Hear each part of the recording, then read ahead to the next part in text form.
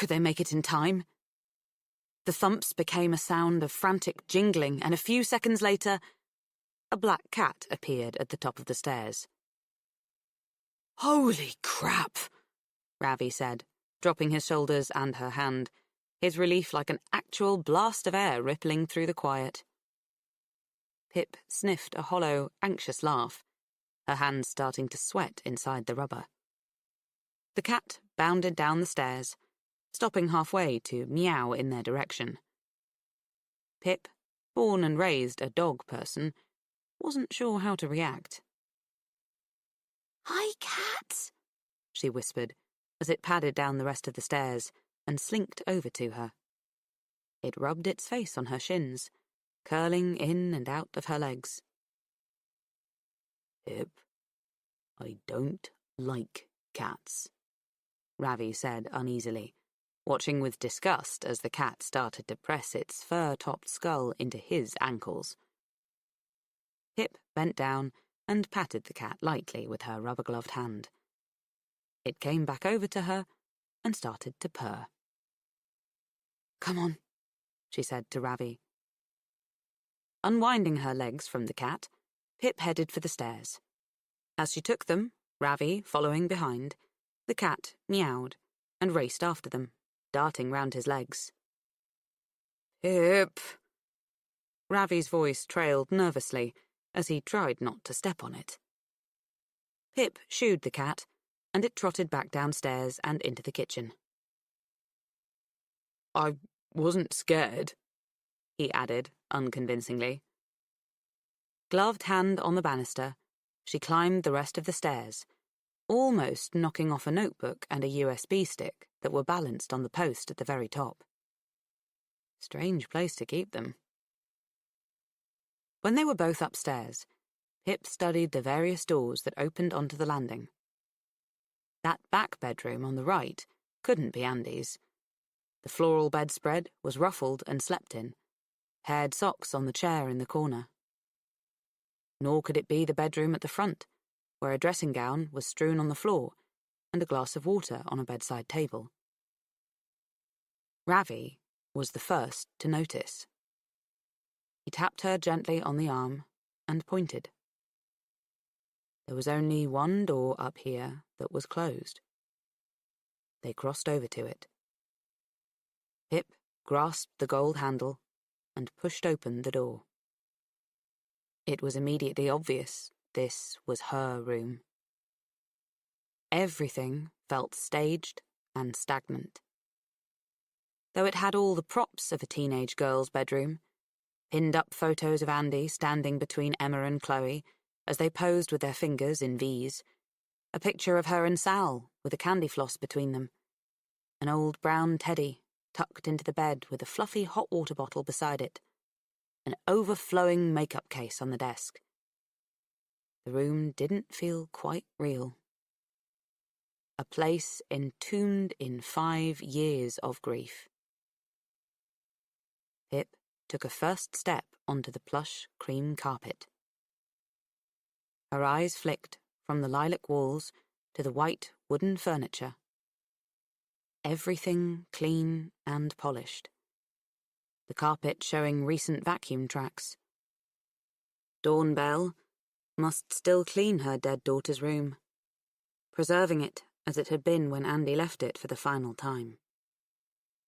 She didn't have her daughter, but she still had the place where she'd slept, where she'd woken, where she'd dressed, where she'd screamed and shouted and slammed the door, where her mum whispered goodnight and turned off the light. Or so Pip imagined, reanimating the empty room with the life that might have been lived here. This room, perpetually waiting for someone who was never coming back, while the world ticked on outside its closed door. She looked back at Ravi, and by the look on his face, she knew there was a room just like this in the Singh's house. And though Pip had come to feel like she knew Andy, the one buried under all those secrets, this bedroom made Andy a real person to her for the first time. As she and Ravi crossed over to the wardrobe, Pip silently promised the room that she would find the truth. Not just for Sal, but for Andy too. The truth that could very well be hidden right here. Ready? Ravi whispered. She nodded. He opened the wardrobe onto a rack, bulging with dresses and jumpers on wooden hangers. At one end hung Andy's old Kilton grammar school uniform, squashed against the wall by skirts and tops. No room to part even an inch of space between the clothes. Struggling with the rubber gloves, Pip pulled her phone out of her jeans pocket and swiped up to turn on the torch. She got down on her knees, Ravi beside her, and they crawled under the clothes, the torch lighting up the old floorboards inside. They started prodding the boards, tracing their fingers round the shape of them, trying to prise up their corners. Ravi found it. It was the one against the back wall, on the left. He pushed down one corner, and the other side of the board kicked up. Pip shuffled forward to pull up the floorboard, sliding it behind them. With her phone held up, Pip and Ravi leaned over to look inside the dark space below. No! She moved the torch down inside the small space to be absolutely sure, pivoting the light into each corner. It illuminated only layers of dust, gusting out in whirlwinds now because of their picked-up breath. It was empty. No phone, no cash, no drug stash. Nothing. It's not here, Ravi said. The disappointment was a physical sensation gouging through Pip's gut, leaving a space for the fear to fill it. I really thought it would be here, he said. Pip had too. She thought the phone screen would light up the killer's name for them, and the police would do the rest. She thought she'd be safe from unknown. It was supposed to be over, she thought, her throat constricting the way it did before she cried. She slid the floorboard back in place and inched backwards out of the wardrobe after Ravi, her hair getting briefly tangled in the zip of a long dress. She stood, closed the doors, and turned to him. Where could the burner phone be then? He said. Maybe Andy had it on her when she died, Pip said. And now it's buried with her, or otherwise destroyed by the killer. Or, Ravi said, studying the items on Andy's desk. Or someone knew where it was hidden, and they took it after her disappearance, knowing that it would lead the police to them if it was found. Or that, Pip agreed. But that doesn't help us now. She joined Ravi at the desk. On top of the makeup case was a paddle hairbrush with long blonde hairs still wound round the bristles. Beside it, Pip spotted a Kilton Grammar academic planner for the year 2011 to 2012, almost identical to the one she owned for this year. Andy had decorated the title page of her planner under the plastic with doodled hearts and stars, and small printouts of supermodels. She flipped through some of the pages. The days were filled with scribbled homework and coursework assignments. November and December had various university open days listed. The week before Christmas, there was a note to herself to maybe get Sal a Christmas present. Dates and locations of calamity parties, school deadlines, people's birthdays. And, strangely, random letters with times scribbled in next to them. Hey. She held it up to show Ravi. Look at these weird initials. What do you think they mean? Ravi stared for a moment, resting his jaw in his gardening-gloved hand. Then his eyes darkened as he tensed his brows. He said, Do you remember that thing Howie Bowers said to us? That he told Andy to use codes instead of names? Maybe these are her codes. Pip finished his sentence for him, tracing her rubber finger over the random letters. We should document these. She laid the planner down and pulled out her phone again. Ravi helped her tug one of her gloves off, and she thumbed on to the camera. Ravi skipped the pages back to February 2012, and Pip took pictures of each double page as they flicked right through to that week in April, just after the Easter holidays, where the last thing Andy had written on the Friday was, "Start French revision notes soon." 11 photos in all. Okay, Pip said, pocketing her phone and slipping back into the glove. The front door slammed below them. Ravi's head snapped round, terror pooling in the pupils of his eyes. Pip dropped the planner in its place. She nodded her head towards the wardrobe. Get back in, she whispered. She opened the doors and crawled inside, looking for Ravi. He was on his knees now, just outside the cupboard. Pip shuffled aside to give him space to crawl back in. But Ravi wasn't moving. Why wasn't he moving? Pip reached forward and grabbed him, pulling him into her, against the back wall. Ravi snapped back into life then. He grasped the wardrobe doors and quietly swung them closed, shutting them inside. They heard sharp-heeled steps in the hallway. Was it Dawn Bell, back from work already? Hello, Monty. A voice carried through the house. It was Becca. Pip felt Ravi shaking beside her, right through into her own bones. She took his hand, the rubber gloves squeaking as she held it. They heard Becca on the stairs then, louder with each step, the jingling collar of the cat behind her. Ah, that's where I left them, she said, footsteps pausing on the landing. Pip squeezed Ravi's hand, hoping he could feel how sorry she was, hoping he knew she would take the fall if she could. Monty, have you been in here? Becca's voice drew nearer. Ravi closed his eyes. You know you're not supposed to go in this room. Pip buried her face into his shoulder. Becca was in the room with them now.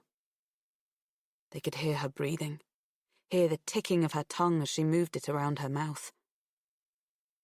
More steps, stifled by the thick carpet. And then the sound of Andy's bedroom door clicking shut. Becca's words were muffled through it now as she called, "Bye, Monty." Ravi opened his eyes slowly, squeezing Pip's hand back, his panicked breaths rippling through her hair. The front door slammed again. Production log, entry 25. 9th of October 2017. Well, I thought I'd need about 6 coffees to keep me awake for the rest of the day. Turns out that close call with Becca more than did the trick. Ravi still wasn't quite himself by the time he had to leave for work. I can't believe how close we came to getting caught. And the burner phone wasn't there. But it might not all have been for nothing.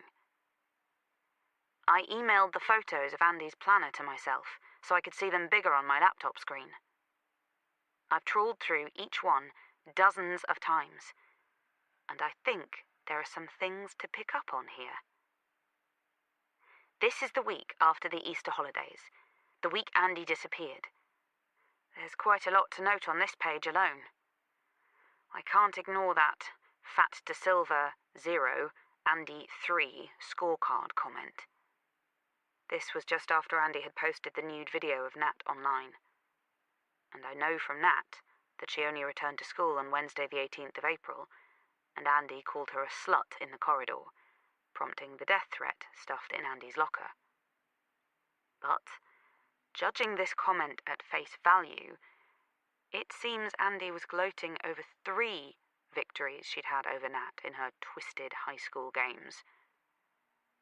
What if the topless video accounts for one of these goals, and Andy blackmailing Nat to drop out of the crucible was another? What was the third thing Andy did to Nat Da Silva that she's reveling in here? Could that have been what made Nat snap and turned her into a killer? Another significant entry on that page is on Wednesday, the 18th of April. Andy wrote, CP at 7:30. If Ravi is right, and Andy is noting things down in code, I think I've just cracked this one. It's so simple. CP equals car park, as in the train station car park. I think Andy was reminding herself that she had a meeting with Howie in the car park that evening. I know that she did, in fact, meet Howie that evening, because Sal wrote Howie's number plate in his phone at 7:42 p.m. on the very same Wednesday. There are many more instances of CP with an accompanying time in the photos we took. I think I can confidently say that these refer to Andy's drug trades with Howie, and that she was following Howie's instruction to use codes, to keep her activities hidden from any prying eyes. But, as all teenagers, she was prone to forgetting things, especially her schedule. So she wrote the meetings down on the one item she would have looked at once every lesson at least. The perfect memory prompt. So now that I think I've cracked Andy's code, there are some other initialized entries with times written in the planner. During this mid-March week, Andy wrote on Thursday the 15th, IV at 8. This one I'm stumped on. If it follows the same code pattern, then IV equals IV. If, like CP, IV refers to a place, I have absolutely no idea what it is. There's nowhere in Kilton I can think of with those initials. Or what if IV refers to somebody's name? It only appears 3 times in the pages we photographed. There's a similar entry that appears much more frequently, HH at 6, but on this March 17th entry, Andy has also written before Kalam underneath it. Kalam presumably means calamity party. So maybe HH actually just means Howie's house, and Andy was picking up drugs to take to the party. An earlier spread in March caught my eye too. Those numbers scrawled in and scribbled out on the Thursday 8th of March are a phone number. 11 digits starting with 07. It has to be. Thinking out loud here, why would Andy be writing down a phone number in her planner? Of course, the planner would have been on her at most times, both in school and afterwards, just as mine is a permanent fixture in my bag. But if she was taking a new number, why not enter it straight into her phone? Unless, perhaps, she didn't want to put that number into her actual phone. Maybe she wrote it down because she didn't have her burner phone on her at the time, and that's where she wanted the number to go. Could this be secret older guy's number? Or maybe a new phone number for Howie? Or a new client wanting to buy drugs from her? And after she entered it into her second phone, she must have scribbled over it to hide her tracks. I've been staring at the scribble for a good half an hour. It looks to me like the first 8 digits are 077000900. It's possible those last 2 numbers are a double 8 instead, but I think that's just the way the scribble crosses them. And then for the last 3 digits, it gets a bit tricky. The third final digit looks like a 7 or a 9, the way it seems to have a leg and a hooked line at the top. The next number I'm pretty confident is either a 7 or a 1, judging by that straight upward line. And then bringing up the rear is a number with a curve in it, so either a 6, a 0, or an 8. This leaves us with 12 possible combinations. I've tried ringing the first 3. I got the same robotic response to each call. I'm sorry, the number you have dialed has not been recognised. Please hang up and try again. In the second set, I got through to an elderly woman up in Manchester who'd never been to or even heard of Little Kilton. Another, not recognised, and a no longer in service. The third set racked up 2 not recognised and a generic phone provider voicemail. In the final 3 numbers, I got through to the voicemail for a boiler engineer called Garrett Smith, with a thick Geordie accent, 1 no longer in service, and a final straight to a generic voicemail. Chasing this phone number is another dud. I can hardly make out those last 3 digits, and the number is over 5 years old now and probably out of use. I'll keep trying the numbers that went to generic voicemails, just in case anything comes of it. But I really need A, a proper night's sleep, and B, to finish my Cambridge application. Persons of interest: Jason Bell, Naomi Ward, Secret Older Guy, Nat De Silva, Daniel De Silva, Max Hastings, Howie Bowers. Production log, entry 26. 11th of October, 2017. Application to Cambridge sent off this morning, and school has registered me for the pre-interview ELAT exam on the 2nd of November for Cambridge English applicants. In my free periods today, I started looking back through my literature essays to send into admissions. I like my Toni Morrison one.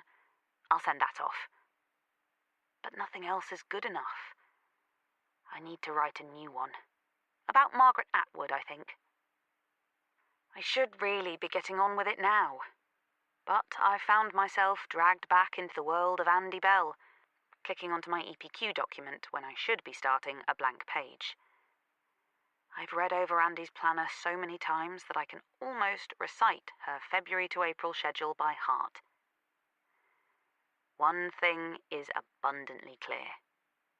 Andy Bell was a homework procrastinator. 2 other things are quite clear, leaning heavily on assumption. CP refers to Andy's drug deal meetings with Howie at the station car park, and HH refers to those at his house. I still haven't managed to work out IV at all. It appears only 3 times in total. On Thursday 15th of March at 8 p.m, Friday the 23rd of March at 9 p.m, and Thursday the 29th of March at 9 p.m. Unlike CPs or HHs, which jump around at all different times, IV is once at 8 and twice at 9. Ravi's been working on this too. He just sent me an email with a list of possible people, places he thinks IV could refer to. He's spread the search further afield than Kilton, looking into neighbouring towns and villages as well. I should have thought to do that. His list: Imperial Vault nightclub in Amersham, the Ivy House Hotel in Little Chalfont. Ida Vaughan, aged 90, lives in Chesham. The 4 Cafe in Wendover. IV is 4 in Roman numerals. OK, on to Google I go. Imperial Vault's website says that the club was opened in 2010. From its location on the map, it looks like it's just in the middle of nowhere. A concrete slab nightclub and car park amid a mass of green grass pixels. It has student nights every Wednesday and Friday and holds regular events like Ladies' Night. The club is owned by a man called Rob Hewitt. It's possible that Andy was going there to sell drugs. We could go and look into it, ask to speak to the owner. The Ivy House Hotel doesn't have its own website, but it has a page on TripAdvisor. only 2.5 stars. It's a small family-run B&B with 4 available rooms, right by Chalfont Station. From the few pictures on the site, it looks quaint and cosy, but it's right on a busy road and loud when you're trying to sleep, according to Carmel672, and Trevor59 wasn't happy with them at all. They double-booked his room and he'd had to find other accommodation. T9 Jones said the family were lovely, but that the bathroom was tired and filthy, with dirt tracked all round the tub. She's even posted some pictures on her review to bolster her point. Crap. Oh my god, oh my god, oh my god. I've been saying oh my god out loud for at least 30 seconds, but it's not enough. Oh my god. And Ravi isn't picking up his damn phone. My fingers can't keep up with my brain. T9 Jones posted 2 close-up pictures of the bathtub at different angles. And then she has a long shot of the entire bathroom. Beside the bath is a huge, full-length mirror on the wall. We can see T9 Jones, and the flash of her phone reflected in it. We can see the rest of the bathroom too, from its cream ceiling with circle spotlights down to its tiled floor. A red and white tiled floor. I'll eat my fluffy foxhead hat if I'm wrong, but I'm almost certain it is the very same tiled floor from a grainy printed photo pinned up behind a Reservoir Dogs poster in Max Hastings' bedroom. Andy naked, but for a small pair of black pants, pouting at a mirror. This mirror, in the Ivy House Hotel, Little Chalfont. If I'm right, then Andy went to that hotel at least 3 times in the span of 3 weeks. Who was she there to meet? Max? Secret older guy? Looks like I'm going to Little Chalfont after school tomorrow.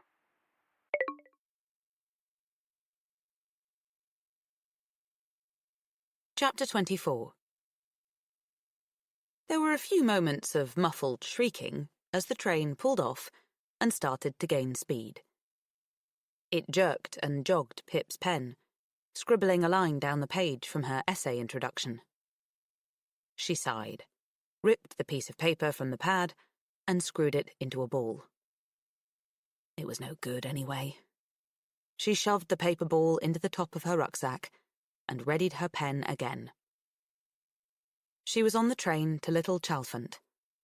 Ravi was meeting her there, straight from work, so she thought she could put the 11 minutes there to good use.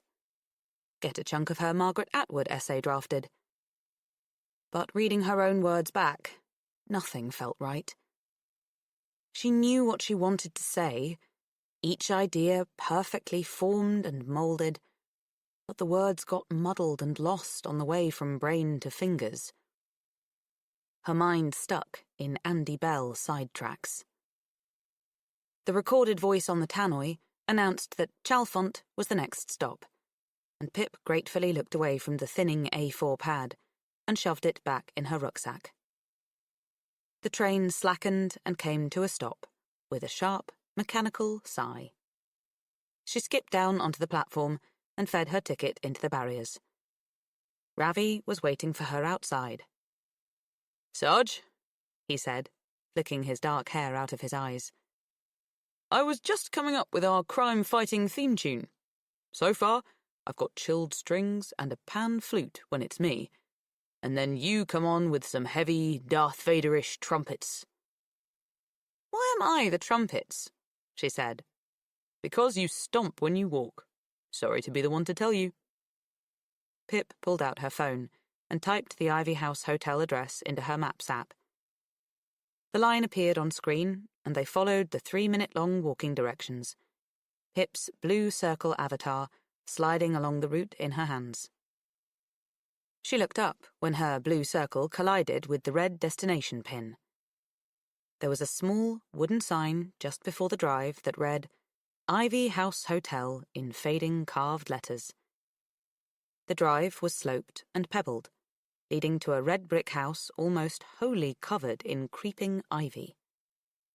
It was so thick with the green leaves that the house itself seemed to shiver in the gentle wind. Their footsteps crunched up the drive as they headed for the front door.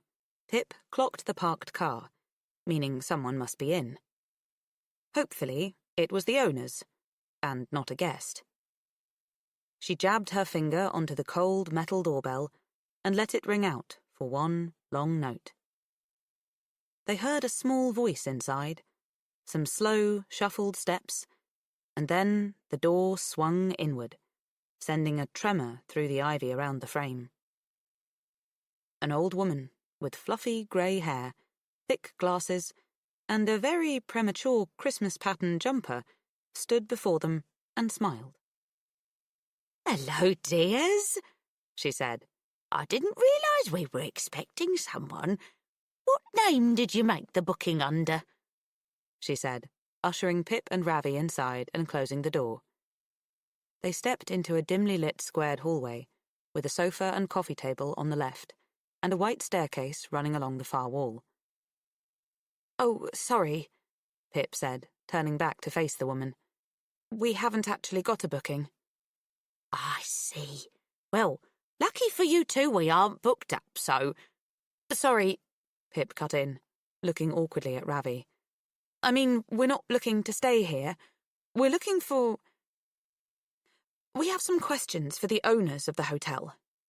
Are you—" "Yes, I own the hotel," the woman smiled, looking unnervingly at a point just left of Pip's face. "Ran it for 20 years with my David. He was in charge of most things, though. It's been hard since my David passed a couple of years ago. But my grandsons are always here, helping me get by, driving me around. My grandson Henry is just upstairs cleaning the rooms." "So, 5 years ago you and your husband were running the hotel?" Ravi said. The woman nodded, and her eyes swayed over to him.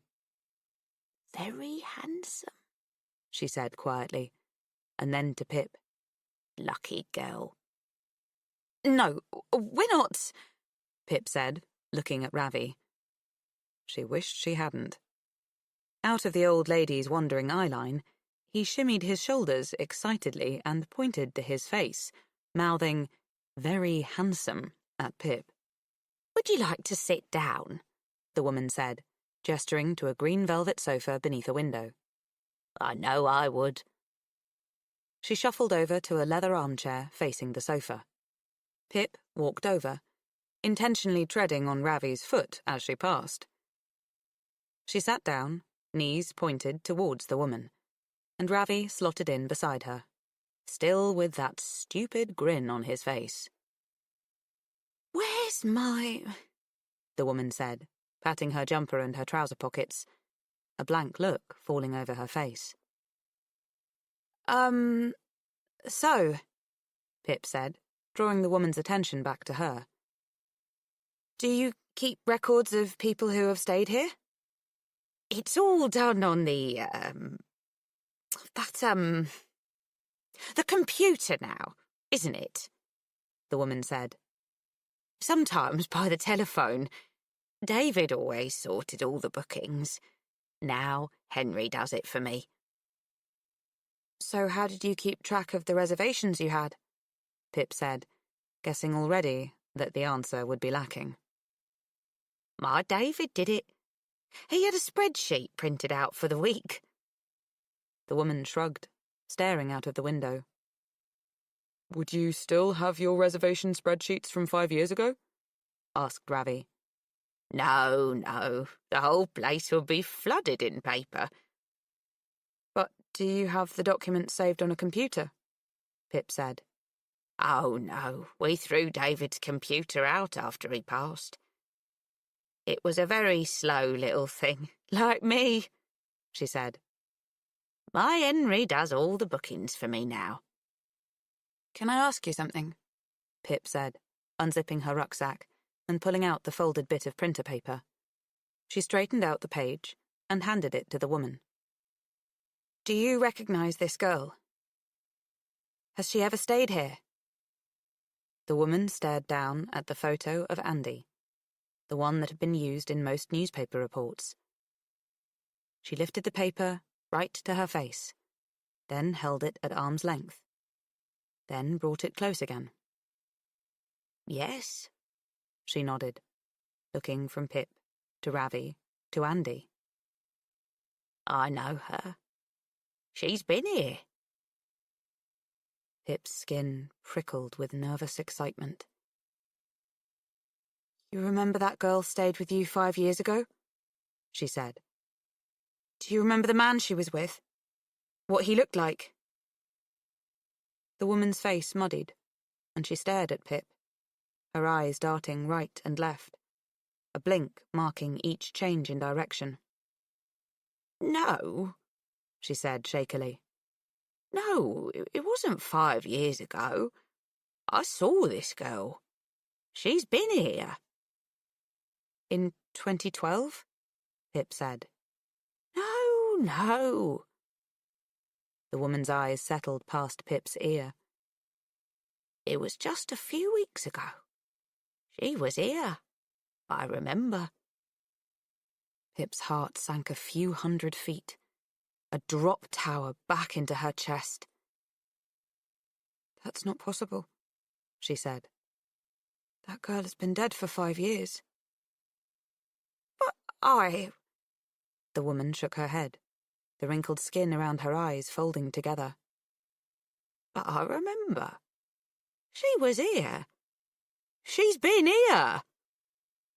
5 years ago? Ravi prompted. No, the woman said, anger creeping into her voice. I remember, don't I? I don't... Grandma! A man's voice called from upstairs. A set of heavy boots thundered down the stairs, and a fair-haired man came into view. Hello? He said, looking at Pip and Ravi. He walked over and proffered his hand. I'm Henry Hill, he said. Ravi stood and shook his hand. I'm Ravi. This is Pip. Can we help you with something? He asked, darting concerned looks over at his grandmother. We were just asking your grandma a couple of questions about someone who stayed here 5 years ago, said Ravi. Pip looked back to the old woman and noticed that she was crying. Tears snaking down her tissue paper skin, dropping from her chin onto the printout of Andy. The grandson must have noticed as well. He walked over and squeezed his grandma's shoulder, taking the piece of paper out of her shaking grip. Grandma, he said. Why don't you pop the kettle on and make us a pot of tea? I'll help out these people here, don't worry. He helped her up off the chair and steered her towards a door to the left of the hall, handing the photo of Andy to Pip as they passed. Ravi and Pip looked at each other, questions in their eyes, until Henry returned a few seconds later, closing the kitchen door to muffle the sound of the boiling kettle. Sorry, he said with a sad smile. She gets upset when she gets confused. The Alzheimer's. It's starting to get quite bad. I'm actually just cleaning up to put the place on the market. She keeps forgetting that. I'm sorry, Pip said. We should have realised. We didn't mean to upset her. No, I know, of course you didn't, he said. Can I help with whatever it is? We were asking about this girl.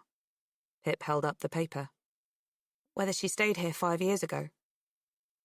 And what did my grandma say? She thought she'd seen her recently. Just weeks ago. She swallowed. But this girl died in 2012. She does that quite often now, he said, looking between the two of them. Gets confused about times and when things happened. Sometimes still thinks my granddad is alive. She's probably just recognising your girl from 5 years ago, if that's when you think she was here. Yeah, Pip said. I guess. Sorry I can't be of more help. I can't tell you who stayed here 5 years ago. We haven't kept the old records. But if she recognised her, I guess that gives you your answer. Pip nodded. It does. Sorry for upsetting her. Will she be okay? Said Ravi. She'll be fine, Henry said gently. Cup of tea will do the trick. They strolled out of Kilton Station, the town just dimming as it ticked into the hour of 6, and the sun slumped off to the west. Pip's mind was a centrifuge, spinning over the shifting pieces of Andy, separating them and putting them back together in different combinations. Weighing it up, she said. I think we can confirm that Andy stayed at the Ivy House Hotel. She thought the bathroom tiles and the woman's time-confused recognition were proof enough of that. But this confirmation loosened and rearranged certain pieces. They turned right into the car park, heading for Pip's car down at the far end, speaking in harmonised ifs and so's as they walked. If Andy was going to that hotel, Ravi said, must be because that's where she met secret older guy, and they were both trying to avoid getting caught. Pip nodded in agreement. So, she said, that means that whoever secret older guy was, he couldn't have Andy over at his house. And the most likely reason for that would be that he lived with his family or a wife. This changed things. Pip carried on. Daniel De Silva lived with his new wife in 2012, and Max Hastings was living with his parents, who knew Sal well. Both of them would have needed to be away from home to carry on a secret relationship with Andy. And let's not forget, Max has a naked photo of Andy taken inside the Ivy House Hotel. A photo he supposedly found, she said, using fingered air quotes. Yeah, Ravi said. But Howie Bowers lived alone then. If it was him Andy was secretly seeing, they wouldn't have needed to stay in a hotel. That's what I was thinking, Pip said. Which means we can now rule Howie out as a candidate for secret older guy. Although that doesn't mean he can't still be the killer. True, Ravi agreed. But at least it starts to clear the picture a little. It wasn't Howie who Andy was seeing behind Sal's back in March, and it wasn't him she spoke of ruining. They had deduced all the way over to her car. Pip fiddled in her pocket and blipped the key. She opened the driver door and shoved her rucksack inside, Ravi taking it on his lap in the passenger seat. But as she started to climb in, she looked up and noticed a man leaning against the far fence, about 60 feet away, in a green parka coat with bright orange lining. Howie Bowers, furred hood up, obscuring his face, nodding at the man beside him.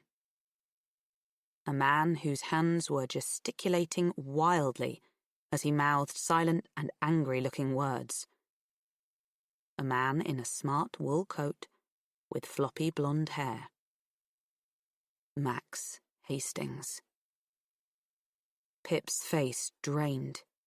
She dropped into her seat. What's wrong, Sarge? She pointed out of his window to the fence where the two men stood. Look! Max Hastings, who had lied to her yet again, saying he never bought drugs in Kilton after Andy disappeared, that he had no clue who her dealer was. And here he was, shouting at that very drug dealer, the words lost and blown apart in the distance between them all. Oh, Ravi said. Pip started the engine and pulled out, driving away before either Max or Howie could spot them, before her hands started to shake too much. Max and Howie knew each other. Yet another tectonic shift in the world of Andy Bell. Production log, entry 27, 12th of October, 2017. Max Hastings. If anyone should go on the persons of interest list in bold, it's him. Jason Bell has been downgraded as #1 suspect, and Max has now stepped up to take the title. He's lied twice now in Andy-related matters. You don't lie unless you have something to hide. Let's recap. He's an older guy. He has a naked picture of Andy taken in a hotel he could very well have been meeting her in March 2012. He was close to both Sal and Andy. He regularly bought Rohypnol from Andy, and he knows Howie Bowers pretty well from the looks of it. This also opens up the possibility of another pair who could have colluded together in Andy's murder. Max and Howie. I think it's time to pick up the Rohypnol trail and run with it. I mean, it's not normal 19-year-olds that buy roofies for school parties, is it? It's the thing that links this messy Max, Howie, Andy triangle. I'll message some 2012 Kilton grammar schoolers and see if I can shed some light on what was going on at calamity parties. And if I find that what I'm suspecting is true, could Max and Rohypnol be key players in what happened to Andy that night? Like the missing cards on a Cluedo board. Persons of interest: Jason Bell, Naomi Ward, Secret Older Guy, Nat De Silva, Daniel De Silva, Max Hastings, Howie Bowers. Production log, entry 28. 13th of October, 2017. Emma Hutton replied to my text while I was at school. This is what she said. Yeah, maybe.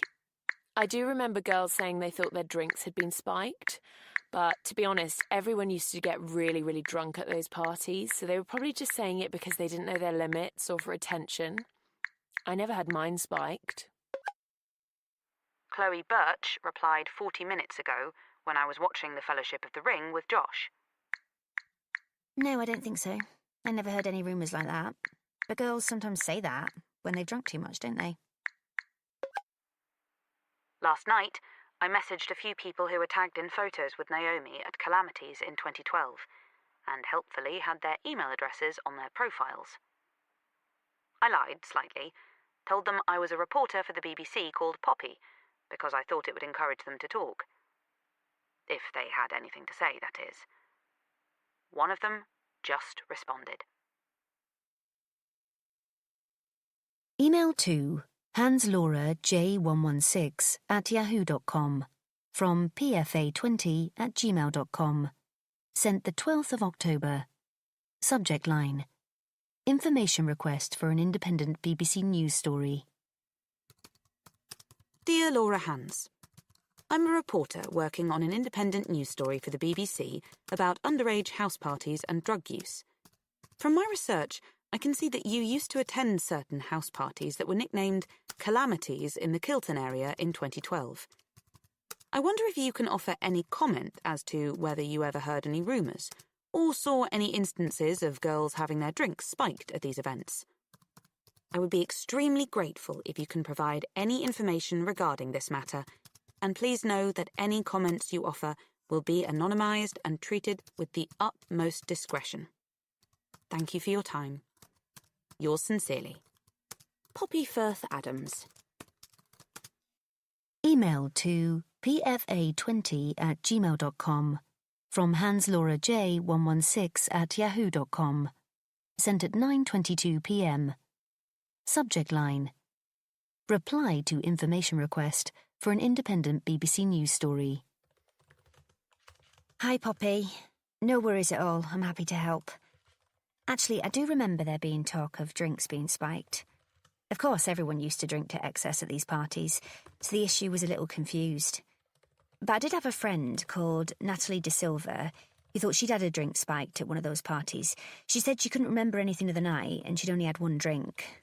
I think that was in early 2012, if I remember correctly. I might still have her phone number if you wanted to get in contact with her.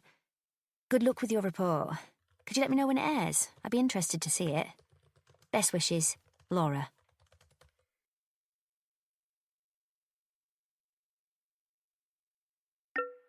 Production log, entry 29. 14th of October, 2017. 2 more responses this morning while I was out at Josh's football match. The first one said she didn't know anything about it and didn't want to offer any comment. The second one said this. Email to pfa20@gmail.com from joanna95riddell@aol.com. Sent at 12:44 p.m. Subject line: Reply to information request for an independent BBC News story. Dear Poppy Firth Adams, thank you for your email. I agree that it is a really important topic that needs more attention in mainstream media. I actually do know of instances of drink spiking happening at those house parties. At first, they were just rumours that I presumed came from people drinking too much and pushing the blame elsewhere. But then at one party, around February 2012, one of my friends, who I won't name, got completely messed up. She couldn't speak and could barely move at all. I had to get some guys to help me carry her out to her dad's car. And the next day, she couldn't even remember being at the party. A few days later, she asked me to go to Kilton Police Station to report the incident. She went and spoke to this young officer, can't remember his name. Then, I'm not sure anything ever came of it. But I was always careful to watch my drinks after that. So yes, I do believe girls were getting their drinks spiked at these parties. With what, I don't know. I hope this is helpful for your report, and feel free to come back to me if you have more questions. All the best, Jo Riddell. The plot just keeps on thickening. I think I can safely assume that drinks were being spiked at calamity parties in 2012, though the fact wasn't widely known to partygoers. So, Max was buying Rohypnol from Andy, and girls were getting their drinks spiked at the parties he started. It doesn't take a genius to put the two together. Not only that, Nat Da Silva may very well have been one of the girls he spiked. Could this be relevant to Andy's murder? And did anything happen to Nat the night she thought she'd been drugged? I can't ask her. She's what I would call an exceptionally hostile witness. And finally, to top it all off, Joanna Riddell said that her friend thought she was spiked and reported it to the Kilton police, to a young male officer. Well, I've done my research, and the only young and male officer in 2012 was, yep, ding ding ding, Daniel Da Silva. The next youngest male officer was 41 in 2012. Joanna said that nothing came of the report. Was that just because the unnamed girl reported it after any drug would have shown up in her system? Or was Daniel involved somehow, trying to cover something up? And why? I think I've just stumbled on another link between entries on the persons of interest list between Max Hastings and the two Da Silvas. I'll call Ravi later, and we can brainstorm what this possible triangle could mean. But my focus needs to be on Max right now. He's lied enough times, and now I have real reason to believe he was spiking girls' drinks at parties and secretly seeing Andy behind Sal's back at the Ivy House Hotel. If I had to stop the project right now and point my finger, it would be pointing at Max. He is suspect number 1. But I can't just go and talk to him about all this. He's another hostile witness, and now, possibly, one with a history of assault. He won't talk without leverage. So I have to find some, the only way I know how. By way of serious cyberstalking. I need to find a way to get onto his Facebook profile and hound him through every post and picture, looking for anything that connects him to Andy or the Ivy House Hotel or drugging girls. Something I can use to make him talk, or, even better, go straight to the police with. I need to get round Nancy Tango Tits, aka Max's, privacy settings.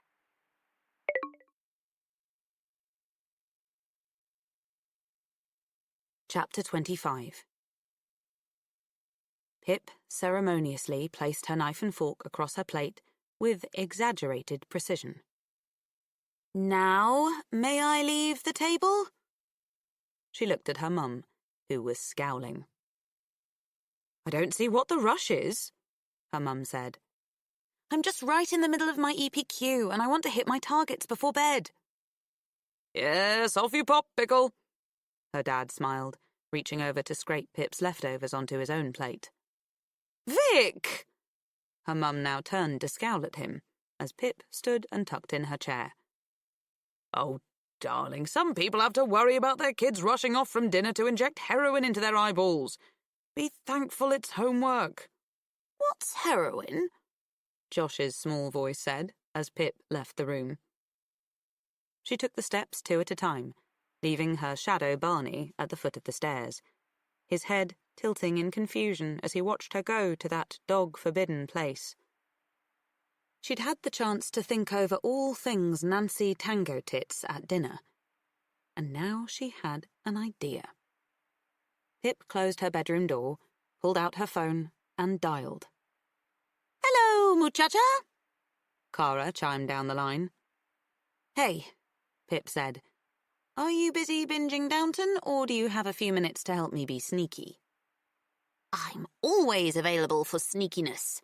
What do you need?" "Is Naomi in?" "Nope, out in London." "Why?" Suspicion crept into Cara's voice. "Okay. Sworn to secrecy?" "Always. What's up?" Pip said, "I've heard rumours about old calamity parties that might give me a lead for my EPQ. But I need to find proof, which is where the sneakiness comes in." She hoped she'd played it just right, omitting Max's name and downplaying it enough that Cara wouldn't worry about her sister, leaving just enough gaps to intrigue her. "Ooh, what rumours?" she said. Pip knew her too well. "Nothing substantial yet, but I need to look through old calamity photos. That's what I need your help with." "Okay, hit me." Max Hastings' Facebook profile is a decoy, for employers and universities. His actual one is under a fake name, and he has really strict privacy settings. I can only see things that Naomi has tagged in as well. "And you want to log in as Naomi so you can look through Max's old photos?" "Bingo," Pip said, sitting down on her bed and dragging the laptop over. "Can do," Cara's voice trilled. "Technically, we're not snooping on Naomi, like that time when I just had to know whether Ginger Benedict Cumberbatch-alike was her new boyfriend. So, this doesn't technically break any rules, Dad. Plus, Nay should learn to change her password sometime. She has the same one for everything." "Can you get onto her laptop?" Pip said. "Just opening it now." A pause, filled with the tapping of keys and a clicking mousepad. Pip could picture Cara now, with that ridiculously oversized topknot she always wore on her head when she was dressed in pyjamas. Which was, in Cara's case, as often as physically possible. "Okay, she's still signed in here. I'm on." "Can you click onto security settings?" asked Pip. "Yep." "Uncheck the box next to login alert so she won't know I'm logging in from a new machine." "Done." "Okay," Pip said. "That's all the hacking I need from you." "Shame," Cara said. "That was much more thrilling than my EPQ research." "Well, you shouldn't have chosen to do yours on mould," Pip said. Cara read out Naomi's email address, and Pip typed it into the Facebook login page. "Her password will be Isabel0610, Cara said. "Excellent." Pip typed it in. "Thanks, comrade. Stand down." "Loud and clear. Although, if Naomi finds out, I'm dobbing you in it straight away." "Understood," said Pip. "All right, Plops, Dad's yelling. Tell me if you find out anything interesting." "Okay," Pip said, even though she knew she couldn't. She dropped the phone and, leaning over her laptop, pressed the Facebook login button.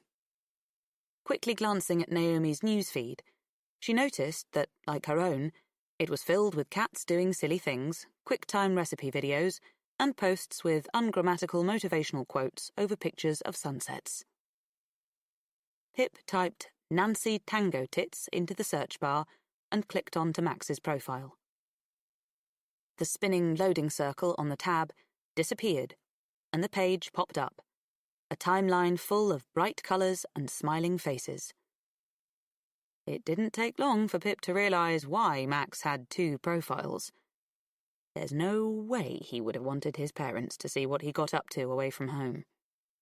There were so many photos of him in clubs and bars, his blonde hair stuck down on his sweaty forehead, jaw tensed, and his eyes reeling and unfocused. Posing with his arms round girls, sticking his stippled tongue out at the camera, drops from spilled drinks splattered on his shirts. And those were just the recent ones on his timeline. Pip clicked onto Max's photos and began the long scroll down towards 2012.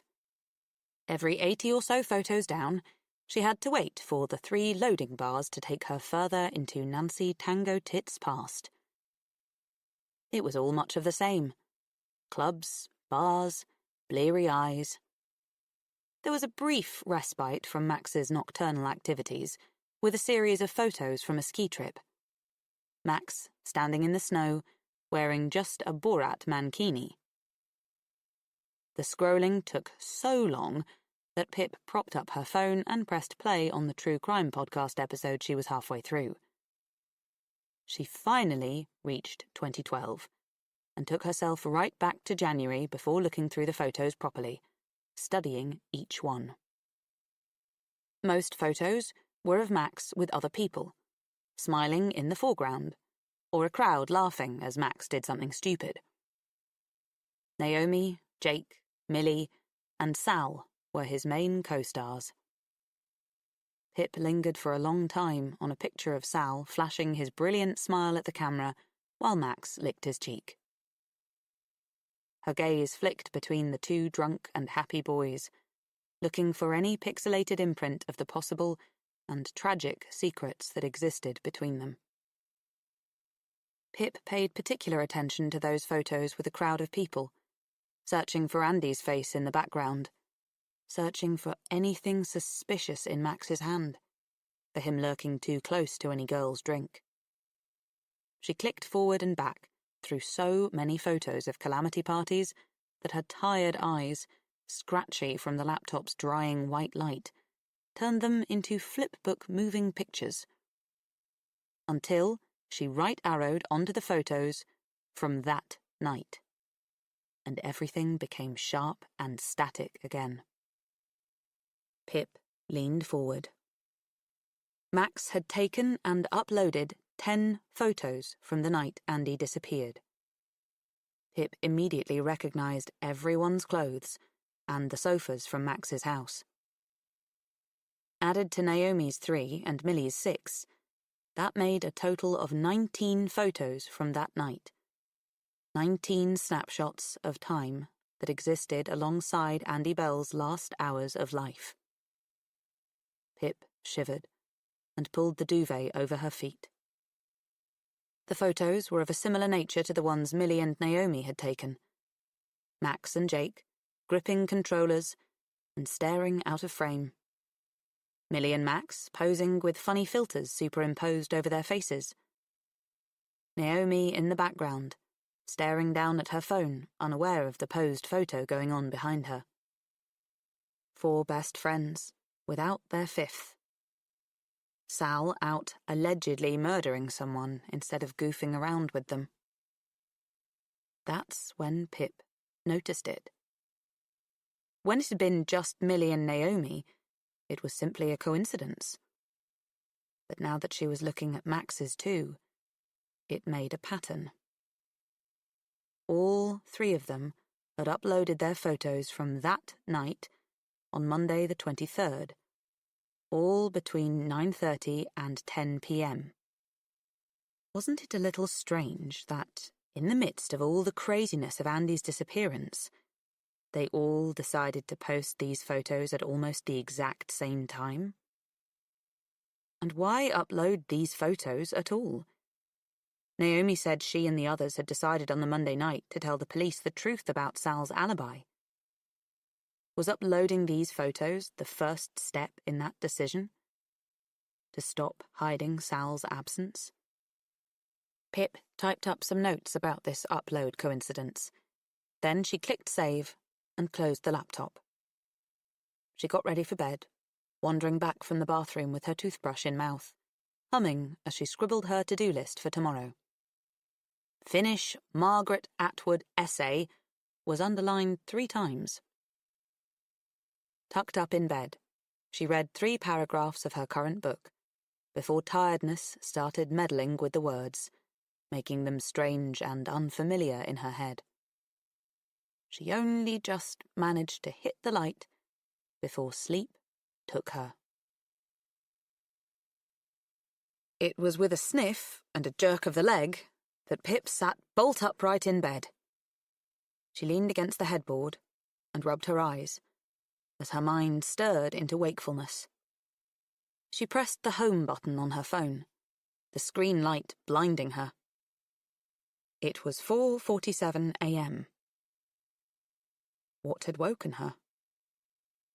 Was it a screaming fox outside? A dream? Something stirred then, on the tip of her tongue and the tip of her brain. A vague thought, too fluffy, spiky and morphing to put into words, beyond the span of just awake comprehension. But she knew where it was drawing her. Pip slid quickly out of bed. The cold room stung her exposed skin, turning her breath into ghosts. She grabbed her laptop from the desk and took it back to bed, wrapping the duvet round her for warmth. Opening the computer, she was blinded again by the silvery backlight. Squinting through it, she opened up Facebook, still signed in as Naomi, and navigated her way back to Nancy Tango Tits and the photos from that night. She looked through them all once, and then back again, a little slower. She stopped on the second-to-last picture. All 4 of the friends were captured within it. Naomi was sitting with her back to the camera, looking down. Though she was in the background, you could see her phone in her hands, lighting up its lock screen with small white numbers, her eyes down on it. The main focus of the photo was on Max, Millie, and Jake, the 3 of them standing by the near side of the sofa, smiling as Millie rested her arms over both the boys' shoulders. Max was still holding a controller in his outside hand, and Jake's disappeared out of shot on the right. Pip shivered, but it wasn't from the cold. The camera must have been at least 5 feet in front of the grinning friends to get that much in the frame. And in the dead silence of the night, Pip whispered, "Who's taking the picture?" Chapter 26. It was Sal. It had to be. Despite the cold, Pip's body was a flume of racing blood, warm and fast, hammering through her heart. She moved mechanically, her mind adrift in waves of thoughts, shouting unintelligibly over each other. But her hands somehow knew what to do. A few minutes later, she downloaded the trial version of Photoshop onto her computer. She saved Max's photo and opened the file up in the program. Following an online tutorial by a man with a silky Irish accent, she enlarged the photo and then sharpened it. Her skin flashed cold to hot. She sat back and gasped. There was no doubt about it. The little numbers projected on Naomi's phone read 00 9. They said Sal left at 10:30, but there they were, all 4 of the friends at 9 minutes past midnight, encased in the frame. And not one of them could have taken the photo themselves. Max's parents were away that night, and no one else had been there. That's what they'd always said. It was just the 5 of them until Sal left at 10:30 to go and kill his girlfriend. And here, right in front of Pip's eyes, was proof that that was a lie. There was a 5th person there after midnight. And who could it have been but Sal? Pip scrolled up to the topmost strip of the enlarged photo. Behind the sofa on the far wall was a window, and in its very centre pane was the flash of the phone camera. You couldn't distinguish the figure holding the phone from the darkness of outside, but just beyond the streaks of bright white, there was a faint halo of reflected blue, only just visible against the surrounding black. The very same blue as the corded shirt Sal was wearing that night, the one Ravi still wore sometimes. Her stomach flipped as she thought his name, as she imagined the look in his eyes when he saw this photo. She extracted the enlarged image to a document and cropped it to show only Naomi with her phone on one page and the flash in the window on another.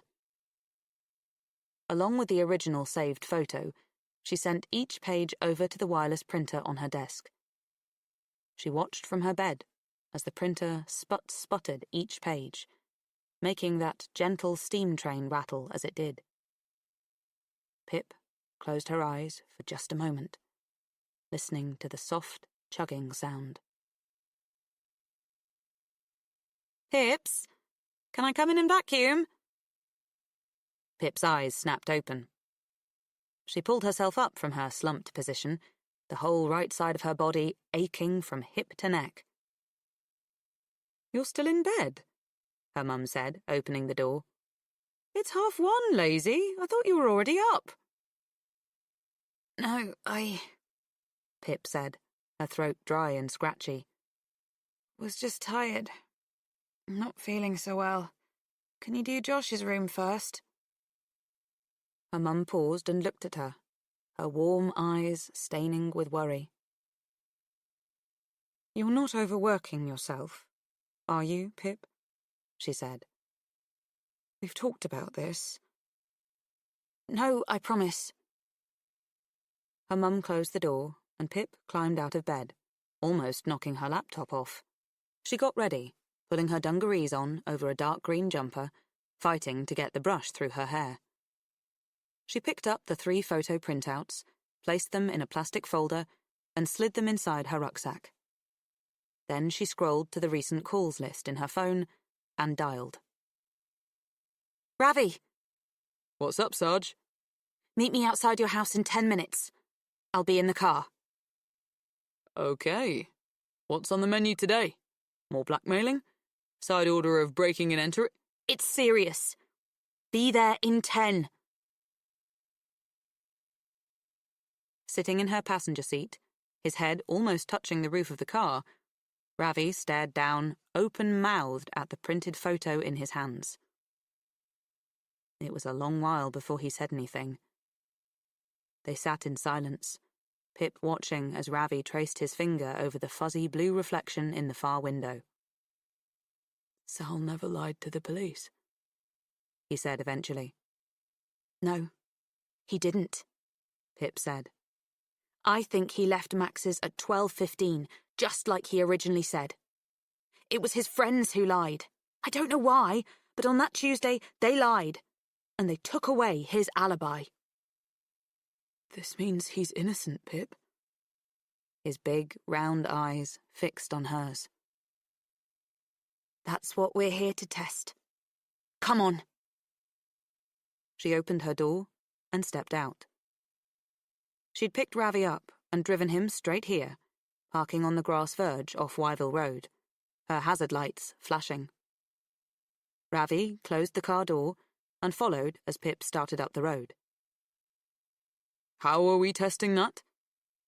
We need to be sure, Ravi, before we accept it as truth, she said, making her steps fall in time with his. And the only way to be sure is to do an Andy Bell murder reenactment. To see, with Sal's new time of departure from Max's, whether he would still have had enough time to kill her or not. They turned left down Tudor Lane and traipsed all the way to just outside Max Hastings' sprawling house, where this had all begun 5.5 years ago. Pip pulled out her phone. We should give the pretend prosecution the benefit of the doubt, she said. Let's say that Sal left Max's just after that photo was taken, at 10 minutes past midnight. What time did your dad say Sal got home? Around 12:50, he replied. Okay. Let's allow for some misremembering and say it was more like 12:55, which means that Sal had 45 minutes door to door. We have to move fast, Ravi. Use the minimum possible time it might have taken to kill her and dispose of her body. Normal teenagers sit at home and watch TV on a Sunday, he said. Right, I'm starting the stopwatch now. Pip turned on her heels and marched back up the road the way they'd come, Ravi at her side. Her steps fell somewhere between a fast walk and a slow jog. 8 minutes and 47 seconds later, they reached her car, and her heart was already pounding. This was the intercept point. Okay. She turned the key in the ignition and pulled back onto the road. So this is Andy's car, and she has intercepted Sal. Let's say that she was driving for a faster pickup time. Now we go to the first quiet spot where the murder theoretically could have taken place. She hadn't been driving long before Ravi pointed. There, he said. That's quiet and secluded. Turn off here. Pip pulled off onto the small dirt road, packed in by tall hedgerows. A sign told them that the winding single-track road led down to a farm. Pip stopped the car, where a widened passing place was cut into the hedge, and said, Now we get out. They didn't find any blood in the front of the car, just the boot. Pip glanced at the ticking stopwatch as Ravi was crossing round the bonnet to meet on her side of the car. 15:29, 15:30. Okay, she said. Let's say that right now they are arguing. It's starting to get heated. Could have been about Andy selling drugs or about this secret older guy. Sal is upset. Andy's shouting back. Pip hummed tunelessly, rolling her hands to fill the time of the imaginary scene. And right about now, maybe Sal finds a rock on the road or something heavy from Andy's car. Maybe no weapon at all. Let's give him at least 40 seconds to kill her. They waited. So now Andy's dead. Pip pointed down at the gravel road. He opens the boot. Pip opened her boot. And he picks her up. She bent down and held out her arms, taking enough time to lift the invisible body. He puts her inside the boot, where her blood was found. Pip laid her arms down on the carpeted boot floor and stepped back to shut it. Now back in the car, Ravi said. Pip checked the timer. 20:02, 20:03. She put the car in reverse and swung back out onto the main road. Sal's driving now, she said. His fingerprints get on the steering wheel and around the dashboard. He'd be thinking of how to dispose of her body. The closest possible foresty area is Lodgewood. So maybe he'd come off Wyville Road here, she said, turning, the woods appearing on their left. But he would have needed to find a place to get the car up close to the woods, said Ravi. They chased the woods for several minutes, searching for such a place, until the road grew dark under a tunnel of trees pressing in on either side. There! They spotted one together. Pip indicated and pulled off onto the grassy verge that bordered the forest. I'm sure the police searched here 100 times, as these are the closest woods to Max's house, she said. But let's just say Sal managed to hide the body here. Pip and Ravi got out of the car once more. 26:18. So, he opens the boot and drags her out.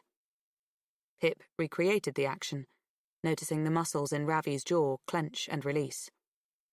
He'd probably had nightmares about this very scene, his kind older brother dragging a dead and bloodied body through the trees. But maybe, after today, he'd never have to picture it again. Sal would have had to take her quite far in, away from the road, she said.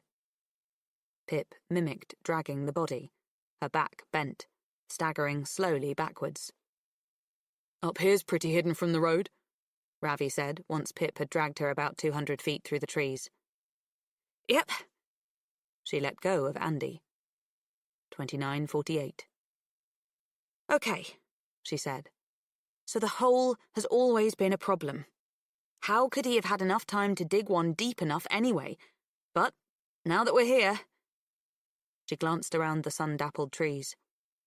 There's quite a few downed trees in these woods. Maybe he didn't need to dig much at all. Maybe he found a shallow ditch ready-made for him. Like there! She pointed to a large, mossy dip in the ground, a tangle of old, dry roots creeping through it, still attached to a long fallen tree. He would have needed to make it deeper, Ravi said. She's never been found. Let's allow 3 or 4 minutes for digging. Agreed.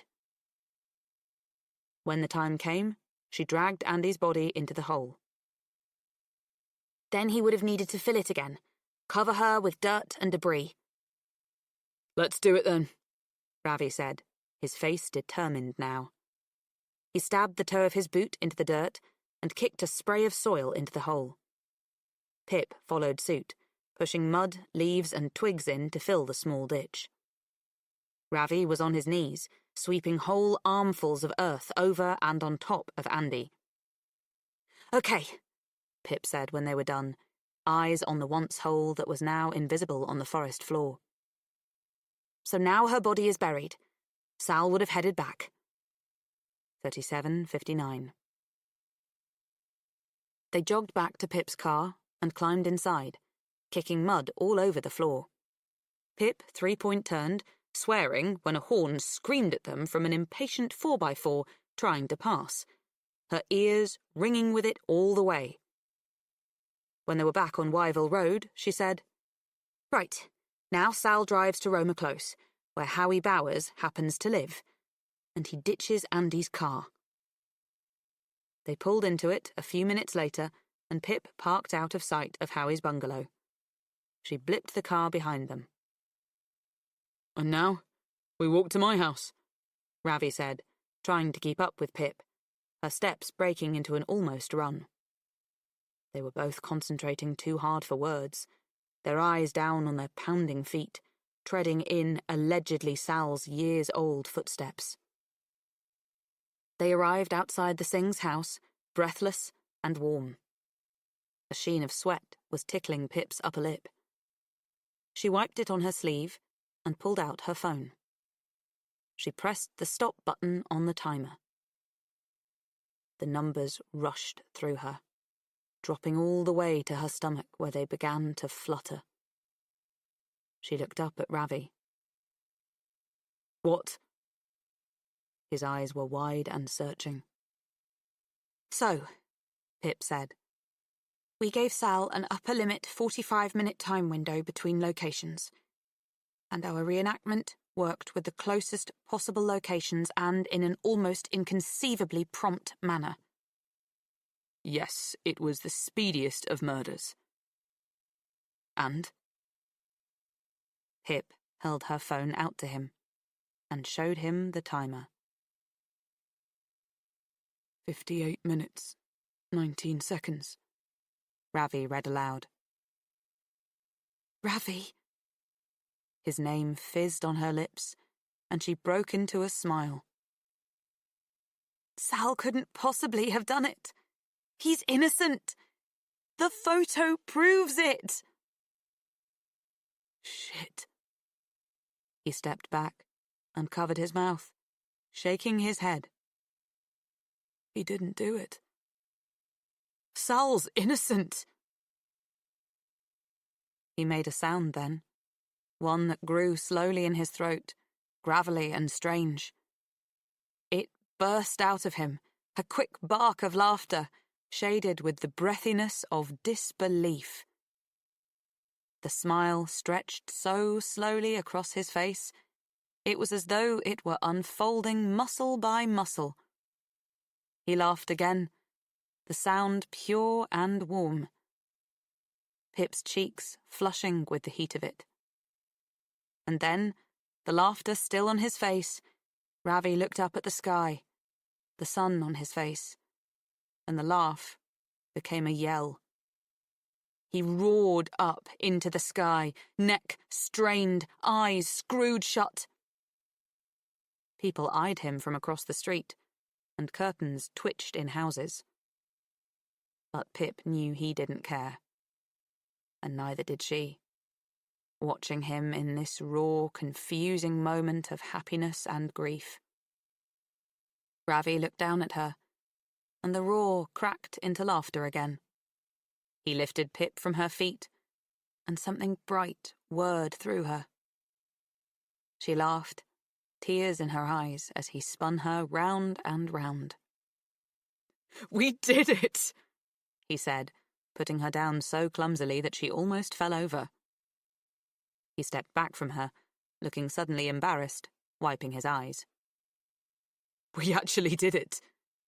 Is it enough? Can we go to the police with that photo? I don't know, Pip said. She didn't want to take this away from him, but she really didn't know. Maybe it's enough to convince them to reopen the case. Maybe it isn't. But we need answers first. We need to know why Sal's friends lied. Why they took his alibi away from him. Come on.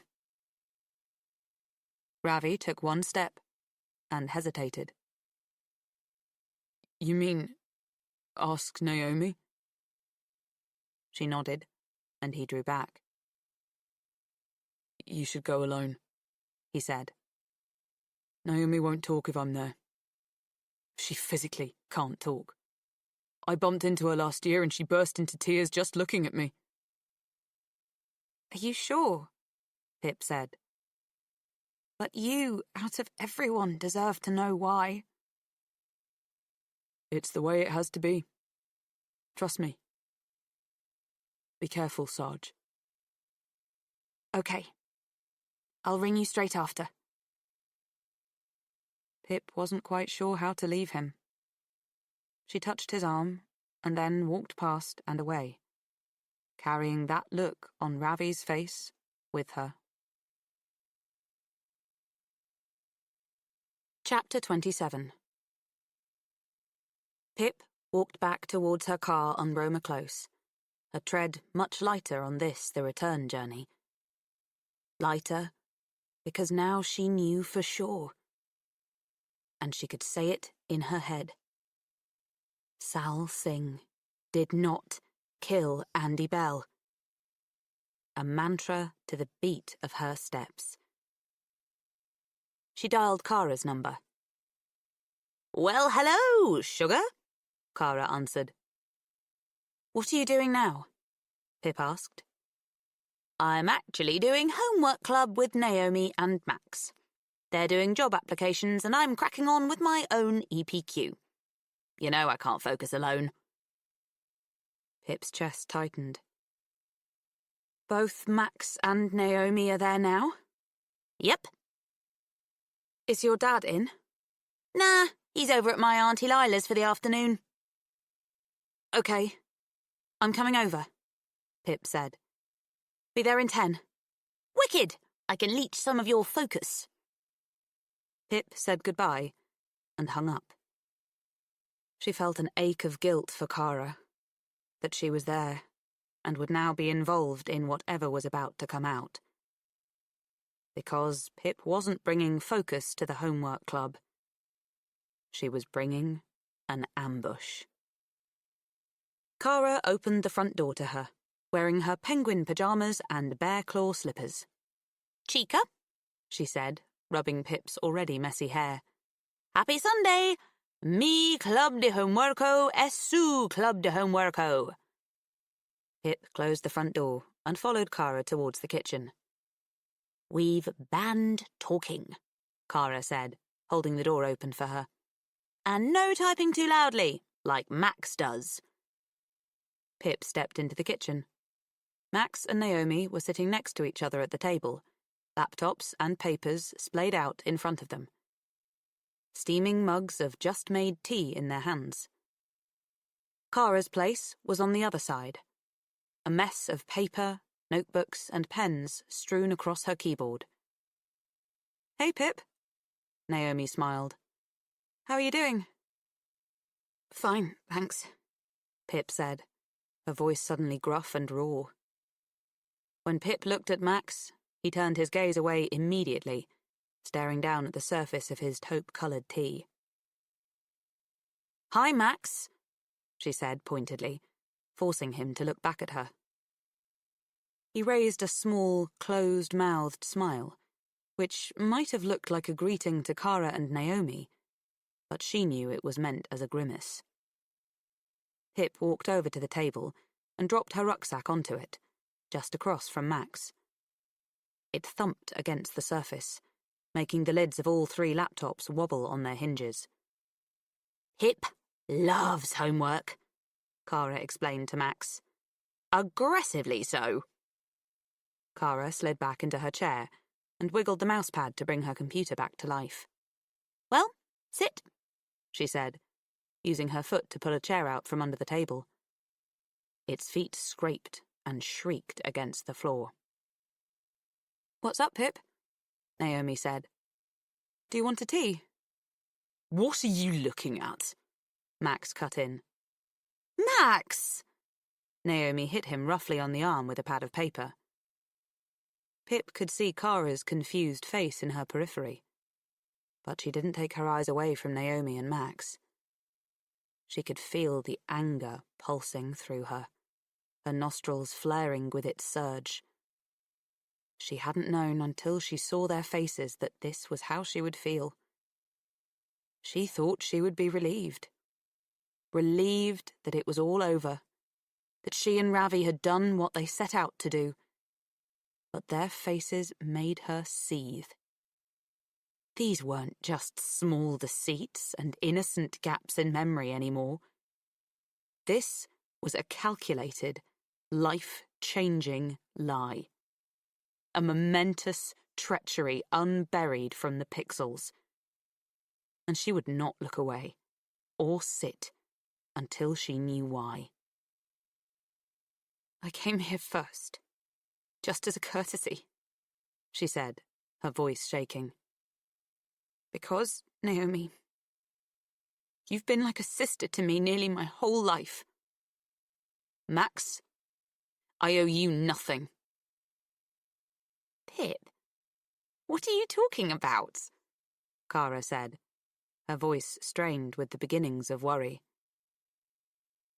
Pip unzipped her bag and pulled out the plastic folder. She opened it and, leaning across the table, laid the 3 printed pages out in the space between Max and Naomi.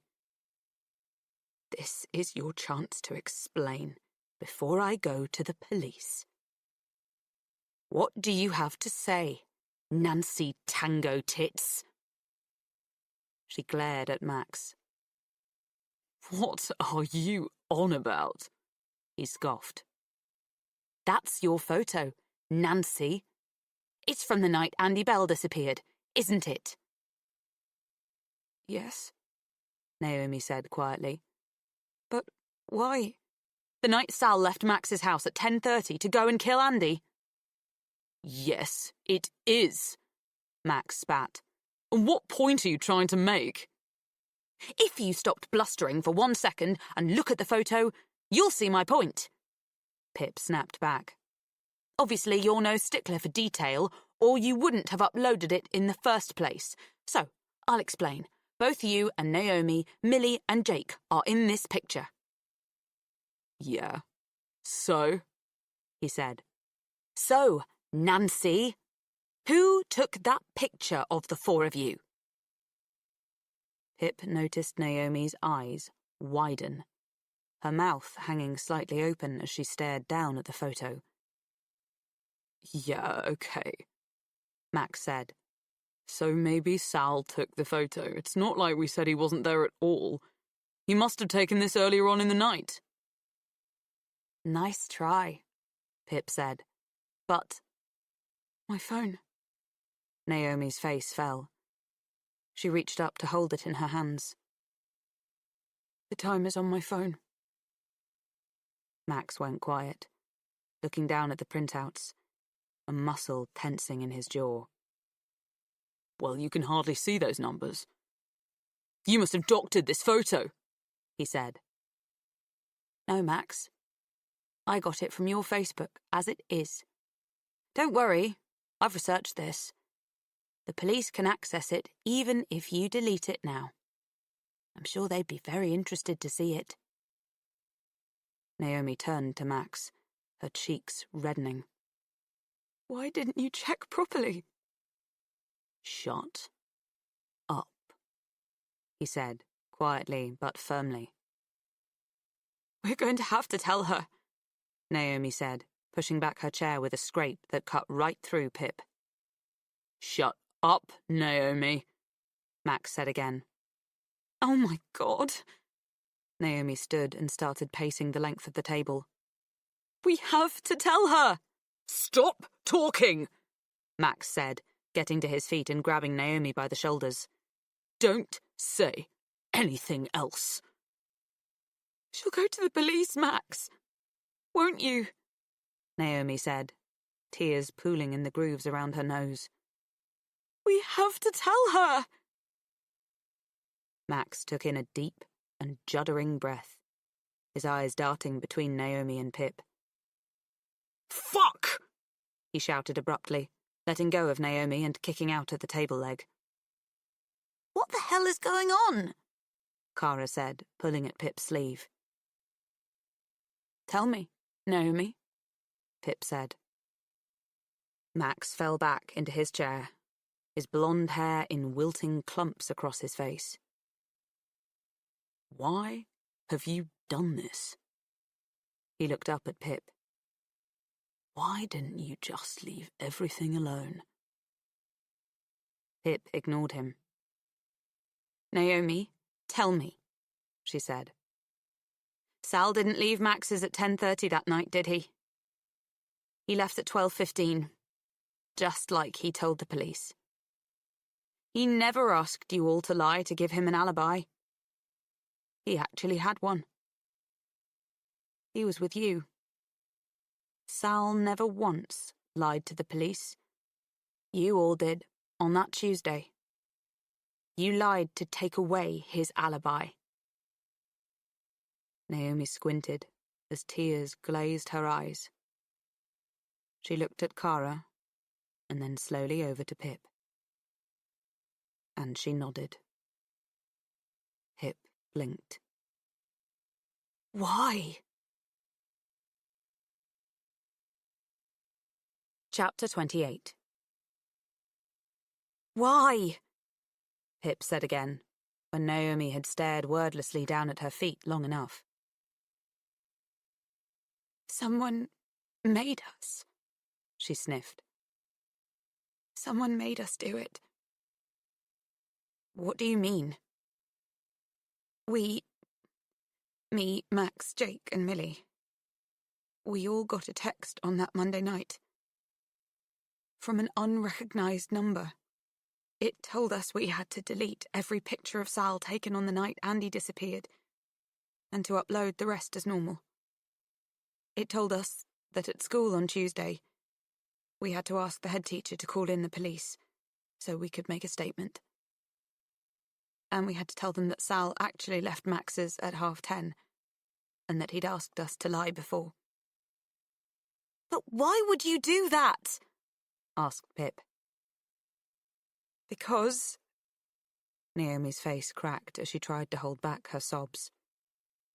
Because they knew something about us. About something bad we'd done.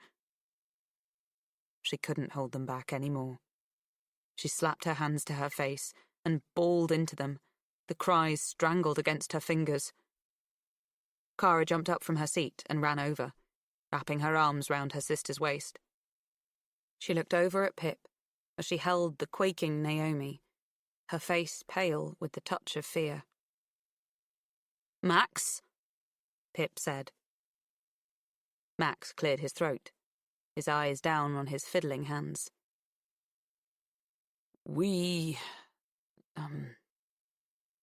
Something happened on New Year's Eve 2011. Something bad. Something we did. We? Naomi spluttered. We, Max? It all happened because of you. You got us into it, and you're the one who made us leave him there. You're lying. We all agreed at the time, he said. I was in shock.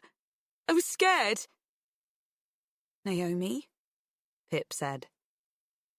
We went out to that crappy little club in Amersham, she said. The Imperial Vault? Yeah, and we had all had a lot to drink, and when the club closed it was impossible to get a taxi. We were like 70th in the queue and it was freezing outside. So Max, who'd driven us all there, he said that actually he hadn't drunk that much and was okay to drive. And he convinced me, Millie and Jake to get in the car with him. It was so stupid. Oh God, if I could go back and change one thing in my life, it would be that moment. She trailed off. Sal wasn't there? Pip asked. No, she said. I wish he had been, because he'd never have let us be that stupid. He was with his brother that night. So Max, who was just as drunk as the rest of us, he was driving too fast up the A413. It was like 4 o'clock, and there were no other cars on the road, and then... The tears came again. And then... This man comes out of nowhere, Max said. No, he didn't. He was standing well back on the shoulder, Max. I remember you losing control of the car. Well, then we remember very differently, Max snapped defensively. We hit him and spun. When we came to a stop, I pulled off the road, and we went to see what had happened. Oh, God. There was so much blood, Naomi cried. And his legs were bent out all wrong. He looked dead, okay? Max said. We checked to see if he was breathing, and we thought he wasn't. We decided it was too late for him. Too late to call an ambulance. And because we'd all been drinking, we knew how much trouble we'd be in. Criminal charges. Prison. So we all agreed and left. Max made us, Naomi said. You got inside our heads and scared us into agreeing, because you knew you were the one really in trouble. We all agreed, Naomi! All 4 of us! Max shouted, a red flush creeping to the surface of his face. We drove back to mine because my parents were in Dubai. We cleaned off the car and then crashed it again into the tree just before my driveway. My parents never suspected a thing and got me a new one a few weeks later. Cara was now crying too, wiping the tears before Naomi could see them. Did the man die? Pip said. Naomi shook her head. He was in a coma for a few weeks, but he pulled through. But... Naomi's face creased in agony. He's paraplegic. He's in a wheelchair. We did that to him. We should never have left him. They all listened as Naomi cried, struggling to suck in air between the tears. Somehow, Max eventually said, Someone knew what we had done. They said that if we didn't do everything they asked, they would tell the police what we did to that man. So, we did it. We deleted the pictures, and we lied to the police. But how could someone have found out about your hit and run? Said Pip. We don't know, Naomi said. We all swore to never tell anyone, ever. And I never did. Me neither, Max said. Naomi looked over at him with a weepy scoff. What? He stared back at her. Me, Jake, and Millie have always thought you were the one who let it slip. Oh, really? He spat. Well, you're the one who used to get completely plastered almost every night. I never told anyone, he said, turning back to Pip now. I have no idea how someone found out. There's a pattern of you letting things slip, said Pip. Naomi, Max accidentally told me you were MIA for a while the night Andy disappeared. Where were you? I want the truth. I was with Sal, she said. He wanted to talk to me upstairs, alone. About Andy. He was angry at her about something she'd done. He wouldn't say what. He told me she was a different person when it was just the two of them. But he could no longer ignore the way she treated other people. He decided that night that he was going to end things with her. And he seemed almost relieved after he came to that decision. So, let's be clear, Pip said.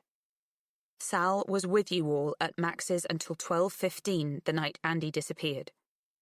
On the Monday, someone threatens you to go to the police and say he left at 10:30 and to delete all trace of him from that night. The next day, Sal disappears and is found dead in the woods. You know what this means, don't you? Max looked down, picking at the skin around his thumbs. Naomi covered her face again. Sal was innocent. We don't know that for sure, Max said. Sal was innocent. Someone killed Andy, and then they killed Sal, after making sure he'd look guilty beyond reasonable doubt. Your best friend was innocent, and you've all known it for 5 years. I'm sorry, Naomi wept. I'm so sorry. We didn't know what else to do. We were in too deep. We never thought that Sal would end up dead. We thought if we just played along, the police would catch whoever had hurt Andy. Sal would be cleared and we'd all be okay. We told ourselves it was just a small lie at the time. But we know now what we did. Sal died because of your small lie. Pip's stomach twisted with a rage quieted with sadness. We don't know that, Max said. Sal might still have been involved in what happened to Andy. He didn't have time to be, said Pip. What are you going to do with the photo? He said quietly. Pip looked over at Naomi, her red, puffy face etched with pain. Cara was holding her hand, staring at Pip, tears trickling down her cheeks. Max, Pip said. Did you kill Andy? What? He stood up, scraping the messy hair out of his face. No! I was at my house the whole night. You could have left when Naomi and Millie went to bed. Well, I didn't, okay? Do you know what happened to Andy? No, I don't. Pip, Cara spoke up now. Please don't go to the police with that photo. Please. I can't have my sister taken away as well as Mum. Her bottom lip trembled, and she scrunched her face, trying to hold back the sobs. Naomi wrapped her arms round her. Pip's throat ached with a helpless, hollow feeling, watching them both in so much pain. What should she do? What could she do? She didn't know whether the police would take this photo seriously anyway. But if they did, Cara would be left all alone, and it would be Pip's fault. She couldn't do that to her. But what about Ravi? Sal was innocent, and there was no question of her abandoning him now. There was only one way through this, she realized. "I won't go to the police," she said.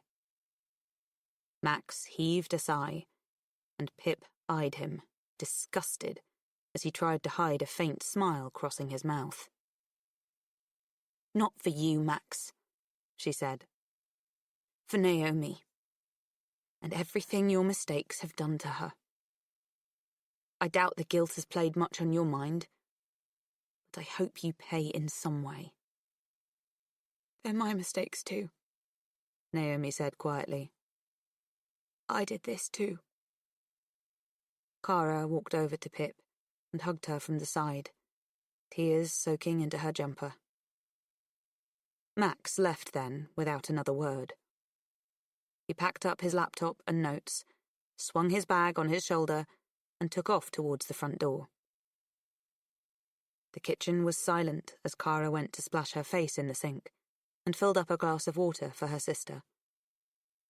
Naomi was the first to break the silence.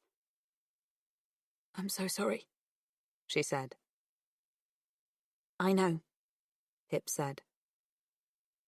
"I know you are. I won't go to the police with the photo. It would be far easier, but I don't need Sal's alibi to prove his innocence. I'll find another way." "What do you mean?" Naomi sniffed. "You're asking me to cover for you and what you did, and I will. But I will not cover up the truth about Sal." She swallowed, and it grated all the way down her tight and scratchy throat. "I'm going to find who really did all this. The person who killed Andy and Sal. That's the only way to clear Sal's name and protect you at the same time." Naomi hugged her, burying her tear-stained face in Pip's shoulder. "Please do," she said quietly. "He's innocent, and it's killed me every day since." She stroked Naomi's hair and looked over at Cara, her best friend, her sister. Pip's shoulders slumped as a weight settled there. The world felt heavier than it had ever been before.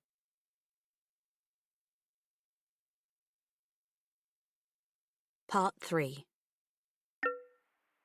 Production log, entry 31. 16th of October, 2017. He's innocent. All day at school, those two words have ticker-taped around my head. This project is no longer the hopeful conjecture it started life as. It's no longer me indulging my gut instinct because Sal was kind to me when I was small and hurting. It's no longer Ravi hoping against hope that he really knew the brother he loved. It's real. No shred of maybe, possibly, allegedly left. Sal Singh did not kill Andy Bell. And he did not kill himself. An innocent life was taken, and everyone in this town turned it ugly in their mouths, turned him into a villain. But if a villain can be made, then they can be unmade. 2 teenagers were murdered in Little Kilton 5.5 years ago, and we hold the clues to finding the killer. Me and Ravi and this ever-expanding Word document. I went to meet Ravi after school. I've only just got home. We went to the park and talked for over 3 hours, well into darkness. He was angry when I told him why Sal's alibi had been taken away. A quiet kind of angry. He said it wasn't fair that Naomi and Max Hastings got to walk away from everything without punishment, when Sal, who never hurt anyone, was killed and framed as a murderer. Of course it's not fair. Nothing about any of this is fair. But Naomi never meant to hurt Sal. It's clear from her face. Clear from the way she's tiptoed through life since. She acted out of fear, and I can understand that. Ravi does too, though he's not sure he can forgive her. His face fell when I said I didn't know whether the photo was enough for the police to reopen the case. I'd bluffed to get Max and Naomi to talk. The police might think I doctored the image and refused to apply for a warrant to check Max's profile. He's deleted the photo already, of course. Ravi thinks I'd have more credibility with the police than him, but I'm not so sure. A teenage girl rabbiting on about photo angles and tiny white numbers on a phone screen, especially when the evidence against Sal is so solid. Not to mention Daniel Da Silva on the force, shutting me down. And the other thing. It took Ravi a long time to understand why I wanted to protect Naomi. I explained that they are family, that Cara and Naomi are both sisters to me, and though Naomi may have played her part in what happened, Cara is innocent. It would kill me to do this to her. To make her lose her sister after her mum too. I promised Ravi that this wouldn't be a setback. That we don't need Sal to have an alibi to prove his innocence. We just have to find the real killer. So we came to a deal. We are giving ourselves 3 more weeks. 3 weeks to find the killer or solid evidence against a suspect. And if we have nothing after that deadline, Ravi and I will take the photo to the police. See if they'll even take it seriously. So that's it. I have just 3 weeks now to find the killer, or Naomi's and Cara's lives get blown apart.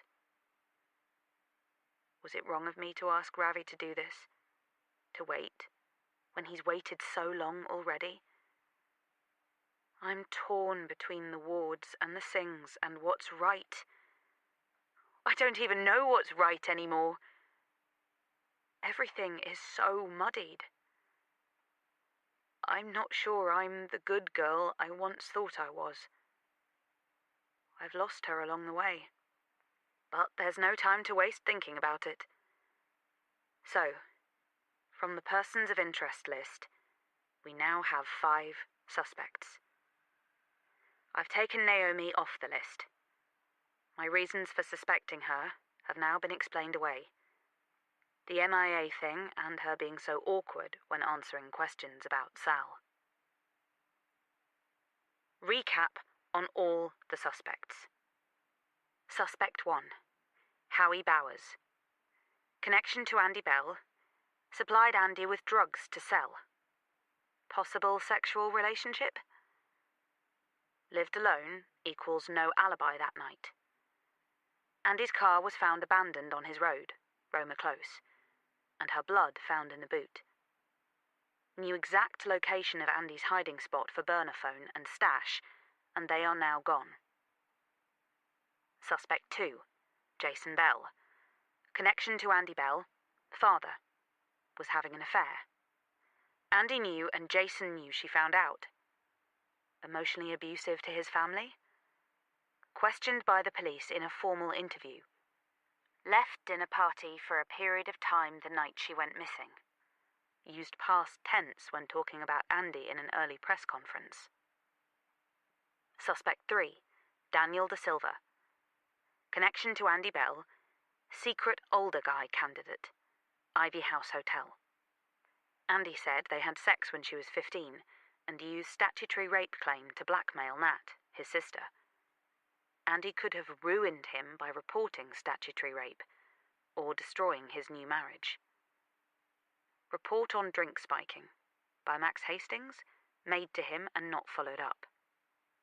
A police officer may have had access to Andy's house in searches and could have removed evidence that led to him. Burner phone. Suspect 4, Nat Da Silva. Connection to Andy Bell, bullied by Andy. Crucible blackmail, re Daniel, her brother, topless video, and a mystery third victory Andy had over her. Proven to be violent, punched a girl at university and served time for actual bodily harm. Left Andy a death threat in her school locker. Claims she has an alibi, but was in bed by 11 and could have snuck out later. Suspect 5, Max Hastings. Connection to Andy Bell, secret older guy candidate. Andy could have ruined his friendships with Sal and co. Has a nude photo of Andy taken at the Ivy House Hotel. Bought drugs from Andy and regularly bought Rohypnol. Lied about knowing Howie Bowers, Andy's supplier. Still buying? Girls were getting drugged at calamity parties. May have drugged Nat Da Silva at party. Knew about the hit and run. Along with the note and text I received, I now have another lead straight to the killer. The fact that they knew about the hit and run. First up, and most obviously, Max knew about it because he was the one who did it. He could have pretended to threaten himself along with his other friends so he could pin Andy's murder on Sal. But, as Naomi said, Max has always partied a lot, drinking and taking drugs. He could have let slip about the hit and run to someone while in that state. Someone he knew, like Nat Da Silva or Howie Bowers. Or maybe even Andy Bell, who then, in turn, could have told any of the names above. Daniel Da Silva was a working policeman who responded to traffic accidents. Maybe he put 2 and 2 together. Or could one of them have been on the same road that night and watched it all happen? It's feasible then that any of the 5 could have learned about the accident and used it to their advantage. But Max remains the strongest option in that respect. I know Max technically has an alibi for the majority of the Andy disappearance window, but I do not trust him. He could have left when Naomi and Millie went to bed.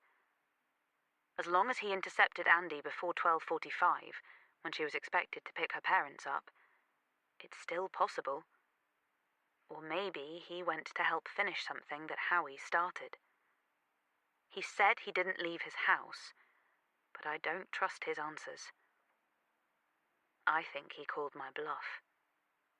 I think he knew it was so unlikely I would turn Naomi into the police, so he didn't have to be honest with me. I'm in a bit of a catch-22 here.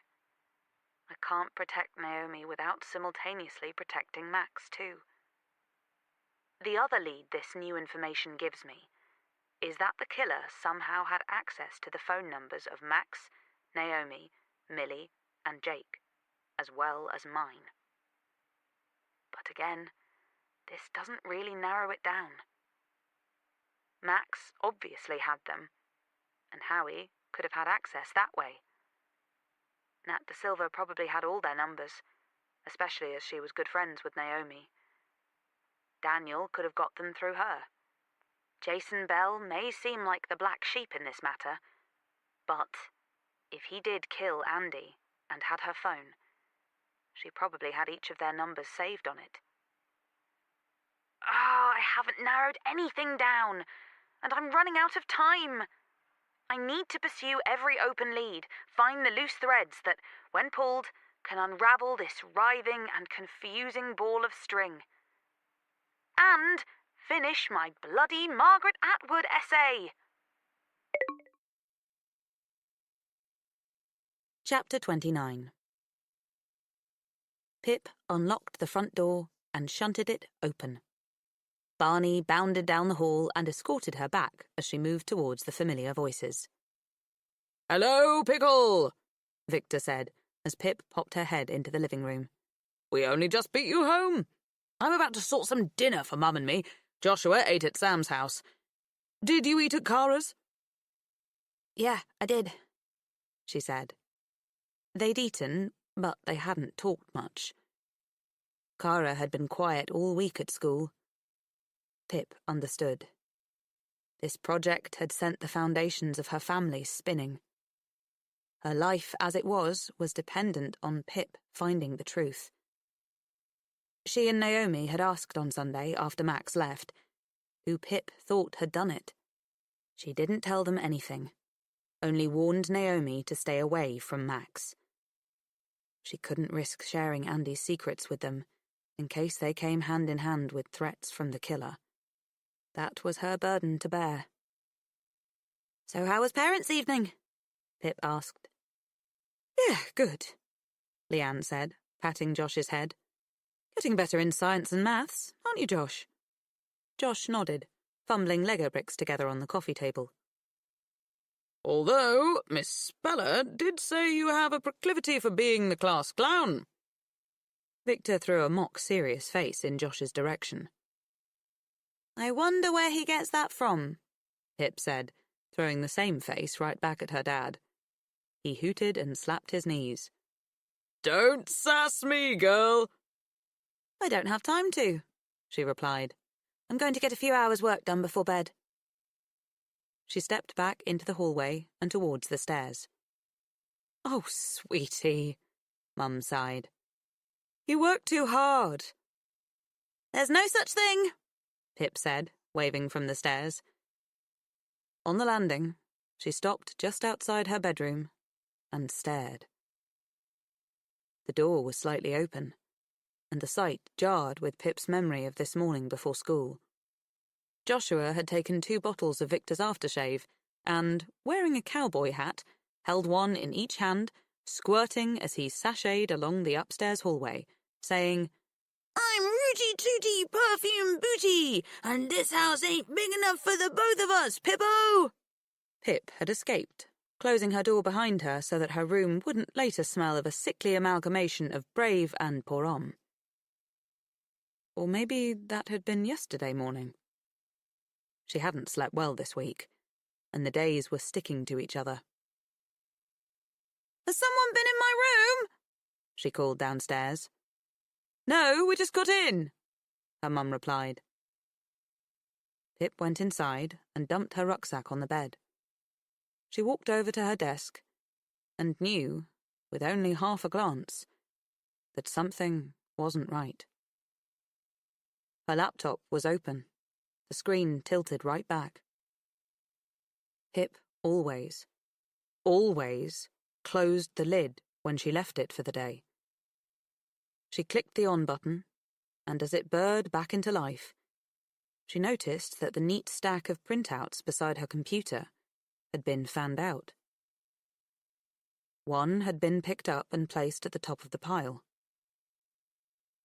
It was the photograph. The evidence of Sal's alibi. And it wasn't where she'd left it. Her laptop sang 2 welcome notes and loaded her home screen up. It was just as she'd left it. The Word document of her most recent production log in the taskbar beside a minimized Chrome tab. She clicked into her log. It opened on the page below her spider diagram. Pip gasped. Below her final words, someone had typed, "You need to stop this, Pippa." Over and over again. Hundreds of times.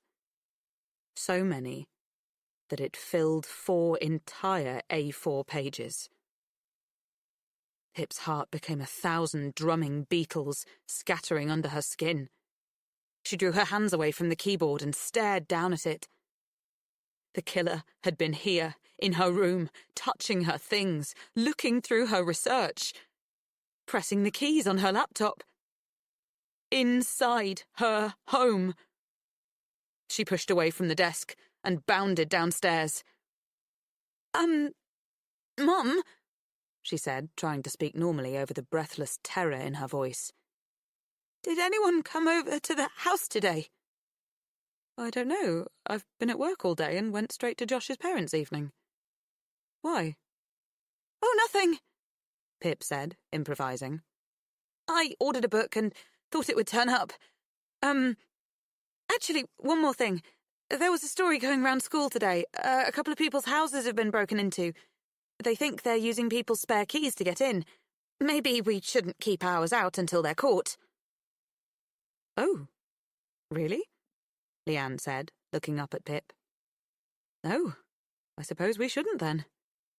I'll get it, Pip said, trying not to skid as she hurried for the front door.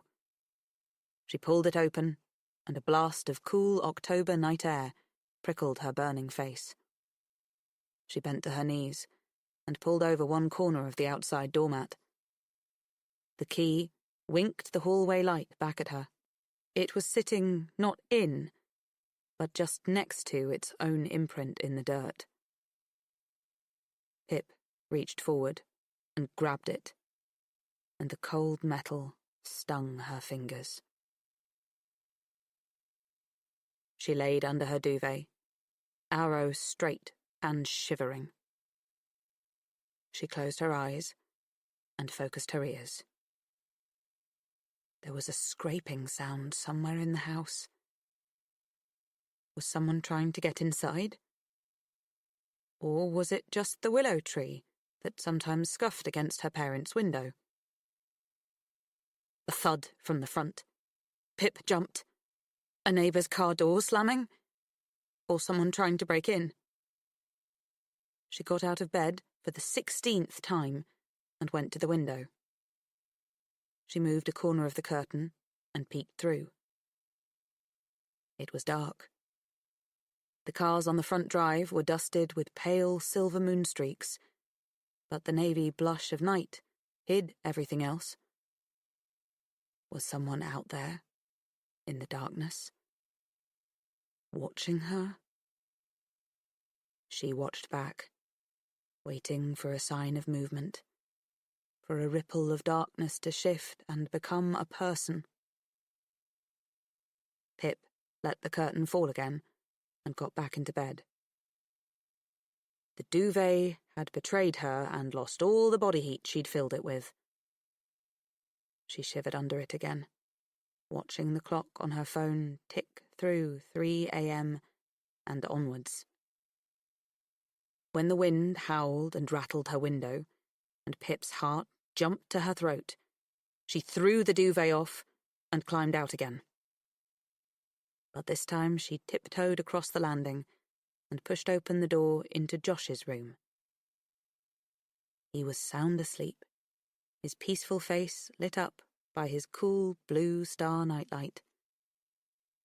Pip crept over to the foot of his bed. She climbed up and crawled over to the pillow end, avoiding the sleeping lump of her brother. He didn't wake, but moaned a little when she flicked his duvet over herself. It was so warm inside.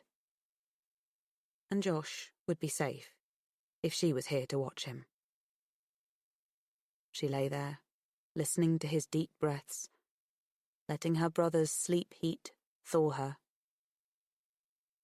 Her eyes crossed and tripped over each other as she stared ahead, transfixed by the soft blue light of spinning stars. Chapter 30. Naomi's been a bit jumpy since, Cara said, walking Pip down the corridor to her locker. There was still something awkward between them, a solid thing only just starting to melt around the edges, though they both pretended it wasn't there. Pip didn't know what to say. Well, she's always been a bit jumpy, but even more now, Cara continued anyway. Yesterday, Dad called her from the other room and she jumped so hard that she threw her phone across the kitchen.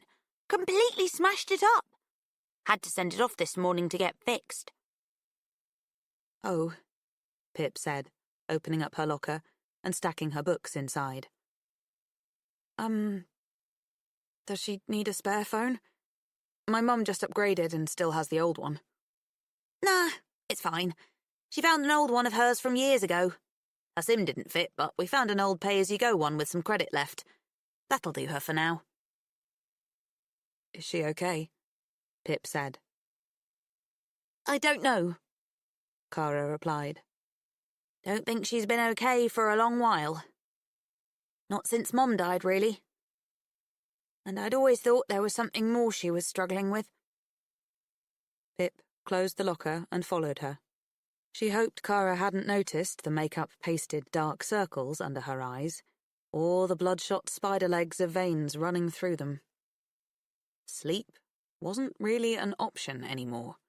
Pip had sent off her Cambridge admission essays and started studying for her ELAT entrance exam. But her deadline for keeping Naomi and Cara out of everything was ticking down every second. And when she did sleep, there was a dark figure in her dreams just out of sight, watching her. It'll be okay, Pip said. I promise. Cara gave her hand a squeeze as they turned their separate ways down the corridor. A few doors down from her English classroom, Pip stopped sharply, her shoes squeaking against the floor. Someone was trudging down the hall towards her. Someone with pixie-cut white hair and black-winged eyes. Nat, Pip said with a small wave. Nat de Silva slowed and came to stop just in front of her. She didn't smile and she didn't wave. She barely looked at her. What are you doing in school? Pip said, noticing Nat's electronic ankle tag was a sock-covered bulge above her trainers. I forgot all the details that my life was suddenly your business, Penny. Pippa. Don't care, she spat, her top lip arching in a sneer. If you must know for your perverted project, I've officially hit rock bottom. My parents are cutting me off, and no one will hire me. I just begged that slug of a head teacher for my brother's old caretaker job. They can't hire violent criminals, apparently. There's an after-Andy effect for you to analyse. She really played the long game with me. I'm sorry, Pip said. No. Nat picked up her feet and strode away, the gust of her sudden departure ruffling Pip's hair. You're not. After lunch, Pip returned to her locker to grab her Russia textbook for double history. She opened the door, and the paper was just sitting there on top of her book pile. A folded piece of printer paper that had been pushed through the top slit. A flash of cold dread dropped through her. She checked over both shoulders that no one was watching her, and reached in for the note. This is your final warning, Pippa. Walk away. She read the large black printed letters only once, folded the page back up, and slipped it inside the cover of her history textbook. She pulled out the book, a two-handed job, and walked away. It was clear now. Someone wanted her to know that they could get to her at home and at school. They wanted to scare her. And she was. Terror chased away her sleep, made her watch out of the dark window these last 2 nights. But daytime Pip was more rational than the one at night. If this person was really prepared to hurt her or her family, wouldn't they have done it by now? She couldn't walk away from this. From Sal and Ravi. From Cara and Naomi. She was in too deep. And the only way was down. There was a killer hiding in Little Kilton. They'd seen her last production log entry, and now they were reacting. Which meant that Pip was on the right track somewhere. A warning was all it was. She had to believe that. had to tell herself that when she lay sleepless at night. And although unknown might be closing in on her, she was also closing in on them. Pip pushed the classroom door with the spine of her textbook, and it swung open much harder than she'd meant. "Ouch!" Elliot said, as the door crashed into his elbow. The door bounded back into Pip, and she tripped, dropping her textbook. It landed with a loud thwack. "Sorry, Mr. Ward," she said. "I didn't know you were right there." "That's okay." He smiled. "I'll interpret it as your eagerness for learning rather than an assassination attempt." "Well, we are learning about 1930s Russia." "Ah, I see," he said, bending to pick up her book. "So it was a practical demonstration?" The note slipped out from the cover and glided to the floor. It landed on its crease and came to rest, partly open. Pip lunged for the paper, scrunching it up in her hands. "Pip?" She could see Elliot trying to make eye contact with her, but she stared straight ahead. "Pip, are you okay?" he asked. "Yep," she nodded, flashing a closed-mouth smile, biting back that feeling you get when someone asks if you're okay, and you're anything but. "I'm fine." "Listen," he said gently. "if you're being bullied, the worst thing to do is keep it to yourself." "I'm not," she said, turning to him. "I'm fine. Really." "Pip?" "I'm good, Mr. Ward," she said, as the first group of chattering students slipped in the door behind them. She took her textbook from Elliot's hands and wandered over to her seat, knowing his eyes were following her as she went. "Pips," Connor said as he shoved his bag down on the place beside her. "Lost you after lunch." And then, in a whisper, he added, "So why are you and Cara acting all frosty? You fallen out or something?" "No," she said. "We're all fine. Everything's fine." Production log, entry 33. 21st of October 2017. I'm not ignoring the fact that I saw Nat De Silva in school just a few hours before I found the note in my locker. Especially considering her history with death threats in lockers. And although her name has now climbed to the top of the suspect list, it is in no way definitive. In a small town like Kilton, sometimes things that seem connected are entirely coincidental, and vice versa. Running into someone in the only high school in town does not a murderer make. Almost everyone on my suspect list has a connection with that school.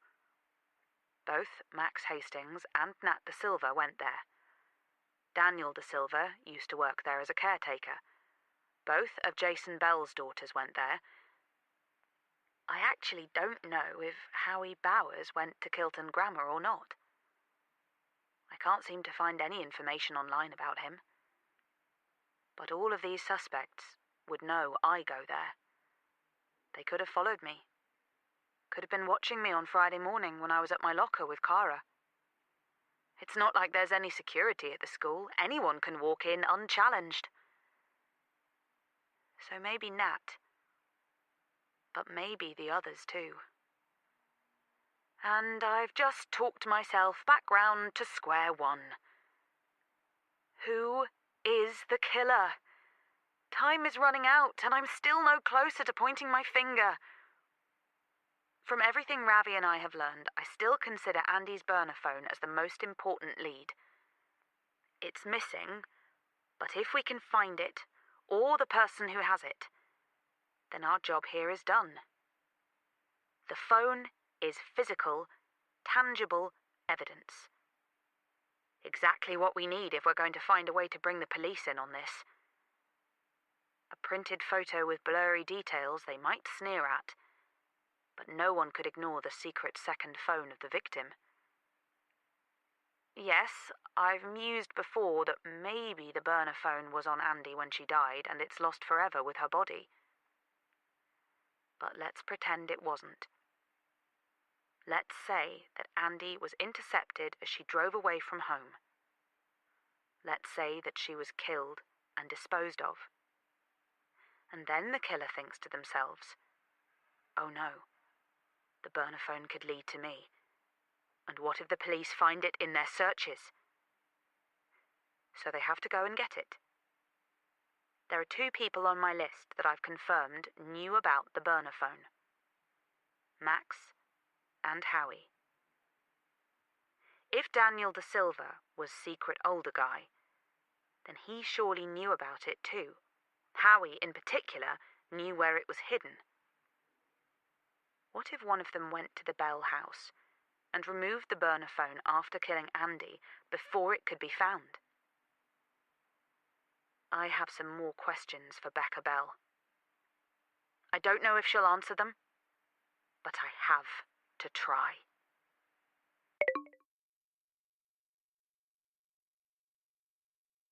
Chapter 31. She felt the nerves as barbs sticking in her gut as she walked up to the building. It was a tiny glass-fronted office building with a small metallic sign reading Kilton Mail beside the main door. And although it was a Monday morning, the place looked and felt abandoned. No sign of life or movement in any of the lower windows. Pip pressed the button on the wall next to the door. It made a tinny whining sound that grated in her ears. She let it go, and seconds later, a muffled, robotic voice came through the speaker. Hello? Hi, Pip said. I'm here to see Becca Bell. Okay, the voice said. I'll buzz you in. Give the door a good push 'cause it's sticky. A harsh buzz sounded. Pip pushed the door and barged it with her hip, and with a clacking noise, the door unstuck and swung inwards. She closed it behind her and stood there in a small and cold room. There were 3 sofas and a couple of coffee tables, but no people. Hello? She called. A door opened, and a man strolled through, flicking the collar up on his long beige coat. A man with straight, dark hair, pushed to the side and grey-tinged skin. It was Stanley Forbes. Oh. He stopped when he saw Pip. Just on my way out. Who are you? He stared at her with narrowed eyes. His lower jaw jutted out, and Pip felt goosebumps crawling down her neck. It was cold in here. I'm here to see Becca, she said. Oh, right. He smiled without showing his teeth. Everyone's working in the back room today. Heating's busted at the front. That way. He pointed at the door he'd come through. Thank you, she said, but Stanley wasn't listening. He was already halfway out of the front door. It banged shut, drowning out the ooh in her thanks. Pip walked over to the far door and pushed through it. A short corridor opened up into a larger room, with 4 paper-laden desks pushed against each wall. There were 3 women in here, each typing away at the computers on their desks, jointly creating a pitter-patter song that filled the room. None of them had noticed her over the sound of it. Pip walked towards Becca Bell, her short blonde hair scraped back in a stubby ponytail, and cleared her throat. Hi, Becca, she said. Becca spun around in her chair, and the other 2 women looked up. Oh, she said. It's you that's here to see me. Shouldn't you be at school? Yeah, sorry, it's half-term, Pip said, shifting nervously under Becca's gaze, thinking of how close she and Ravi had been to getting caught by her in the Bell house. Pip looked instead over Becca's shoulder, at the computer screen full of typed words. Becca's eyes followed hers, and she turned back to minimize the document. "Sorry," she said. "It's the first piece I'm writing for the newspaper, and my first draft is absolutely awful. My eyes only." She smiled. "What's it about?" Pip asked. "Oh, it's just about this old farmhouse that's been uninhabited for 11 years now, just off the Kilton end of Sycamore Road. They can't seem to sell it." She looked up at Pip. "A few of the neighbours are thinking about pitching in to buy it, trying to apply for change of use and doing it up as a pub. I'm writing about why that's a terrible idea." One of the women across the room cut in. My brother lives near there, and he doesn't think it's such a terrible idea. Beer on tap just down the road. He's ecstatic. She gave a hacking foghorn laugh, looking to her other colleague to join in. Becca shrugged, glancing down at her hands as she picked up the sleeve of her jumper. "I just think the place deserves to be a home for a family again one day," she said. "My dad almost bought and restored it years ago, before everything happened. He changed his mind in the end, but I've always wondered what things would be like if he hadn't." The other two keyboards fell silent. "Oh, Becca, sweetheart," the woman said. "I had no idea that was the reason. Well, I feel terrible now." She slapped her forehead. "I'll do the tea rounds for the rest of the day." "No, don't worry." Becca gave her a small smile. The other two women turned back to their computers. "Pippa, isn't it?" Becca spoke quietly. "What can I help you with? If it's about what we discussed before, you know I don't want to be involved." "Trust me, Becca," Pip said, her voice dipping into whispers. "This is important. Really important. Please." Becca's wide blue eyes stared up at hers for a few lingering moments. "Fine." She stood up. "Let's go out to the front room." The room felt colder the second time around. Becca took a seat on the nearest sofa and crossed her legs. Pip sat at the other end and turned to face her. So..." She tapered off, not quite sure how to phrase it, nor how much she should tell her. She stalled, staring into Becca's Andy-like face. "What is it?" Becca said. Pip found her voice. "So, while researching, I found out that Andy might have been dealing drugs and selling at calamity parties." Becca's neat brows drew down to her eyes as she cast a distrustful look at Pip. "No," she said. "There's no way."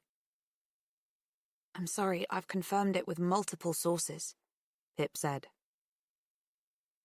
"She can't have done. The man who supplied her gave her a secret second phone, a burner phone to use in her deals," Pip carried on over Becca's protests.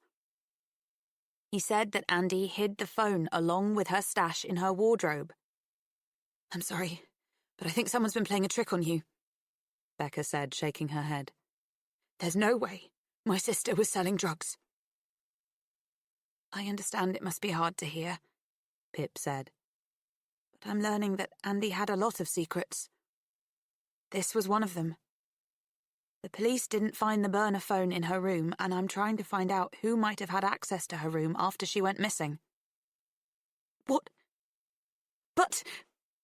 Becca sputtered, still shaking her head. "No one did. The house was cordoned off. I mean, before the police arrived. After Andy left the house and before your parents discovered she was missing. Was there any way someone could have broken into your house without you knowing? Had you gone to sleep?" I... Her voice cracked. "No, I don't know. I wasn't asleep. I was downstairs watching TV. But you... Do you know Max Hastings? Pip said quickly, before Becca could object again. Becca stared at her, confusion glassing over her eyes. She said. Yeah, he was Sal's friend, wasn't he? The blonde guy. Did you ever notice him hanging round near your house after Andy disappeared? No, she said quickly. No. But why... What about Daniel De Silva? Do you know him? Pip said, hoping this quick-fire questioning was working. But Becca would answer before she thought not to answer. Daniel, she said. Yeah, I know him. He was close with my dad. Pippa's eyes narrowed. Daniel De Silva was close to your dad? Yeah. Becca sniffed. He worked for my dad for a while, after he quit that caretaker's job at school. My dad owns a cleaning company, but he took a shine to Daniel and promoted him to a job in the office. He was the one who convinced Daniel to apply to be a police officer, supported him through the training. Yeah, I don't know if they're still close. I don't speak to my dad. So did you see a lot of Daniel? Asked Pip. Quite a bit. He often popped round, stayed for dinner sometimes. What has this got to do with my sister? Daniel was a police officer when your sister went missing. Was he involved in the case at all? Well, yeah, Becca replied. He was one of the first responding officers when my dad reported it. Pip felt herself tilting forward, her hands against the sofa cushion, leaning into Becca's words. Did he do a search of the house? Yeah, Becca said. He and this policewoman took our statements and then they did their primary search. Could Daniel have been the one that searched Andy's room? Yeah, maybe. Becca shrugged. I don't really see where you're going with this. I think you've been misled by someone, really. Andy was not involved in drugs. Daniel De Silva was the first to access Andy's room, Pip said, more to herself than to Becca. Why does that matter? Said Becca, annoyance starting to stir in her voice. We know what happened that night. We know Sal killed her, regardless of what Andy or anyone else was up to. I'm not sure he did, Pip said, widening her eyes in what she hoped was a meaningful way. I'm not so sure Sal did it. And I think I'm close to proving it. Production log, entry 34. 23rd of October, 2017. Becca Bell did not respond well to my suggestion that Sal might be innocent. I think asking me to leave was proof enough of that. It's not surprising. She's had 5.5 unwavering years of knowing that Sal killed Andy. 5.5 years to bury the grief for her sister. And here I come, kicking up the dirt and telling her she's wrong. But she'll have to believe it soon, along with the rest of Kilton, when Ravi and I find out who really killed both Andy and Sal. And after my conversation with Becca, I think the front runner has changed again. Not only have I unearthed a strong connection between two names on my suspect list, another possible murder team, Daniel De Silva and Jason Bell, but I've confirmed my suspicions about Daniel. He not only had access to Andy's room after she went missing, but he was probably the first person to search it. He would have had the perfect opportunity to take and hide the burner phone, and remove any trace of himself from Andy's life.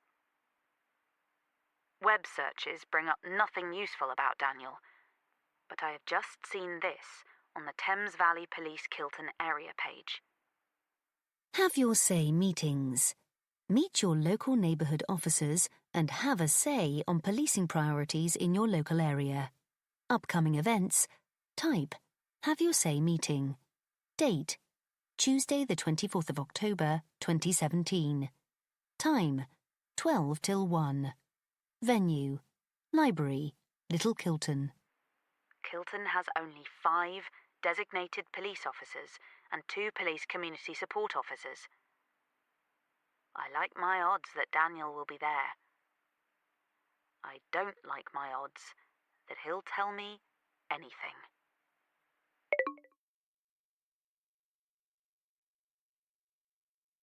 Chapter 32. And there are still too many youths loitering on the common in the evenings, An old woman croaked, her arm raised beside her head. We spoke about this at a previous meeting, Mrs. Faversham, A female police officer with ringlet-sprung hair said. They aren't engaging in any antisocial behaviour. They are just playing football after school. Pip was sitting on a bright yellow plastic chair in an audience of just 12 people. The library was dark and stuffy, and the air filled her nostrils with that wonderful cosmic smell of old books and the fusty smell of old people. The meeting was slow and dreary, but Pip was alert and sharp-eyed. Daniel da Silva was one of the 3 officers taking the meeting. He was taller than she'd expected, standing there in his black uniform. His hair was light brown and wavy, styled back from his forehead. He was clean-shaven, with a narrow, upturned nose and wide, rounded lips. Pip tried to not watch him for long stretches of time in case he noticed. There was another familiar face here too, sitting just 3 seats down from Pip. He stood up, suddenly, flashing his open palm at the officers. Stanley Forbes, Kilton Mail, he said. Several of my readers have complained that people are still driving too fast down the high street. How do you intend to tackle this issue?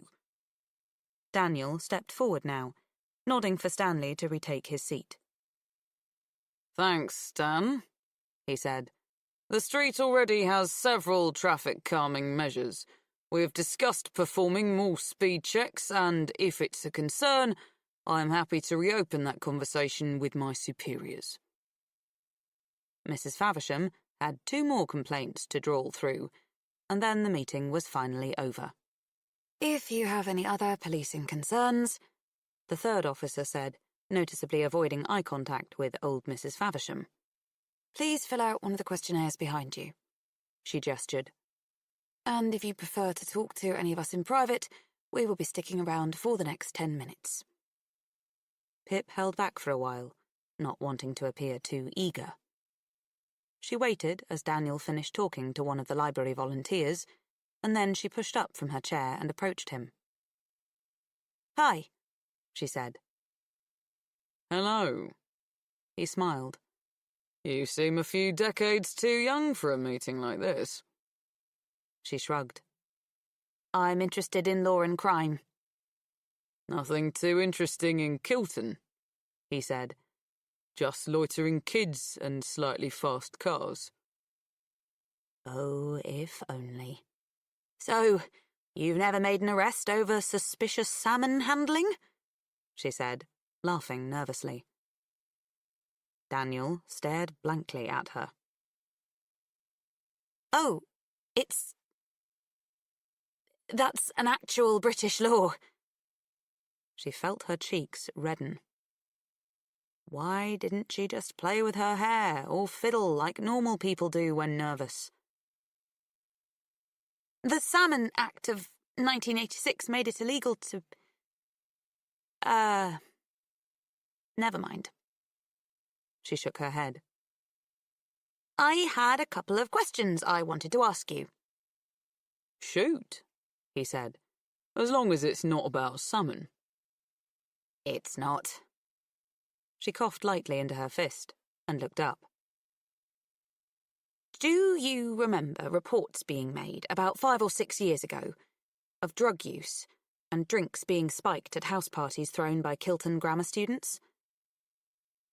He tensed his chin, and his mouth sank into a thoughtful frown. No, he said. I don't remember that. Are you wanting to report a crime? She shook her head. No. Do you know Max Hastings? She said. Daniel shrugged. I know the Hastings family a bit. They were my very first call-out alone after I finished training. For what? Oh, nothing big. Their son had crashed his car into a tree in front of the house. Needed to file a police report for the insurance. Why? No reason, she said, faux nonchalantly. She could see Daniel's feet starting to turn away from her. Just one more thing I'm interested to know. Yep. You were one of the first responding officers when Andy Bell was reported missing. You conducted the primary search of the Bell residence. Daniel nodded, lines tightening around his eyes. Was that not some sort of conflict of interest, seeing as you were so close to her father? No, he said. It wasn't. I'm a professional when I have this uniform on. And I have to say, I don't really like where these questions are going. Excuse me. He shuffled a few inches away. Just then, a woman appeared behind Daniel and stepped in beside him and Pip. She had long, fair hair and a freckled nose, and a giant belly pushing out the front of her dress. She must have been at least 7 months pregnant. Well, hi, she said in a forced pleasant tone to Pip. I'm Dan's wife. How entirely unusual for me to catch him talking to a young girl. Must say, you aren't his usual type. Kim, Daniel said, placing his arm on her back. Come on. Who is she? Just some kid who came to the meeting. I don't know. He led his wife away to the other side of the room. At the library's exit, Pip took one more look over her shoulder. Daniel stood with his wife talking to Mrs. Faversham, deliberately not looking over at her. Pip pushed the door and went outside, huddling further into her khaki coat as the cold air enclosed her. Ravi was waiting for her just up the road opposite the cafe. You were right not to come in, she said when she arrived at his side. He was pretty hostile to just me. And Stanley Forbes was there too. Lovely guy, Ravi said sarcastically, dipping his hands in his pockets to hide them from the bitter wind. So you didn't learn anything? Oh, I didn't say that, Pip said, stepping in closer to him to shield herself from the wind. He let one thing slip. Don't even know if he realized it. Stop pausing for dramatic effect. Sorry, she said. He said he knew the Hastings, that he was the one who filed the police report when Max crashed his car into the tree by their house. Oh. Ravi's lips opened around the sound. So maybe he could have known about the hit and run? Maybe he could. Pip's hands were so cold now that they started to curl into claws. She was about to suggest going back to hers when Ravi stiffened, his eyes fixed on a point behind her. She turned. Daniel De Silva and Stanley Forbes had just left the library, the door banging behind them. They were deep in hushed conversation, Daniel explaining something with gestured hands. Stanley's head did a half-owl spin, checking around them. And that's when he spotted Pip and Ravi. Stanley's eyes cooled, and his gaze was a cold blast in the wind as it flicked between the two of them. Daniel looked over and stared, but his eyes were just on Pip, sharp and blistering. Ravi took her hand. Let's go, he said. Chapter 33 All right, Puppuccino, Pip said to Barney, bending down to unclip the lead from his tartan collar. Off you go. He looked up at her with his sloped and smiling eyes. And when she straightened up, he was off, bounding up the muddy track ahead and winding between the trees in that forever puppy way that he ran. Her mum had been right. It was a little too late to be going out on a walk. The woods were darkening already, the sky a churned grey peeking through the gaps between the autumn-speckled trees. It was 6:15 already, and her weather app told her that sunset was in 2 minutes. She wouldn't stay out long.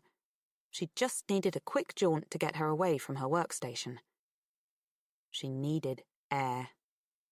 Needed space. All day she had flitted between studying for her exam next week and staring hard at the names in her suspect list. She would stare for so long that her gaze went cross-eyed, drawing imaginary and thorny lines that budded from the letter tips of one name to wrap round the others until the list was just a chaotic mess of swaddled names and tangled bonds. She didn't know what to do. Perhaps try to talk to Daniel de Silva's wife. There certainly was palpable friction between the couple. And why? What possible secrets had caused it? Or should she focus back on the burner phone? Consider breaking into the homes of those suspects that knew about the phone and searching for it there? No. She had come on this walk to forget Andy Bell, and to clear her head.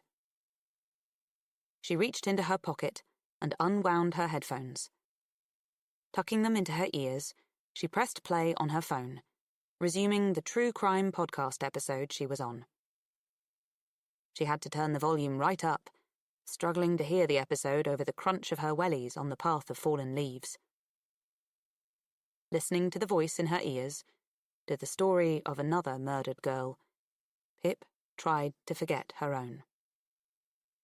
She took the short circuit through the woods, her eyes on the shadows from scraggy branches above, shadows that grew lighter as the world around was growing darker. When the twilight took a turn towards darkness, Pip walked off the path, dipping into the trees to get to the road faster. She called Barney when the gate to the road was visible, 30 feet in front of her. When she reached it, she paused her podcast and spooled the headphones back round her phone. "Barney! Come on!" she called, slipping it into her pocket. A car flew by on the road, the full beam of its headlights blinding Pip when she looked into them. "Doggo!" she called, louder and higher this time. "Barney! Come!" The trees were dark and still. Pip wet her lips and whistled. "Barney! Here, Barney!" No sound of paws trampling through the fallen leaves. No golden flash among the trees. Nothing. Cold fear began to creep up her toes and down her fingers. "Barney!" she shouted, and her voice cracked. She ran back the way she'd come, back into the dark, engulfing trees. "Barney!" she screamed, crashing along the path, the dog lead swinging in wide, empty arcs from her hand. Chapter 34. "Mum! Dad!" She shoved open the front door, tripping on the doormat and falling to her knees. The tears stung, pooling at the crack between her lips. "Dad!" Victor appeared at the kitchen door. "Pickle?" he said, and then he saw her. "Pippa, what is it? What happened?" He hurried forward as she picked herself up from the floor. "Barney's gone," she said. "He didn't come when I called. I went around the whole woods calling him. He's gone. I don't know what to do. I've lost him, Dad." Her mum and Josh were in the hallway now too, watching her silently. Victor squeezed her arm. "It's okay, Pickle," he said in his bright and warm voice. "We'll find him, don't you worry." Her dad grabbed his thick padded coat from the understairs cupboard and 2 torches. He made Pip put on a pair of gloves before he handed one of them to her. The night was dark and heavy by the time they were back in the woods. Pip walked her dad round the path she'd taken. The 2 white torch beams cut through the darkness. "Barney!" her dad called in his booming voice, thrown forward and sideways as echoes through the trees. It was 2 hours later, and 2 hours colder, that Victor said it was time to go home. "We can't go home until we find him," she sniffed. "Listen." He turned to her, the torch lighting them from below. "It's too dark now. We will find him in the morning. He's wandered off somewhere and he'll be okay for one night." Pip went straight up to bed after their late and silent dinner.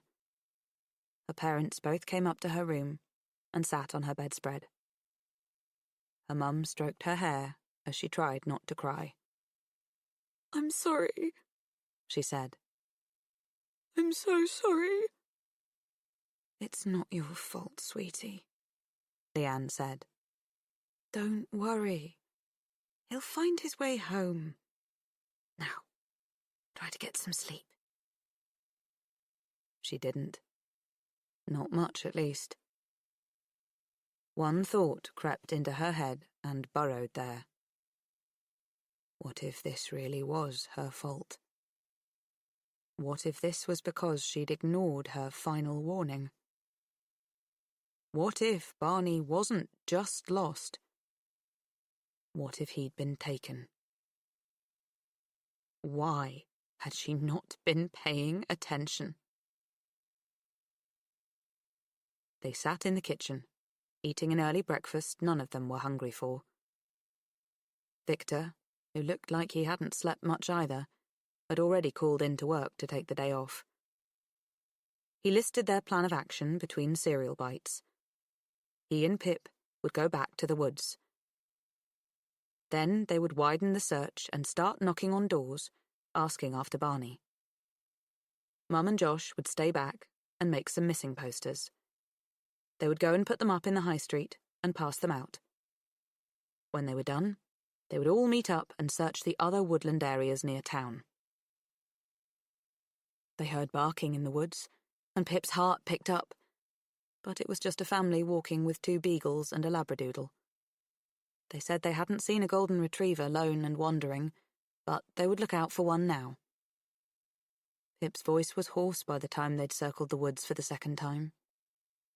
They'd knocked on their neighbours' houses up Martin's End Way. No one had seen a lost dog. Early afternoon, and Pip's train whistle text tone blared in the quiet forest. "Is that Mum?" her dad said. "No," Pip said, reading the message. It was from Ravi. "Hey," it said. "I've just seen missing posters for Barney up in town. Are you okay? Do you need help?" Her fingers were too numb from the cold to type a response. They stopped briefly for sandwiches and then carried on, her mum and Josh joining them now, traipsing through trees and across private farmland, choral shouts of Barney carrying on the wind. But the world turned on them, and darkness fell again. Back home, drained and quiet, Pip picked through the Thai takeaway Victor had collected from town. Her mum had put a Disney film on in the background to lighten the mood, but Pip was just staring down at the noodles, wrapped like tightening worms round her fork. She dropped the fork when a train whistle sounded, vibrating in her pocket. She placed her plate on the coffee table and pulled out her phone. The screen glared up at her. Pip tried her hardest to blink the terror from her eyes, to force her jaw closed. She fought a blank look onto her face and put the phone face down on the sofa. "Who's that?" her mum asked. "Just Cara." It wasn't. It was unknown. "Want to see your dog again?" Chapter 35. The next text didn't come until 11 in the morning. Victor was working from home. He came into Pip's bedroom at around 8 and told her that they were going off on another search and would be back at lunchtime. "You should stay here and get on with your revision," he said. "This exam is very important. Leave Barney to us."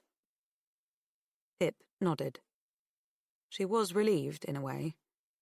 She didn't think she could walk alongside her family, calling out his name, knowing that he wasn't there to be found. Because he wasn't lost. He was taken. By Andy Bell's killer. But there was no time to waste hating herself, asking why she hadn't listened to the threats. Why she'd been stupid enough to think herself invincible. She just had to get Barney back. That was all that mattered. Her family had been gone for a couple of hours when her phone screeched, making her flinch and slosh coffee over her duvet. She grabbed the phone and read the text over several times. "Take your computer and any USBs or hard drives that your project is saved on. Bring them to the tennis club car park with you and walk 100 paces into the trees on the right side. Do not tell anyone and come alone. If you follow these instructions, you will get your dog back." Pip jumped up, spattering more coffee on her bed. She moved fast before the fear could congeal and paralyze her. She stepped out of her pajamas and into a jumper and jeans. She grabbed her rucksack, undid the zips, and upturned it, spilling her schoolbooks and academic planner onto the floor. She unplugged her laptop and piled both it and the charger into the bag. The 2 memory sticks she'd saved her project on were in the middle drawer of her desk. She scooped them out and shoved them in on top of the computer. She ran down the stairs, almost stumbling as she swung the heavy bag up onto her back. She slipped on her walking boots and coat and grabbed her car keys from the side table in the hall. There was no time to think this through. If she stopped to think, she'd falter and lose him forever. Outside, the wind was cold against her neck and fingers. She ran to the car and climbed in. Her grip was sticky and shaky on the steering wheel as she pulled out of the drive. It took her 5 minutes to get there. She would have been quicker if she hadn't got stuck behind a slow driver, tailgating and flashing them to hurry up, out of the way.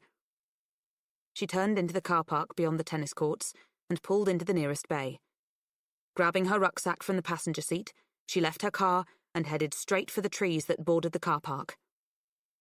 Before stepping from concrete onto mud, Pip paused for just a moment to look over her shoulder. There was some kids' club on the tennis courts, shrieking and whacking balls into the fence. A couple of mums with young and squawking toddlers standing beside a car, chatting away.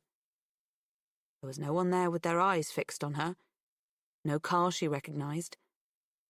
No person. If she was being watched, she couldn't tell. She turned back to the trees and started to walk.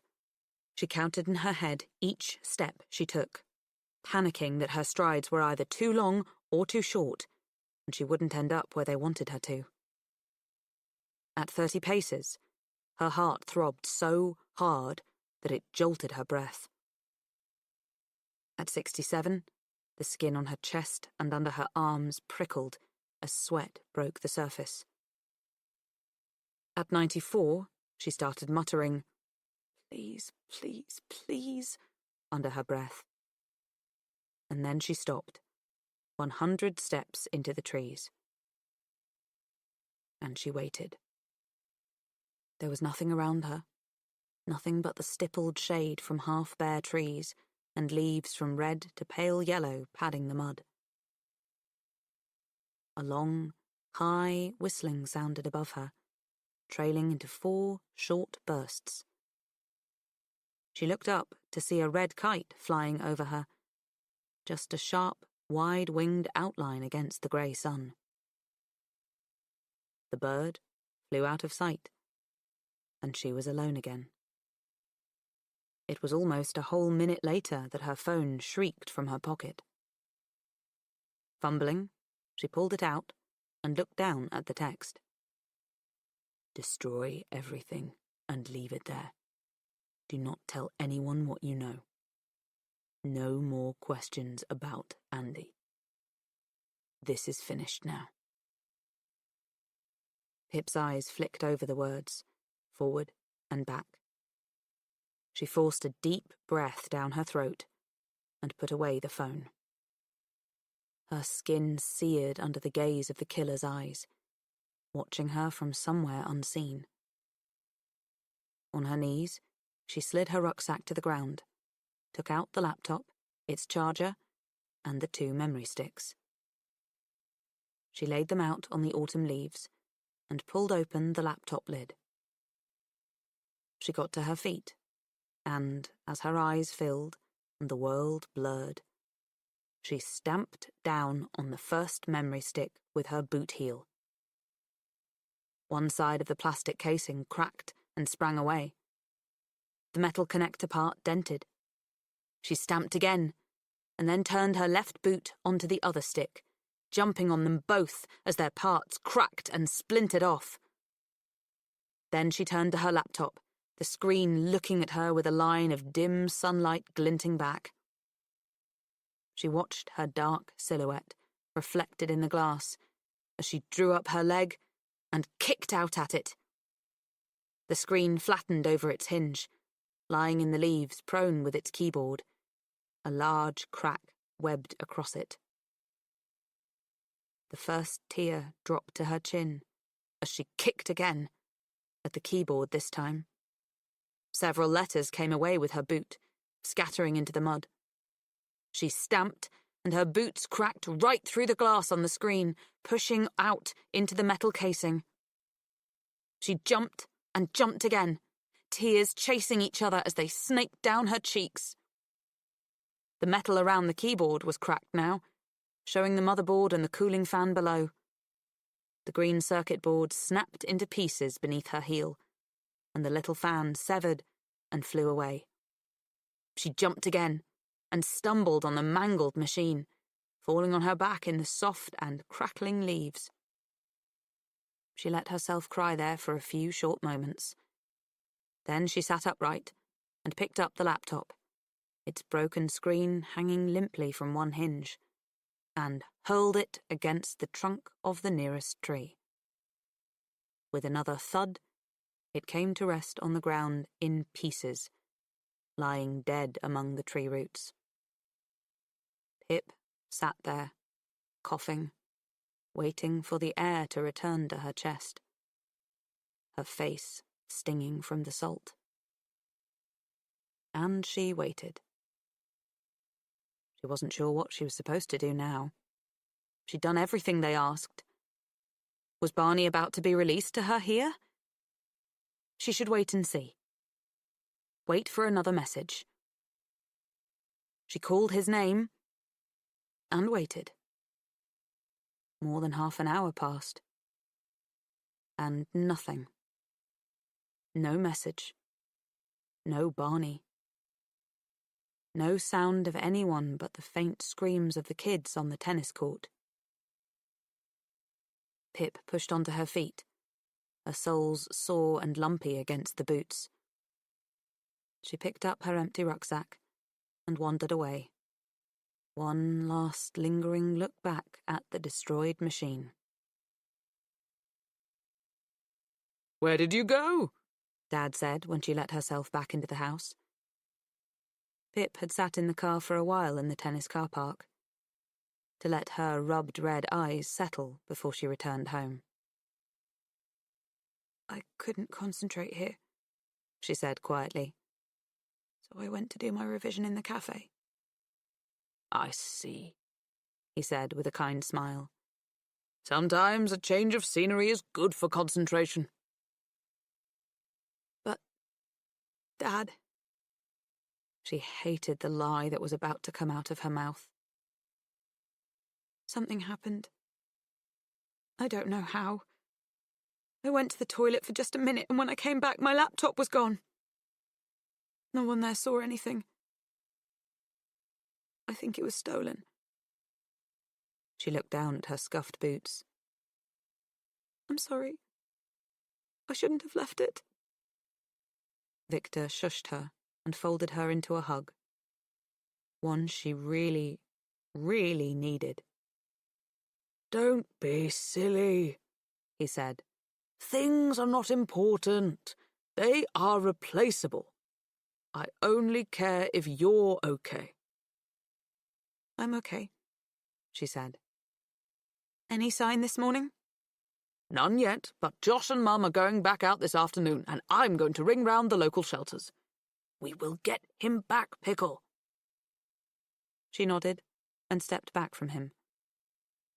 They were going to get Barney back. She'd done everything she had been told to do. That was the deal.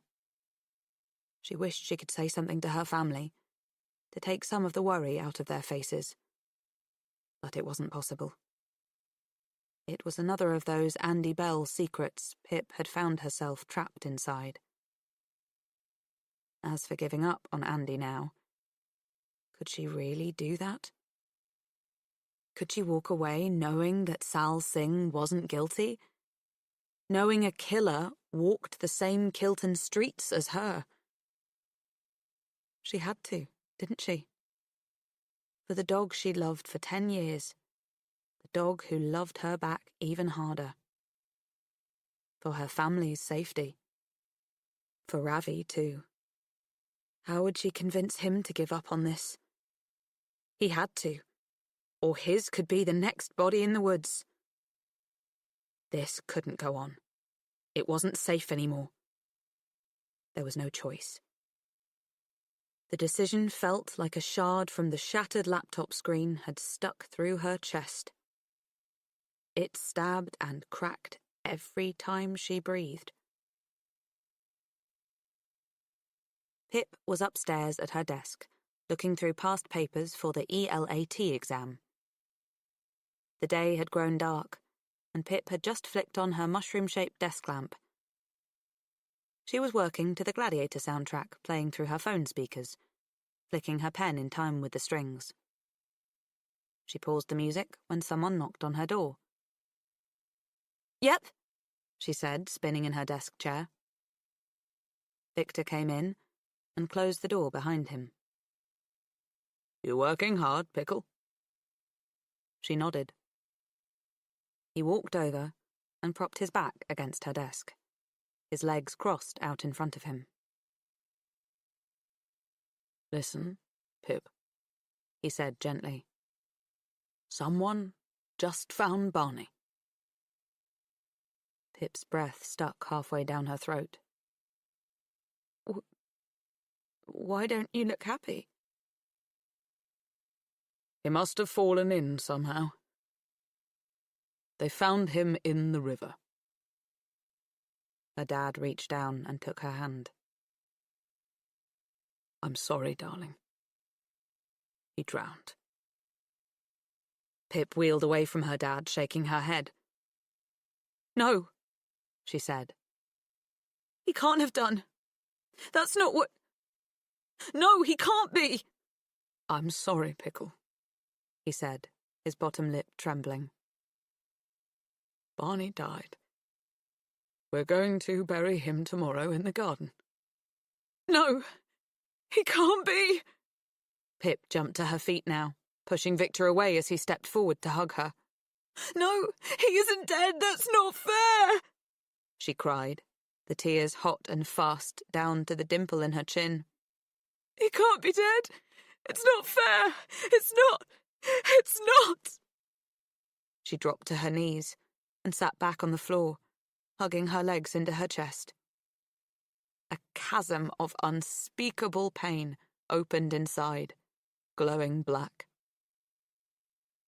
This is all my fault! Her mouth pressed into her knee, stifling her words. I'm so sorry. I'm so sorry. Her dad sat down beside her and tucked her into his arms. Pip, I don't want you to blame yourself, not even for a second. It's not your fault he wandered away from you. It's not fair, Dad, she cried into his chest. Why is this happening? I just want him back. I just want Barney back. Me too, he whispered. They sat that way for a long time on her bedroom floor, crying together. Pip didn't even hear when her mum and Josh came into the room. She didn't know they were there until they slotted themselves in, Josh sitting on Pip's lap, his head on her shoulder. It's not fair. Chapter 36. They buried him in the afternoon. Pip and Josh planned to plant sunflowers over his grave in the spring, because they were golden and happy, just like him. Cara and Lauren came over for a while, Cara laden with cookies she'd baked for them all. Pip couldn't really talk. Every word almost stumbled into a cry or a scream of rage. Every word stirred that impossible feeling in her gut, that she was too sad to be angry, but too angry to be sad. They didn't stay for long. It was evening now, and there was a high, ringing sound in her ears. The day had hardened her grief, and Pip felt numb and dried out. He wasn't coming back, and she couldn't tell anyone why. That secret, and the guilt in its wake, was the heaviest thing of all. Someone knocked lightly at her bedroom door. Pip dropped her pen onto the blank page. Yes, she said, her voice hoarse and small. The door pushed open, and Ravi stepped into the room. Hi, he said, flicking his dark hair back from his face. How are you doing? Not good, she said. What are you doing here? You weren't replying and I got worried. I saw the posters were gone this morning. Your dad just told me what happened. He closed the door and leaned back against it. I'm so sorry, Pip. I know it doesn't help when people say that. It's just something you say. But I am sorry. There's only one person who needs to be sorry, she said, looking down at the empty page. He sighed. It's what we do when someone we love dies. Blame ourselves. I did it too, Pip. And it took me a long time to work out that it wasn't my fault. Sometimes bad things just happen. And it was easier after that. I hope you get there quicker. She shrugged. I also wanted to say to you, don't worry about the Sal thing for a bit. This deadline we made for taking the photo to the police, it doesn't matter. I know how important it is to you to protect Naomi and Cara. You can have more time. You already overstretch yourself, and I think you need a break, after what's happened. And there's your Cambridge exam coming up. He scratched the back of his head, and the long hair at the front trailed back into his eyes. I know that my brother was innocent now, even if no one else does yet. I've waited over 5 years. I can wait a little longer. And in the meantime, I'll keep looking into our open leads. Pip's heart knotted, voiding itself of everything. She had to hurt him. It was the only way. The only way to make him give up. To keep him safe. Whoever murdered Andy and Sal, they'd shown her they were prepared to kill again. And she couldn't let it be Ravi. She couldn't look at him. Couldn't look at his kind without trying face, or at the perfect smile he shared with his brother, or his eyes so brown and deep you could fall right into them. So she didn't look. "I'm not doing the project anymore," she said. "I'm done." He straightened up. "What do you mean?" "I mean I'm done with the project. I've emailed my supervisor telling her I'm changing topic or dropping out. It's over." "But I don't understand," he said, the first wounds opening up in his voice. "This isn't just a project, Pip. This is about my brother, about what really happened here. You can't just stop. What about Sal?" It was Sal she was thinking of. How, above all other things, he would have wanted his little brother not to die in the woods as he had. "I'm sorry, but I'm done." "I don't... What? Look at me," he said. She wouldn't. He came over to the desk and crouched in front of it, looking up at her in the chair. "What's wrong?" he said. "Something's wrong here. You wouldn't do this if..." "I'm just done, Ravi," she said. She looked down at him and knew immediately that she shouldn't have.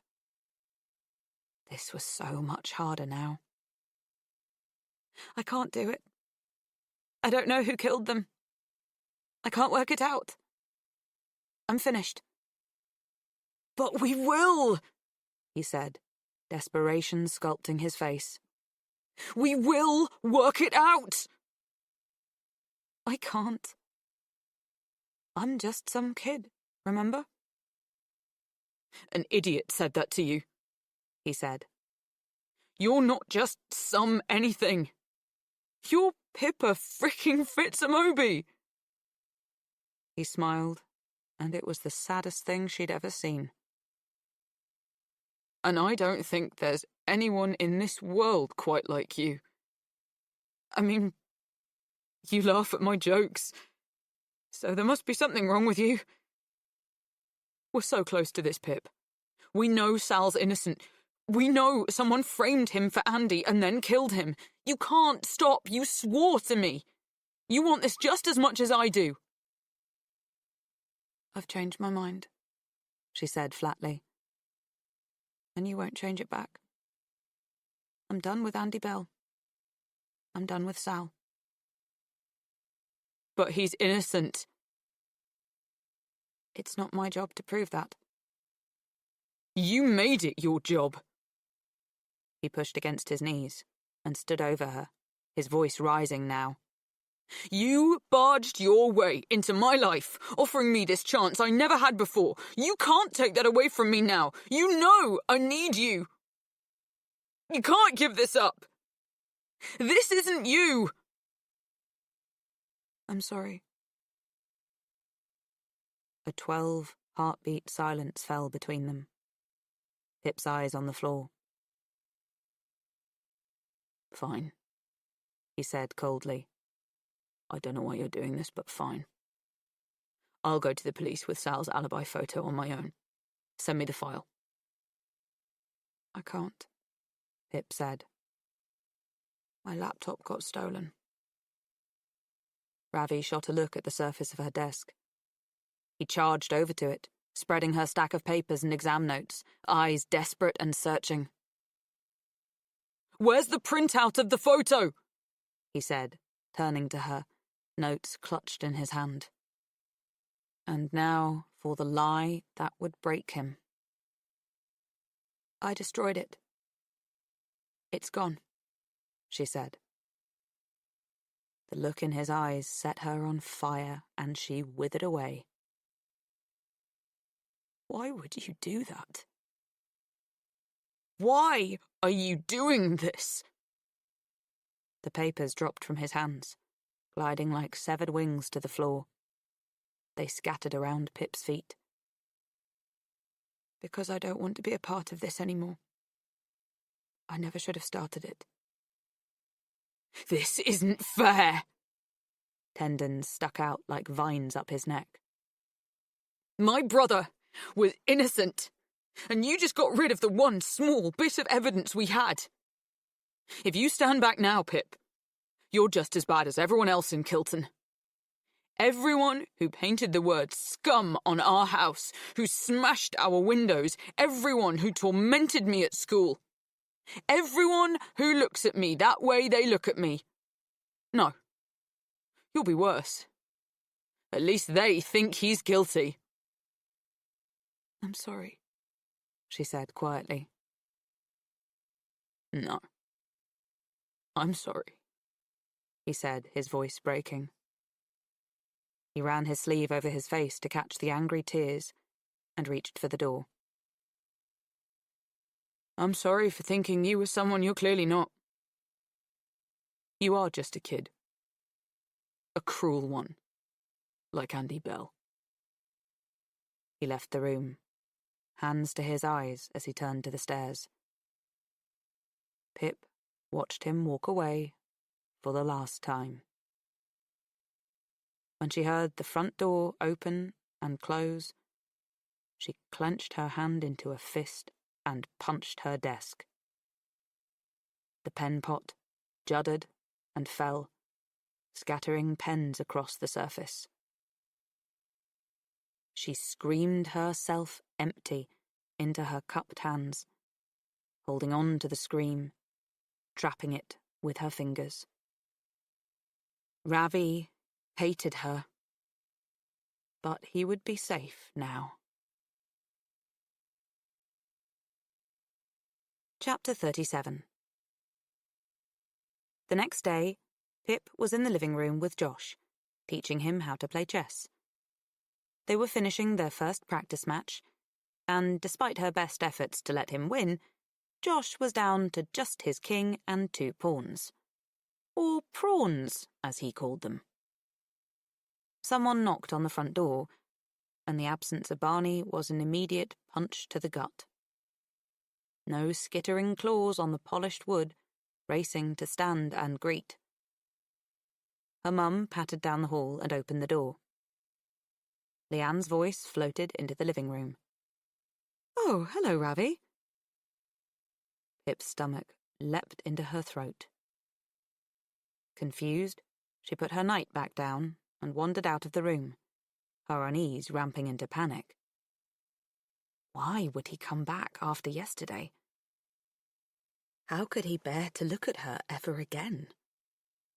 Unless he was desperate enough to come and ambush her parents, tell them everything they knew, and try to force Pip to go to the police. She wouldn't. Who else would die if she did? When the front door came into view, she saw Ravi unzipping a large sports rucksack and dipping his hands inside. My mum sends her condolences, he said, pulling out 2 large Tupperware boxes. She made you a chicken curry, in case you didn't feel like cooking.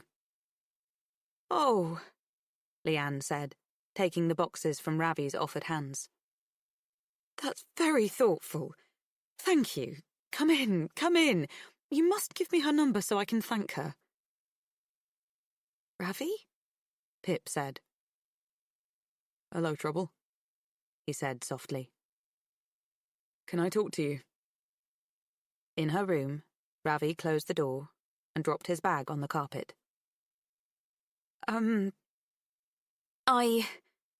Pip stuttered, looking for clues in his face. I don't understand why you've come back. He took a small step towards her. I thought about it all night. Literally, all night. It was light outside when I finally slept. And there's only one reason I can think of. Only one thing that makes sense of this. Because I do know you. I wasn't wrong about you. I don't... Someone took Barney, didn't they? He said. Someone threatened you, and they took your dog and killed him so you would stay quiet about Sal and Andy. The silence in the room was buzzy and thick. She nodded, and her face cracked with tears. Don't cry, Ravi said, closing the distance between them in one swift step. He pulled her into him, locking his arms round her. I'm here, he said. I'm here. Pip leaned into him, and everything, all the pain, all the secrets she'd caged inside, came free, radiating out of her like heat. She dug her nails into her palms, trying to hold back the tears. Tell me what happened, he said when he finally let her go. But the words got lost and tangled in Pip's mouth. Instead, she pulled out her phone and clicked onto the messages from Unknown, handing it to him. She watched Ravi's flitting eyes as he read through. Oh, Pip, he said, looking at her wide-eyed. This is sick. They lied, she sniffed. They said I'd get him back, and then they killed him. That wasn't the first time they contacted you, he said, scrolling up. The first text here is from the 8th of October. That wasn't the first, she said, pulling open the bottom drawer of her desk. She handed Ravi the 2 sheets of printer paper and pointed at the one on the left. That one was left in my sleeping bag when I camped in the woods with my friends on the 1st of September. I saw someone watching us. That one, she pointed to the other, was in my locker last Friday. I ignored it, and I carried on. That's why Barney's dead. Because of my arrogance. Because I thought I was invincible. And I'm not. We have to stop. Yesterday. I'm sorry, I didn't know how else to get you to stop, other than to make you hate me, so you stayed away. Away from danger. I'm hard to get rid of, he said, looking up from the notes. And this isn't over. Yes, it is. She took them back and dropped them on the desk. Barney's dead, Ravi. And who will be next? You? Me? The killer's been here. In my house. In my room. They read my research and typed a warning on my EPQ log. Here, Ravi. In the same house as my 9-year-old brother. We are putting too many people in danger if we carry on. Your parents could lose the only son they have left. She broke off, an image of Ravi dead in the autumn leaves behind her eyes. Josh beside him. The killer knows everything we know. They've beaten us, and we have too much to lose. I'm sorry that it means I have to abandon Sal. I'm so sorry. Why didn't you tell me about the threats? He said. At first I thought it might just be a prank, she said, shrugging. But I didn't want you to know, in case you made me stop. And then I just got stuck, keeping it a secret. I thought they were just threats. I thought I could beat them. I was so stupid, and now I've paid for my mistakes. You're not stupid. You were right all along about Sal, he said. He was innocent. We know that now, but it's not enough. He deserves everyone to know that he was good and kind until the end. My parents deserve that. And now we don't even have the photo that proved it. I still have the photo, Pip said quietly, taking the printout from the bottom drawer and handing it to him. Of course I'd never destroy it. But it can't help us now. Why? The killer is watching me, Ravi. Watching us. If we take that photo to the police and they don't believe us, if they think we photoshopped it or something, then it's too late. We would have played our final hand, and it's not strong enough. Then what happens? Josh gets taken? You do? People could die here. She sat on her bed, picking at the lumps on her socks. We don't have our smoking gun. The photo isn't proof enough. It relies on massive interpretive leaps, and it's no longer online. Why would they believe us? Sal's brother and a 17-year-old schoolgirl. I hardly believe us. All we have are tall stories about a murdered girl. And you know what the police here think of Sal, just like the rest of Kilton. We can't risk our lives on that photo alone. No, Ravi said, laying the photo on the desk and nodding. You're right. And one of our main suspects is a policeman. It's not the right move. Even if the police did somehow believe us and reopen the case, it would take them a long time to find the actual killer that way.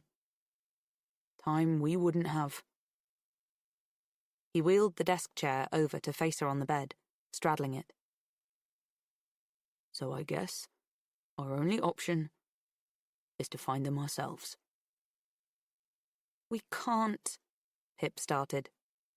Do you seriously think walking away is the best move here?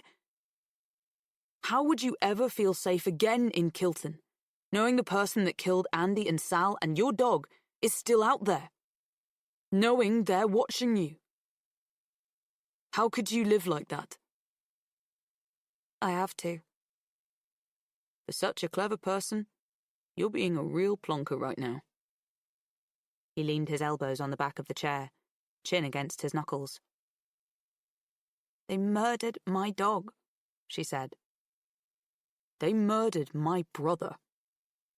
And what are we going to do about it?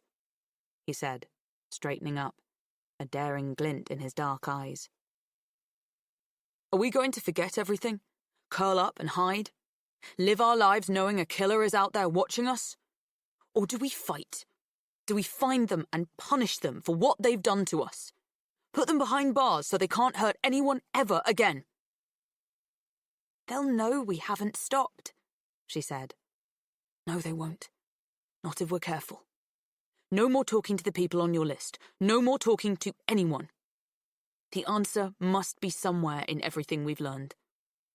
You'll say you've given up your project. Only you and I will know. Pip didn't say anything. If you need more persuasion, Ravi said, walking over to his rucksack. I brought my laptop for you. It's yours until this is done. He pulled it out and brandished it. But it's yours, he said. You can use it to revise for your exam and to type up what you remember of your log, your interviews. I took some notes myself on there. I know you've lost all your research, but... I haven't lost my research, she said. Huh? I always email everything to myself just in case, she said, watching Ravi's face twitch into a smile. Who do you think I am? Some reckless Ruth? Oh, no, Sarge. I know you're a cautious Carol. So are you saying yes? Or should I have brought some bribery muffins too? Pip reached out for the laptop. Come on then, she said. We have a double homicide to solve. They printed everything. Every entry from her production log. Every page from Andy's academic planner. A picture of each suspect. The car park leverage photos of Howie with Stanley Forbes, Jason Bell, and his new wife. The Ivy House Hotel, Max Hastings' house, the newspaper's favourite photo of Andy, a picture of the Bell family dressed up in black tie, Sal winking and waving at the camera, Pip's catfish texts to Emma Hutton, her emails as a BBC reporter about drink spiking, a printout of the effects of Rohypnol, Kilton Grammar School, the photo of Daniel De Silva and other police searching the Bell house, an online article about burner phones, Stanley Forbes articles about Sal, Nat De Silva next to information about assault occasioning actual bodily harm, a picture of a black Peugeot 206 beside a map of Roma Close and Howie's house, newspaper reports of a hit-and-run on New Year's Eve 2011 on the A413, screen grabs of the texts from unknown, and scans of the threat notes with their dates and location. They looked down together at the reams of paper on the carpet. "It's not environmentally friendly," Ravi said. "But I've always wanted to make a murder board." Me too, Pip said. And I'm well prepared stationery-wise. From the drawers in her desk, she pulled out a pot of coloured drawing pins and a fresh bundle of red string. "And you just happen to have red string ready to go?" Ravi said. I have every colour of string. Of course you do. Pip took down the corkboard hanging over her desk.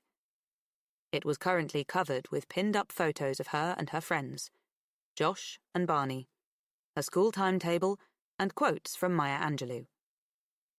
She removed it all, and they started sorting. Working on the floor, they pinned the printed pages to the board with flat silver pins, organising each page around the relevant person in huge, colliding orbits. Andy and Sal's faces in the middle of it all.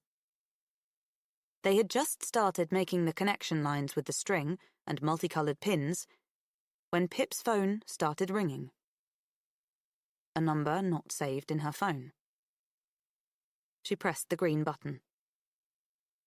Hello? Hi, Pip. It's Naomi. Hi. That's weird. You're not saved in my phone. Oh, it's 'cause I smashed mine, Naomi said. I'm using a temp until it's fixed. Oh, yeah, Cara said. What's up? I was at my friend's house this weekend, so Cara only just told me about Barnes. I'm really sorry, Pip.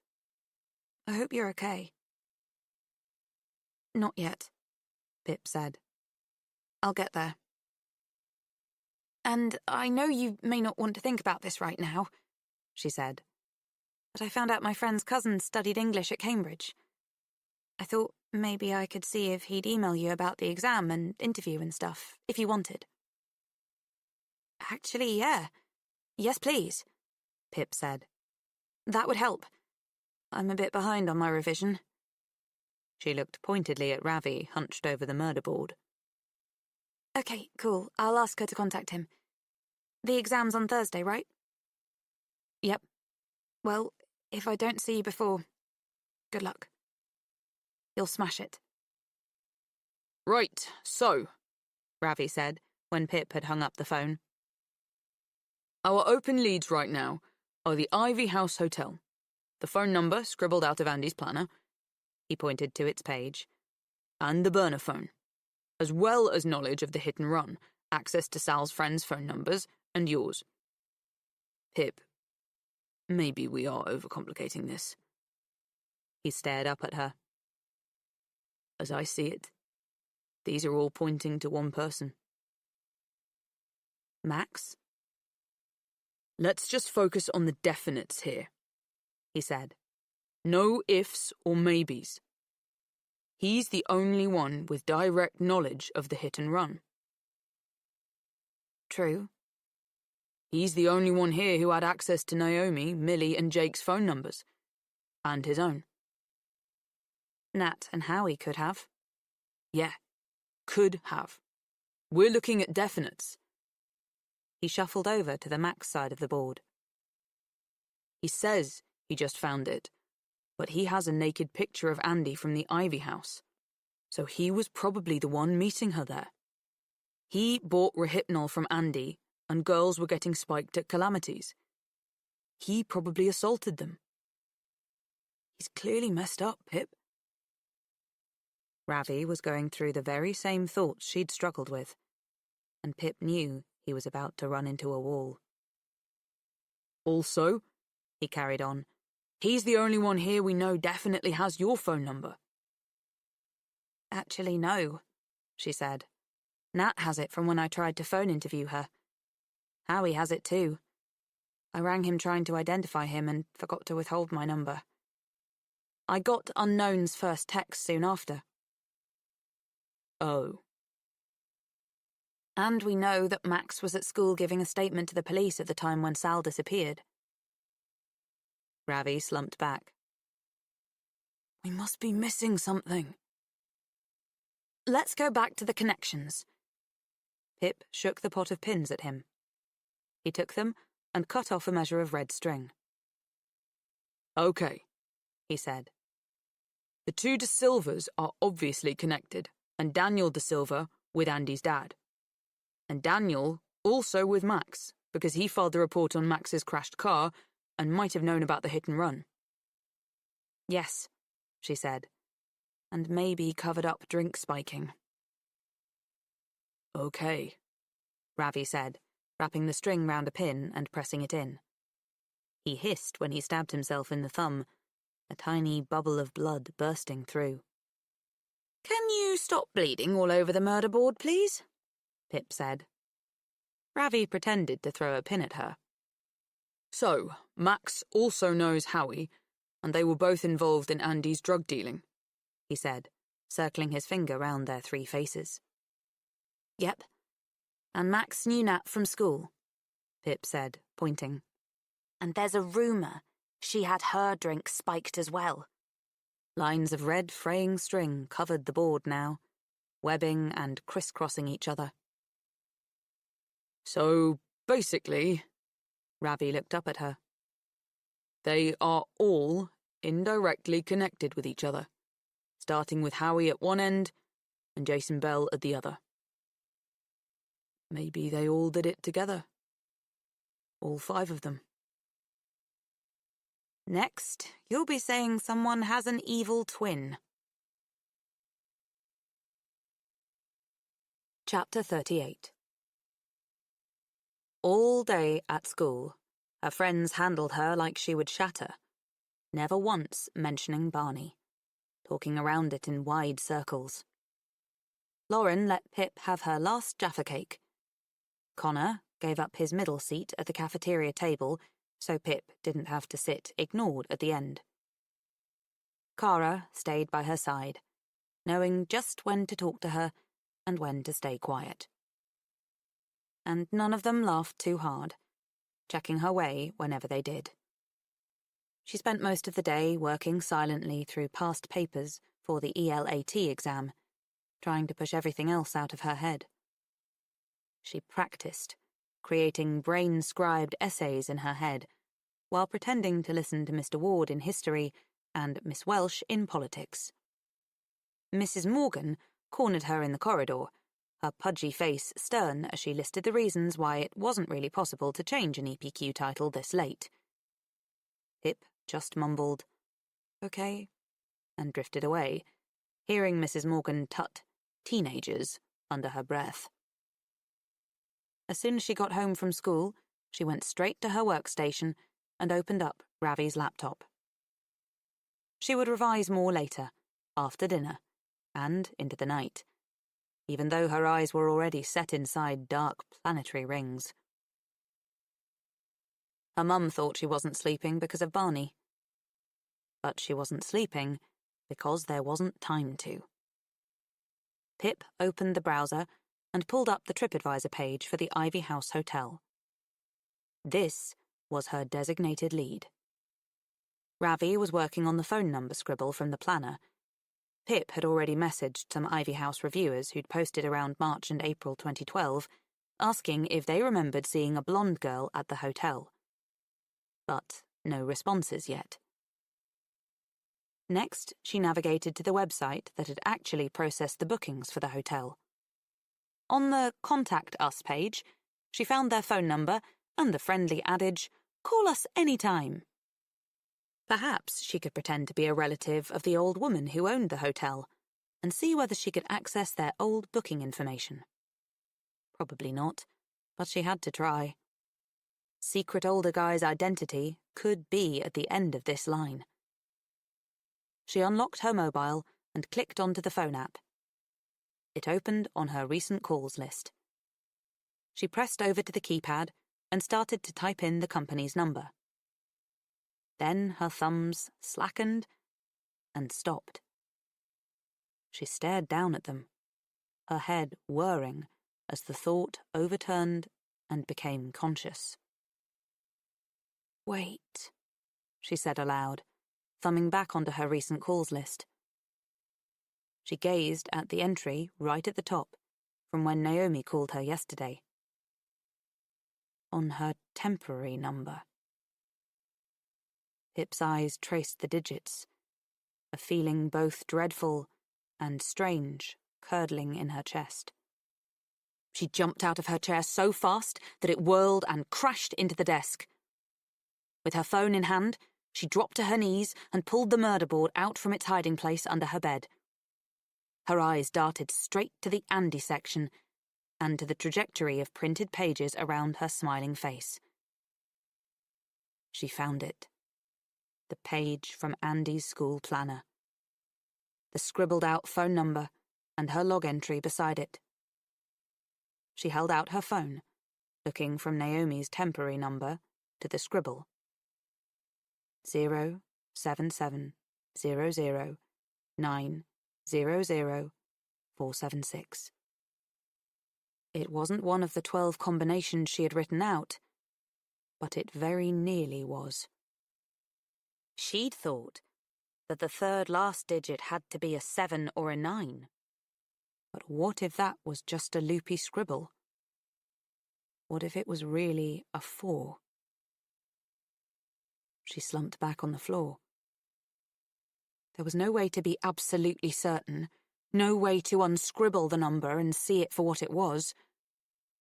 But it would be one unbelievable pigs-flying, hell-freezing-over coincidence if Naomi's old sim just happened to have a number that similar to the one Andy wrote in her planner. It had to be the same number. Just had to. And what did this mean, if anything? Wasn't this now an irrelevant lead? Just Andy copying down the phone number of her boyfriend's best friend? The number was unrelated and could be discarded as a clue. Then why did she have that sinking feeling in her gut? Because if Max was a strong contender, then Naomi was even more so. Naomi knew about the hit and run. Naomi had access to the phone numbers of Max, Millie, and Jake. Naomi had Pip's number. Naomi could have left Max's house while Millie slept and intercepted Andy before 12:45. Naomi had been the closest to Sal. Naomi knew where Pip and Kara were camping in the woods. Naomi knew which woods Pip walked Barney in, the same ones Sal died in. Naomi already had a lot to lose because of the truths Pip had uncovered. But what if there was even more to it than that? What if she was involved in Andy and Sal's deaths? Pip was getting ahead of herself, her tired brain running off and tripping her up. It was just a phone number Andy wrote down. It didn't tie Naomi to anything else. But there was something that could, she realized, when she caught up with her brain. Since taking Naomi off the persons of interest list, she'd received another printed note from the killer. the one in her locker. At the start of term, Pip had set up Kara's laptop to record everything that came through the ward's printer. If Naomi was involved in this, Pip now had a sure way to find out. Chapter 39. Naomi had a knife, and Pip stepped back. "Be careful," she said. "Oh, no." Naomi shook her head. "The eyes are uneven." She spun the pumpkin round so Pip and Kara could see its face. "Looks a bit like Trump," Kara cackled. "It's supposed to be an evil cat."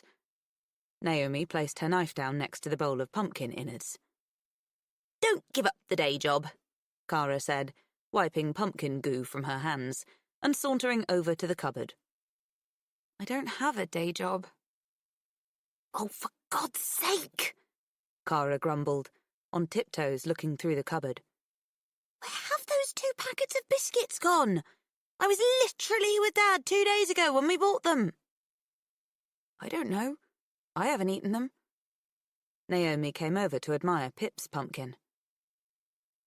"What on earth is yours, Pip?" "Sauron's eye," she said quietly. "Or a vagina on fire," Kara said, grabbing a banana instead. "Now that is scary," Naomi laughed. No, this was. Naomi had had the pumpkins and knives laid out and ready for when Kara and Pip got in from school. Pip hadn't had a chance to sneak off yet. "Naomi," she said, "thanks for ringing me the other day. I got that email from your friend's cousin about the Cambridge exam. It was very helpful." "Oh, good." She smiled. "No worries." "So, when will your phone be fixed?"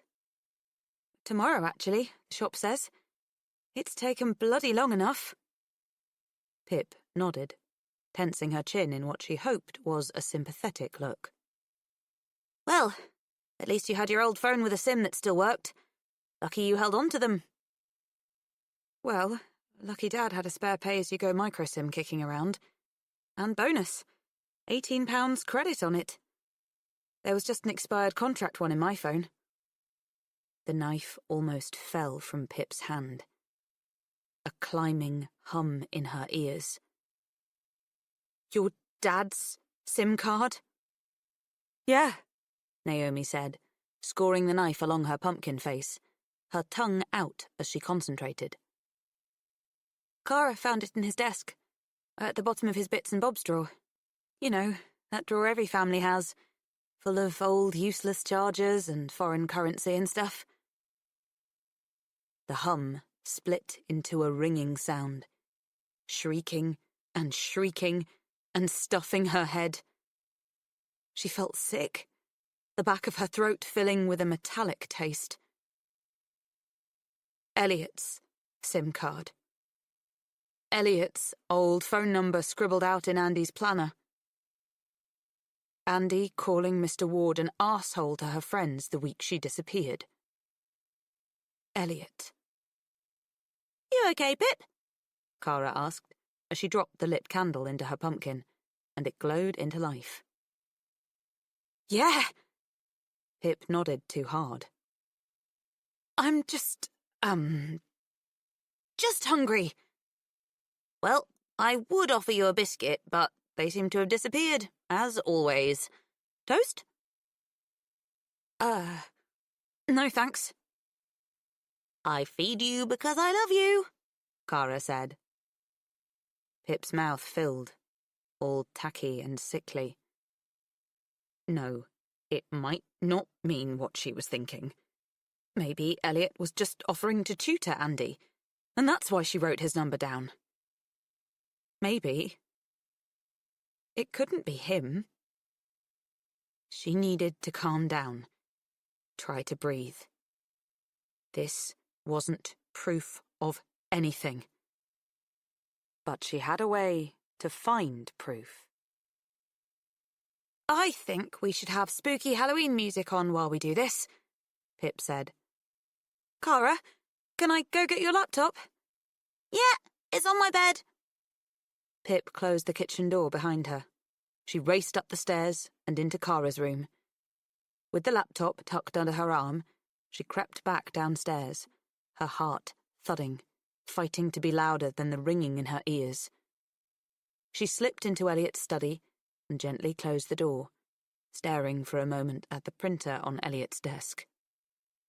The rainbow-coloured people from Isabel Ward's paintings watched her as she put Cara's laptop down on the oxblood leather chair and pulled open the lid, kneeling on the floor before it. When it awoke, she clicked onto the control panel and into devices and printers. Hovering the mouse over Freddie Prince Jr., she right-clicked and, holding her breath, clicked the top item in the drop-down menu, See What's Printing. A small blue-bordered box popped up. Inside was a table with 6 columns: document name, status, owner, pages, size, and date submitted. It was filled with entries. One yesterday from Cara called Personal Statement Second Draft. One a few days ago from Elliot Comp, Gluten-Free Cookies Recipe. Several in a row from Naomi, CV 2017. Charity job application, cover letter 2. The note was put in Pip's locker on Friday the 20th of October. With her eyes on the Date Submitted column, she scrolled down. Her fingers drew up. On the 19th of October at 20 to midnight, Elliot Comp had printed Microsoft Word, Document 1. An unnamed, unsaved document. Her fingers left sweaty tracks on the mousepad as she right-clicked on the document. Another small drop-down menu appeared. Her heart in her throat, she bit down on her tongue and clicked the restart option. The printer clacked behind her, and she flinched. Pivoting on the balls of her feet, she turned as it hissed, sucking in the top piece of paper. She straightened up as it started to sput the paper through. She moved towards it, a step between each sput. The paper started to push through, a glimpse of fresh, black ink, upside down. The printer finished and spat it out. Pip reached for it. She turned it round. This is your final warning, Pippa. Walk away. Chapter 40. Words left her. She stared down at the paper and shook her head. It was something primal and wordless, the feeling that took her. Numb rage, blackened with terror, and a betrayal that gored through every part of her. She staggered back and looked away, out of the darkening window. Elliot Ward was unknown. Elliot was the killer. Andy's killer. Sal's. Barney's. She watched the half-deadened trees beckoning in the wind. And in her reflection in the glass, she recreated the scene. Her bumping into Mr. Ward in the history classroom, the note gliding to the floor. This note, the one he'd left for her. His deceitful, kind face as he asked whether she was being bullied. Cara dropping round cookies she and Elliot had baked to cheer up the Amobis about their dead dog. Lies. All lies. Elliot, the man she'd grown up looking to as another father figure. The man who'd made elaborate scavenger hunts for them in the garden. The man who bought Pip matching bear claw slippers to wear at their house. The man who told knock-knock jokes with an easy, high laugh. And he was the murderer. A wolf in the pastel shirts and thick-rimmed glasses of a sheep. She heard Kara call her name. She folded the page and slipped it in her blazer pocket. "You've been ages," Kara said, as Pip pushed open the door to the kitchen. "Toilet," she said, placing the laptop down in front of Kara. "Listen, I'm not feeling so great, and I should really be studying for my exam. It's in 2 days. I think I'm going to head off." "Oh." Kara frowned. "But Lauren's going to be here soon, and I wanted us all to watch Blair Witch. Dad even agreed, and we can all laugh at him because he's such a wimp with scary films." "Where is your dad?" Pip said. "Tutoring." "How often are you here? You know tutoring is Mondays, Wednesdays, and Thursdays. Think he just had to stay late at school." "Oh, yeah. Sorry, the days are blurring." She paused, thinking. "I've always wondered why your dad does tutoring. Surely he doesn't need the money." "Why?" Kara said. "Because my mum's side of the family are minted?" "Exactly. I think he just enjoys it," Naomi said, placing a lit tea light through the mouth of her pumpkin. "He'd probably be willing to pay his tutees just to let him garble on about history." "I can't remember when he started," Pip said. Naomi looked up to think. "He started just before I was about to leave for university, I think. So, just over 5 years ago?" "Think so," Naomi said. "Why don't you ask him? His car's just pulled up." Pip stiffened, a million bumps flaring up out of her skin. "Okay, well, I'm going to head off now anyway. Sorry." She grabbed her rucksack, watching the headlights flick off to darkness through the window. "Don't be silly," Kara said, concern lining around her eyes. "I get it. Maybe you and I can redo Halloween when you have less on." "Yeah." A key scraping. The back door shoved open. Footsteps crossing the utility room. Elliot appeared in the doorway. The lenses in his glasses steamed up around the edges as he entered the warm room, smiling at the three of them. He placed his briefcase and a plastic bag down on the counter. "Hello, all," he said. "Gosh, teachers do love the sound of their own voices. Longest meeting of my life." Pip forced a laugh. "Wow, look at these pumpkins," he said, eyes flicking between them, a wide smile splitting his face. "Pip, are you here for dinner? I've just picked up some spooky Halloween potato shapes." He held up the frozen packet and waved it, singing a haunted, ghost-like howl. Chapter 41. She got home just as her parents were leaving to take a Harry Potter Josh out trick-or-treating. "Come with us, Pickle," Victor said, as Leanne zipped him into his Ghostbusters Stay Puffed Marshmallow Man costume. "I should stay in and study," she said, "and deal with any trick-or-treaters." "Can't you give yourself the night off?" Leanne asked. "Can't. Sorry." "Okay, sweetie. The sweeties are by the door." Her mum giggled at her own joke. "Got it. See you later." Josh stepped outside, waving his wand and shouting, "Accio candy!" Victor grabbed his marshmallow head and followed. Leanne paused to kiss the top of Pip's head, and then closed the door behind them. Pip watched through the glass pane in the front door. When they reached the end of the drive, she pulled out her phone and texted Ravi, "Come to my house right now." He stared down at the mug clasped between his fingers. "Mr. Ward?" He shook his head. "It can't be." "It can, though," Pip said, her knee rattling against the underside of the table. "He doesn't have an alibi for the night Andy disappeared. I know he doesn't. One of his daughters was at Max's house all night, and the other was sleeping round mine." Ravi exhaled, and it rippled through the surface of his milky tea. It must have been cold by now, like hers. And he has no alibi for the Tuesday when Sal died, she said. He called in sick to work that day. He told me himself.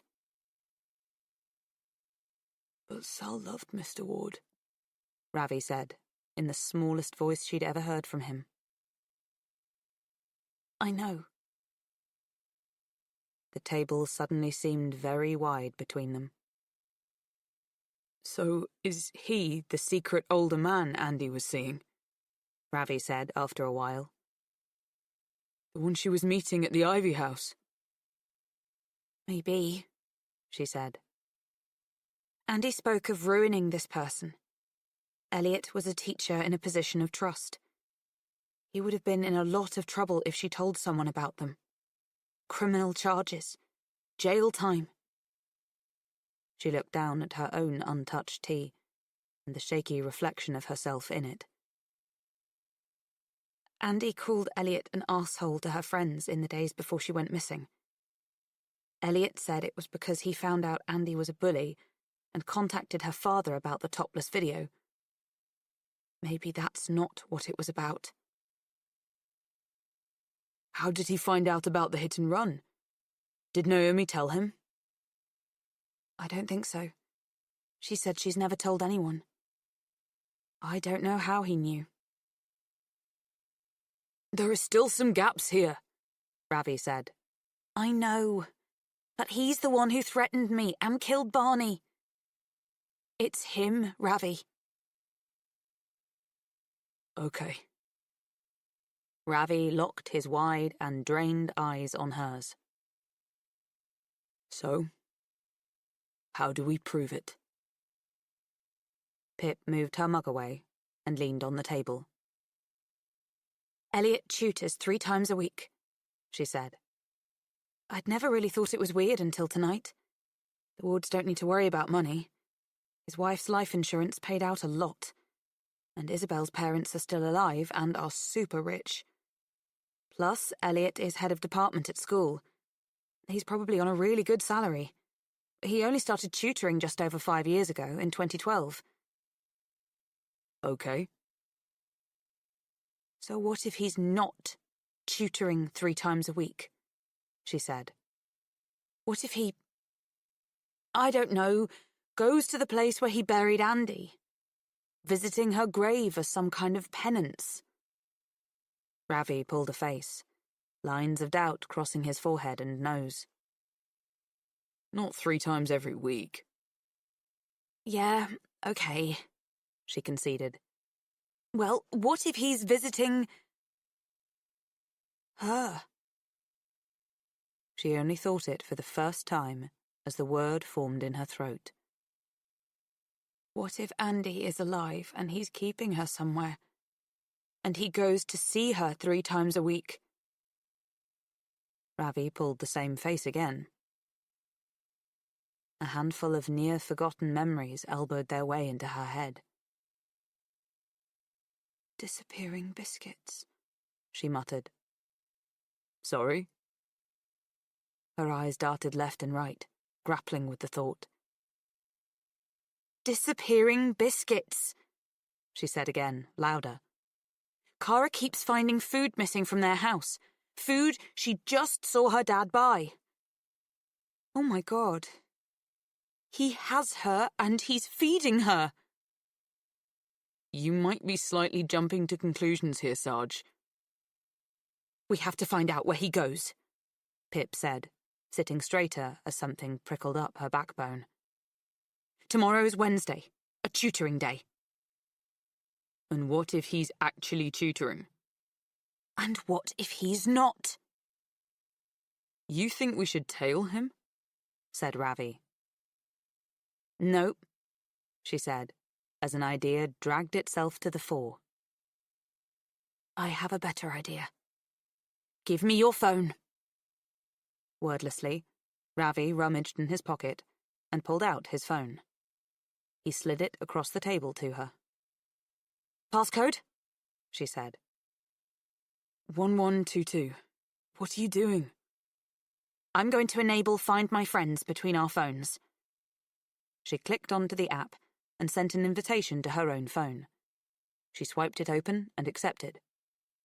Now we are sharing our locations indefinitely. And just like that, she said, shaking her phone in the air. We have a tracking device. You scare me a little bit, he said.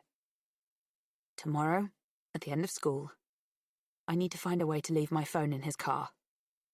How? I'll think of something. Don't go anywhere alone with him, Pip. He leaned forward, eyes unwavering. I mean it. Just then, there was a knock on the front door. Pip jumped up, and Ravi followed her down the hall. She picked up the bowl of sweets and opened the door. Trick or treat! A chorus of small voices screeched. Oh, wow! Pip said, recognizing 2 vampires as the Yardley children from 3 doors down. Don't you all look scary? She lowered the bowl, and the 6 kids swarmed towards her, grabby hands first. Pip smiled up at the group of adults behind as their kids argued and cherry-picked the sweets. And then she noticed their eyes, dark and glaring, fixed on a point past Pip's shoulder where Ravi stood. 2 of the women drew together, staring at him as they muttered small, unheard things behind their hands. Chapter 42. What have you done? Kara said. I don't know. I tripped coming down the stairs from politics. I think I've sprained it. Pip fake limped over to her. I walked to school this morning. I don't have my car, she said. Oh, crap, and Mum has a late viewing. You can get a lift with me and Dad, Kara said, slipping her arm under Pip's to help her to her locker. She took the textbook from Pip's hand and placed it on the pile inside. Don't know why you'd willingly choose to walk when you have your own car. I never get to use mine now Naomi's home. I just fancied a walk, Pip said. I don't have Barney as an excuse anymore. Kara gave her a pitying look and closed the locker door. Come on then, she said. Let's hobble out to the car park. Lucky for you, I'm Muscles McGee. I did 9 whole press-ups yesterday. 9 whole ones? Pip smiled. I know. Play your cards right, and you might win a ticket to the gun show. She flexed and growled. Pip's heart broke for her then. She hoped, thinking, please, please, please, over and again, that Kara wouldn't lose her happy, silly self after whatever was to come. Propped up against her, they staggered up the corridor and out of the side door. The cold wind bit at her nose, and she narrowed her eyes against it. They made their way slowly round the back and towards the teacher's car park, Kara filling the journey with details from her Halloween film night. Pip tensed every time she mentioned her dad. Elliot was there already, waiting by his car. There you are, he said, spotting Kara. What's happened here?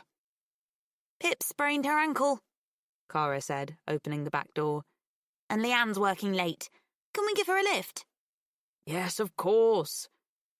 Elliot darted forward to take Pip's arm and help her into the car. His skin touched hers. It took all her strength not to recoil from him. Rucksack settled beside her, Pip watched as Elliot closed her door and climbed into the driver's seat. When Kara and Pip had clicked in their seatbelts, he started the engine. So, what happened, Pip? He asked, waiting for a group of kids to cross the road before pulling out of the car park and onto the drive. I'm not sure, she said. I think I just landed on it funny. You don't need me to take you to A&E, do you? No, she said. I'm sure it'll be fine in a couple of days. She pulled out her phone and checked it was on silent. She'd had it turned off most of the day, and the battery was almost full. Elliot batted Kara's hand away when she started flicking through the radio stations. My car, my cheesy music, he said. Pip? She jumped and almost dropped the phone. Is your ankle swollen? He said. She bent forward and reached down to feel it, the phone in her hand. Pretending to knead her ankle, she twisted her wrist and pushed the phone far underneath the back seat. A little bit, she said, straightening up, her face flushed with blood. Not too bad. Okay, that's good, he said, winding through the traffic up the high street. You should sit with it raised up this evening. Yeah, I will, she said, and caught his eye in the rearview mirror. And then... I've just realised it's a tutoring day. I'm not going to make you late, am I? Where do you have to get to? Oh, don't worry, he said, indicating left down Pip's road. I've only got to get over to Old Amersham. It's no bother. Phew, okay. Kara was asking what was for dinner as Elliot slowed and swung into Pip's drive. Oh, your mum is home, he said, nodding towards Leanne's car as he pulled to a stop. Is she? Pip felt her heart doubling, scared that the air around her was visibly throbbing. Her viewings must have been cancelled last minute. I should have checked. Sorry. Don't be silly. Elliot turned round to her. Do you need help to the door? No, she said quickly, grabbing her rucksack. No, thank you, I'll be fine. She pushed open the car door and started to shuffle out. Wait! Kara said suddenly. Pip froze. Please say she hasn't seen the phone. Please. Will I see you before your exam tomorrow? Oh, Pip said, breathing again. No, I have to register at the office and go to the room first thing. Okay. Well, good luck, she said, drawing out the words in sing-song bursts. You'll do amazing, I'm sure. I'll come find you after. Yes, best of luck, Pip. Elliot smiled. I would say break a leg, but I think the timing is a little off for that. Pip laughed, so hollow it almost echoed. Thanks, she said. And thanks for the lift. She leaned into the car door and pushed it shut. Limping up to the house, her ears pricked, listening to the rumble of Elliot's car as it drove away. She opened her front door and dropped the limp. Hello, Leanne called from the kitchen. Do you want the kettle on? No thanks, she said, loitering in the doorway. Ravi's coming over for a bit to help me study for my exam. Her mum gave her a look. What? Don't think I don't know my own daughter, she said, washing mushrooms in the colander. She only works alone, and has a reputation for making other children cry in group projects. Studying indeed. She gave her the look again. Keep your door open. Jeez, I will! Just as she was starting up the stairs, a Ravi-shaped blur knocked at the front door. Pip let him in, and he called, "Hello," to her mum as he followed her upstairs to her room. Door open, Pip said when Ravi went to close it. She sat cross-legged on her bed, and Ravi pulled the desk chair over to sit in front of her. All good? He said. Yep. It's under the back seat. Okay. He unlocked his phone and opened the Find My Friends app. Pip leaned in closer, and, heads almost touching, they stared down at the map on screen. Pip's little orange avatar was parked outside the Ward's house on Hog Hill. Ravi clicked refresh but there it stayed. "He hasn't left yet," Pip said. Shuffled footsteps drew along the corridor, and Pip looked up to see Josh standing in her doorway. "Hippo," he said, fiddling with his springy hair. "can Ravi come down and play FIFA with me?" Ravi and Pip turned to look at each other. Not now, Josh," she said. "We're quite busy." "I'll come down and play later, okay, bud?" Ravi said. "Okay." Josh dropped his arm in defeat and padded away. "He's on the move," Ravi said, refreshing the map. "Where?" "Just down Hog Hill at the moment, before the roundabout." The avatar did not move in real time. They had to keep pressing refresh and waiting for the orange circle to jump across its route. It stopped just at the roundabout. "Refresh it," Pip said impatiently. "If he doesn't turn left, then he's not heading to Amersham." The refresh button spun with fading lines. Loading. Loading. It refreshed, and the orange avatar disappeared. "Where's it gone?" said Pip. Ravi scrolled around the map to see where Elliot had jumped to. "Stop!" Pip spotted it. "There. He's heading north up the A413. They gazed at each other. "He's not going to Amersham," Ravi said. "No, he is not." Their eyes followed for the next 11 minutes as Elliot drove up the road, jumping incrementally whenever Ravi pressed his thumb on the refresh arrow. "He's near Wendover," Ravi said, and then, seeing Pip's face. "What?" "The Wards used to live in Wendover before they moved to a bigger house in Kilton. Before we met them." "He's turned," Ravi said, and Pip leaned in again. "Down somewhere called Mill End Road." Pip watched the orange dot, motionless on the white pixel road. "Refresh," she said. "I am," said Ravi. "It's stuck." He pressed refresh again. The loading spool spun for a second and stopped, leaving the orange dot in the same place. He pressed it again, and it still didn't move. "He's stopped," Pip said, clutching Ravi's wrist and turning it to get a better look at the map. She stood up, grabbed Ravi's laptop from her desk, and settled it on her lap. "Let's see where he is." She opened the browser and pulled up Google Maps. She searched for Mill End Road, Wendover, and clicked onto the satellite mode.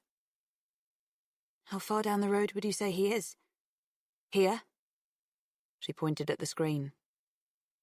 "I'd say a bit more to the left." "Okay." Pip dropped the little orange man onto the road, and the street view popped up. The narrow country road was enclosed by trees and tall shrubbery that glinted in the sun as Pip clicked and dragged the screen to get a full view. The houses were just on one side, set back a little from the road. "You think he's at this house?" She pointed at a small brick house with a white garage door, barely visible behind the trees and telephone pole that bordered it. Ravi looked from his phone to his laptop screen. "It's either that one, or the one to the left of it." Pip looked up the street numbers. "So he's either at number 42 or 44. "Is that where they used to live?" Ravi asked. Pip didn't know. She shrugged, and he said, "But you can find out from Kara?" "Yes," she said. "I've had a lot of practice with pretending and lying." Her gut churned, and her throat tightened. "She's my best friend, and this is going to destroy her. It's going to destroy everyone." Everything. Ravi slipped his hand into hers. It's nearly over, Pip, he said. It's over now, she said.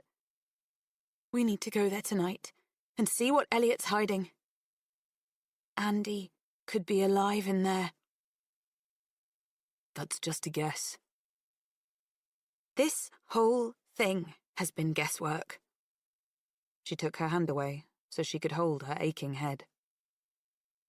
I need this to be over. Okay, Ravi said gently. We are going to end this. But not tonight. Tomorrow. You find out from Kara which address he's going to, if it's their old house. And after you finish school tomorrow, we can go there at night, when Elliot's not there, and see what he's up to. Or we call the police with an anonymous tip and send them to that address. Okay? But not now, Pip. You can't upend your whole life tonight.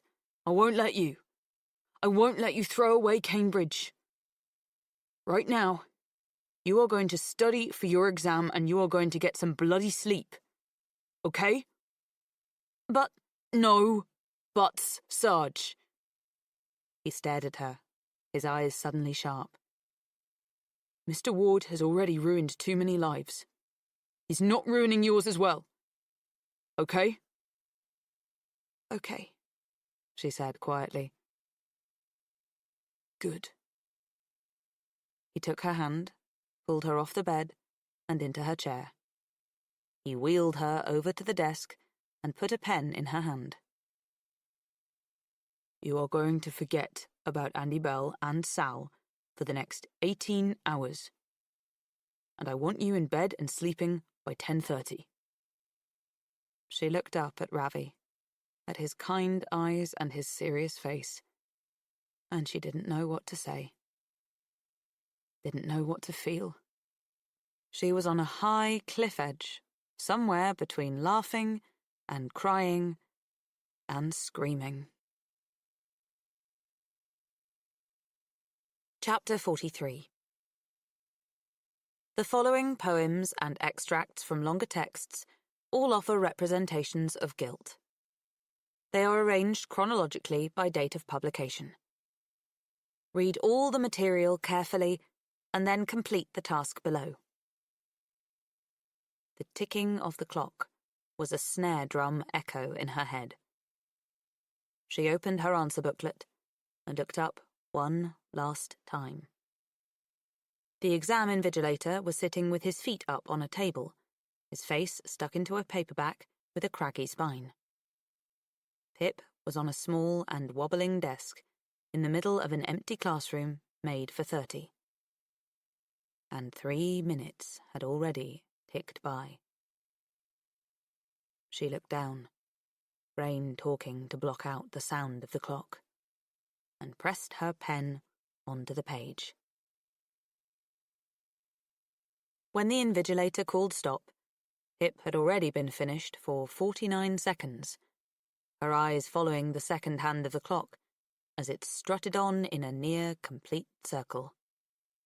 She closed the booklet and handed it to the man on her way out. She'd written about how certain texts manipulate the placing of blame by using the passive voice during the character's guilty act. She'd had almost 7 hours sleep, and she thought she'd done okay. It was nearly lunchtime, and turning into the next corridor, she heard Kara calling her name. Pip! She remembered only at the last second to put the limp back into her tread. How did it go? Kara caught up with her. Yeah, fine, I think. Yay! You're free! She said, waving Pip's arm in celebration for her. How's your ankle? Not too bad. Think it'll be better by tomorrow. Oh, and? Kara said, shuffling around in her pocket. You were right. She pulled out Pip's phone. You had somehow left it in Dad's car. It was wedged under the back seat. Pip took it. Oh, don't know how that happened. We should celebrate your freedom, Cara said. I can invite everyone round mine tomorrow and have a game night or something. Yeah, maybe.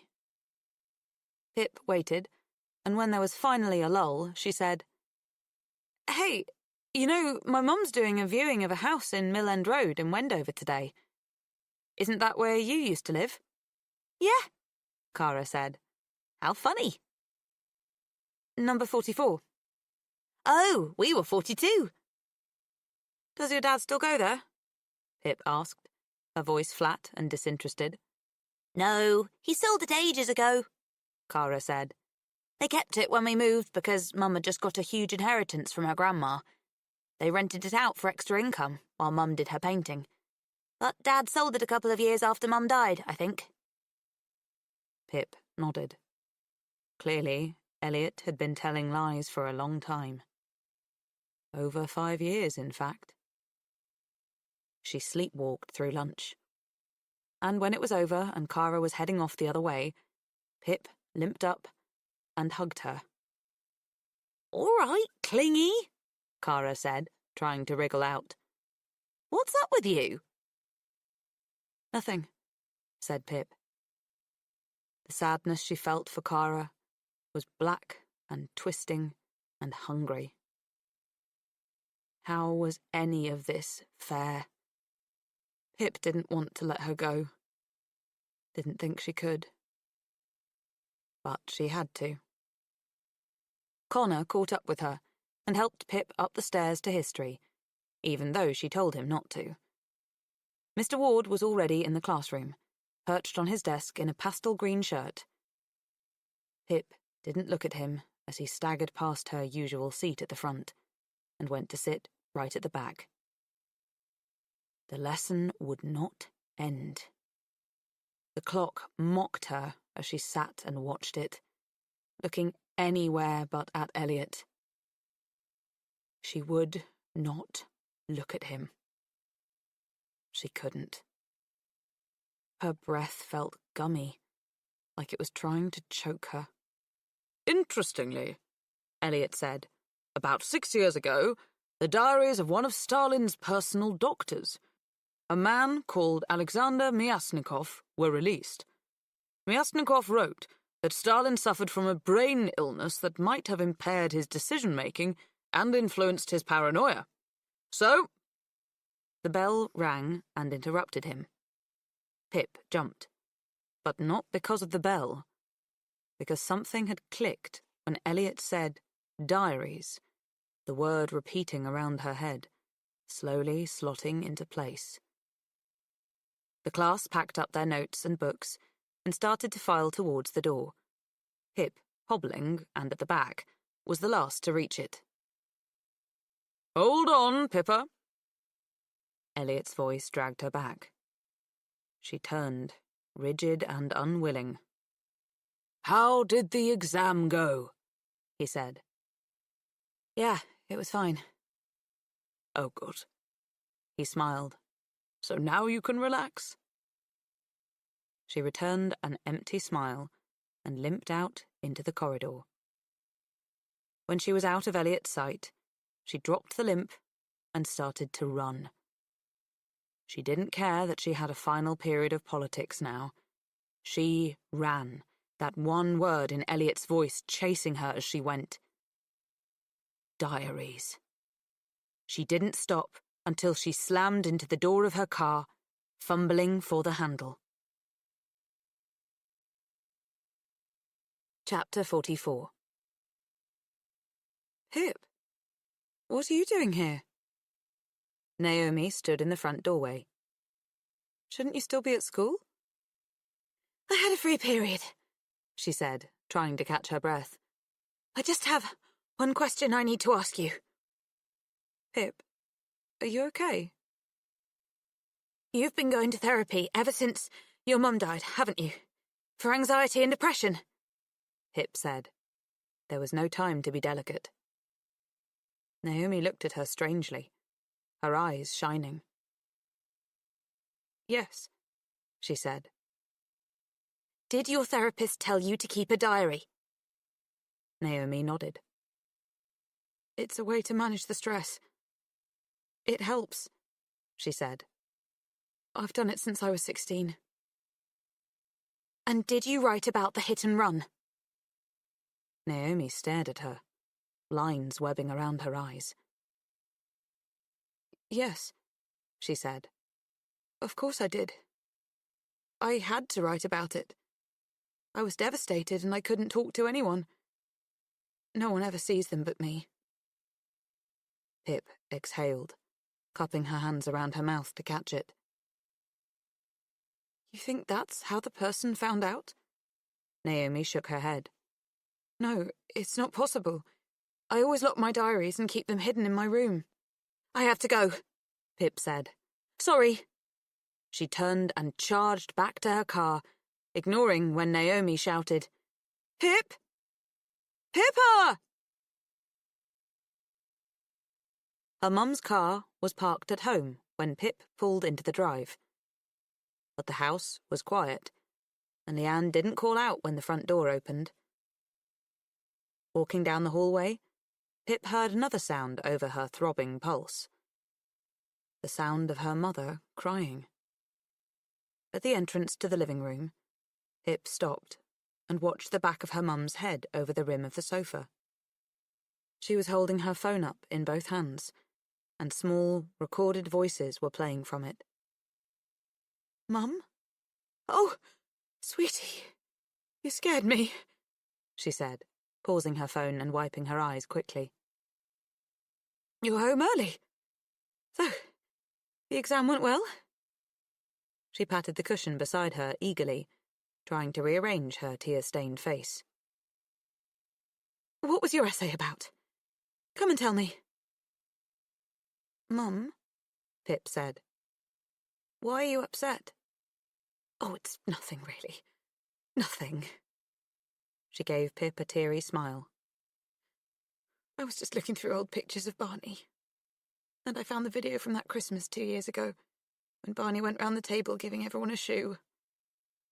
I can't stop watching it. Pip walked over and hugged her from behind. I'm sorry you're sad, she whispered into her mum's hair. I'm not, she sniffed.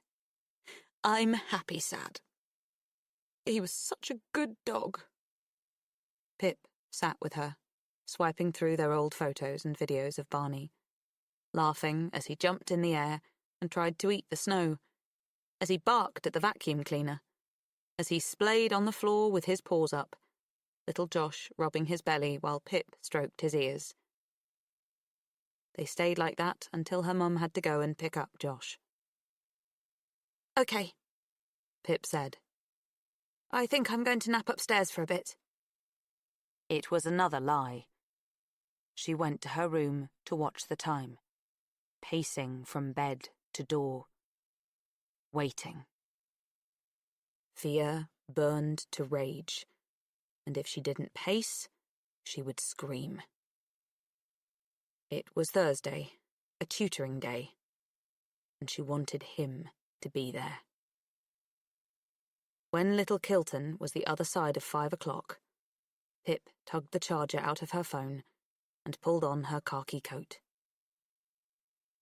I'm going to Lawrence for a few hours, she called to her mum, who was in the kitchen helping Josh with his maths homework.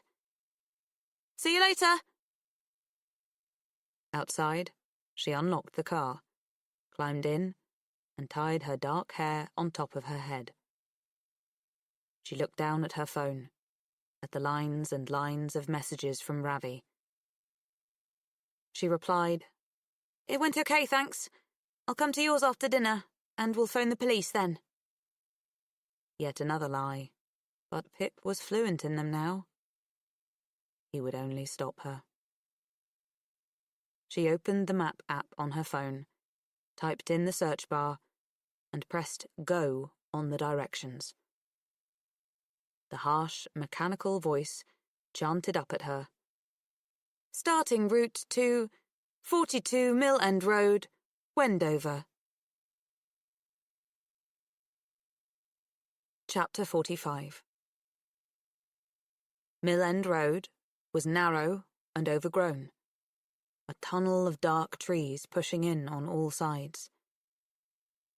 She pulled off onto the grass verge just after number 40 and flicked off her headlights. Her heart was a hand-sized stampede, and every hair, every layer of skin was alive and electric. She reached down for her phone, propped up in the cup holder, and dialed 999. 2 rings, and then...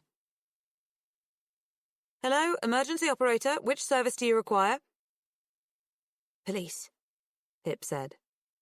"I'll just connect you now." Hello? A different voice came through the line. Police emergency, can I help? "My name is Pippa Fitzamoby," she said shakily. "And I'm from Little Kilton.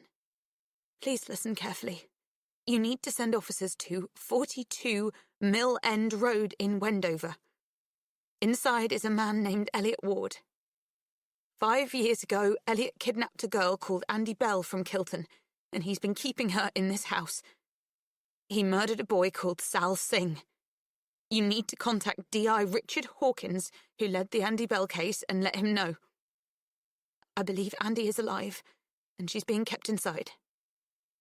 I'm going in now to confront Elliot Ward, and I might be in danger.